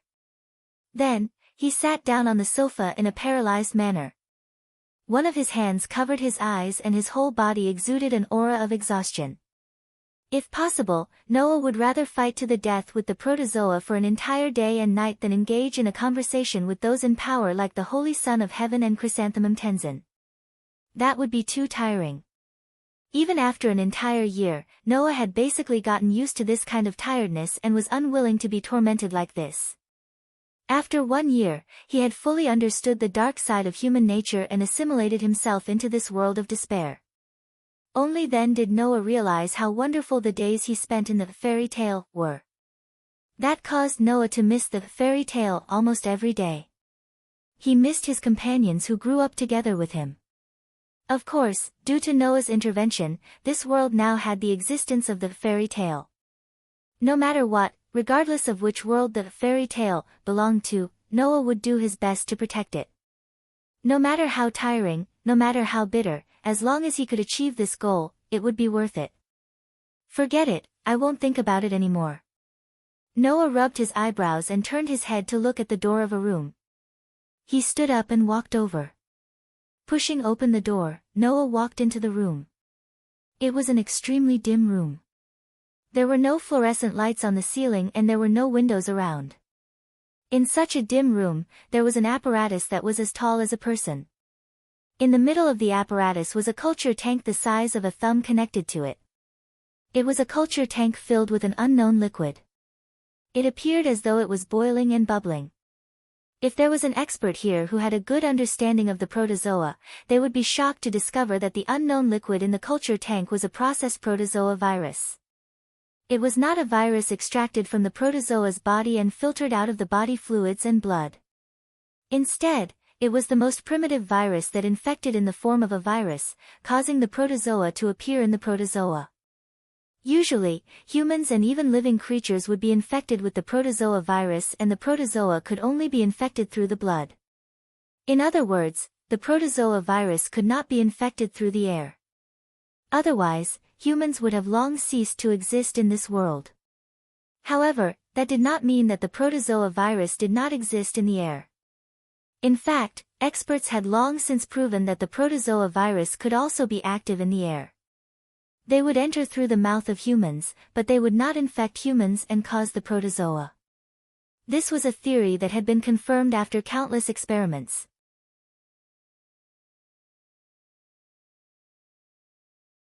However, although the protozoan virus that entered the mouth of a human wouldn't infect them, it wouldn't cause immediate death either.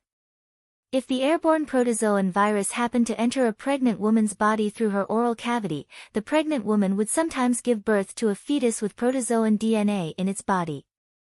Most of the cursed children came from this. The device in front of him was a device that could extract the protozoa virus in the air and collect all kinds of protozoa viruses. Although the culture tank filled with protozoa viruses was only the size of a thumb, there were at least hundreds of protozoa viruses mixed with species factors inside. With such a high concentration of protozoa viruses, if anyone accidentally let even 1% of them enter their body, they would probably instantly transform into a protozoa and become a complete monster. It was impossible for Noah not to know that. However, Noah's next move would definitely make the onlookers dizzy. Gotcha! They saw Noah reach into the culture tank the size of a thumb and take out a test tube connected to a needle from the device below the culture tank.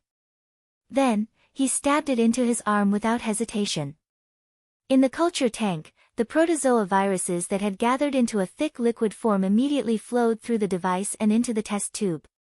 In less than 10 seconds, they were all injected into Noah's body.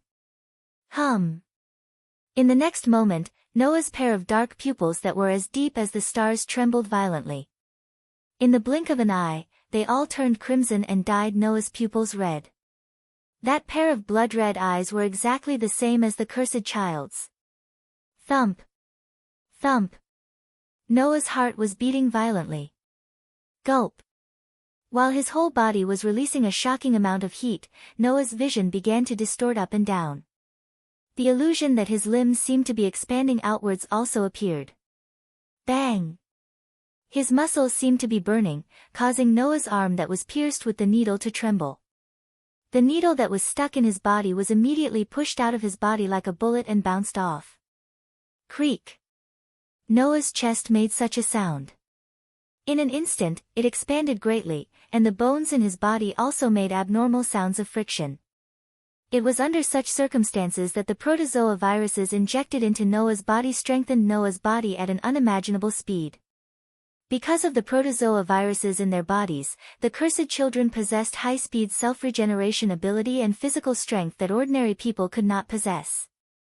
Moreover, the protozoa viruses in the cursed children's bodies contained animal factors that would also give them various advantages and abilities that this kind of animal possessed. Now, Noah had been injected with the protozoa viruses that contained at least hundreds of species factors. The strengthening he received was also hundreds of times that of an ordinary cursed child. At the same time, he could also obtain the advantages and abilities of this species factor.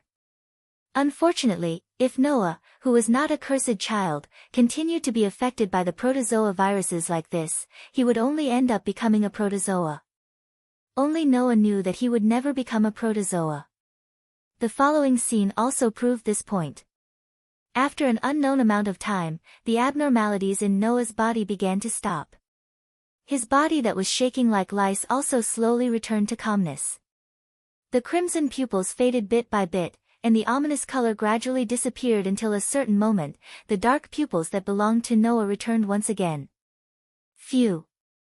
Noah, who had been suppressing the sudden changes in his body, exhaled a long breath. He shook his arms and felt his body that had once again undergone a great deal of strengthening. No matter how many times I go through it, I will always be surprised by my physique. Noah's physique was different from ordinary people. It had characteristics that ordinary people did not have. One of these characteristics was that it could eliminate all negative forces and side effects that acted on Noah's body. This included viruses. Under the effect of Noah's physique, the protozoa viruses that entered Noah's body not only got rid of the side effects of protozoa, but even the property of existing in the form of a virus was judged by Noah's body as a side effect and was completely broken down. Therefore, the protozoa viruses that entered Noah's body only left behind the effects of purely strengthening the body and bringing about various species advantages and abilities. During this year, Noah would inject the protozoa viruses into his body almost every other month. With the help of his physique and the protozoa viruses, his strength had been greatly improved during this year. Therefore, even though he still needed to spend time and effort on the operation of Fairy Tale, Noah's strength had still been greatly improved. After reinstalling the culture tank on the apparatus and activating the apparatus to collect the airborne protozoa viruses, Noah walked out of the room. The next time he came would be another month later. Ding dong. As if the time was calculated, Noah's doorbell rang. You're tuning in to the Blissful Bookshelf YouTube channel. We're so grateful for your support, and don't forget to subscribe to join us on this incredible journey through captivating stories. Your generosity through donations truly makes a world of difference, as it's the primary source of revenue that allows me to expand and enhance this channel for you. Thank you from the bottom of my heart for being a part of this adventure.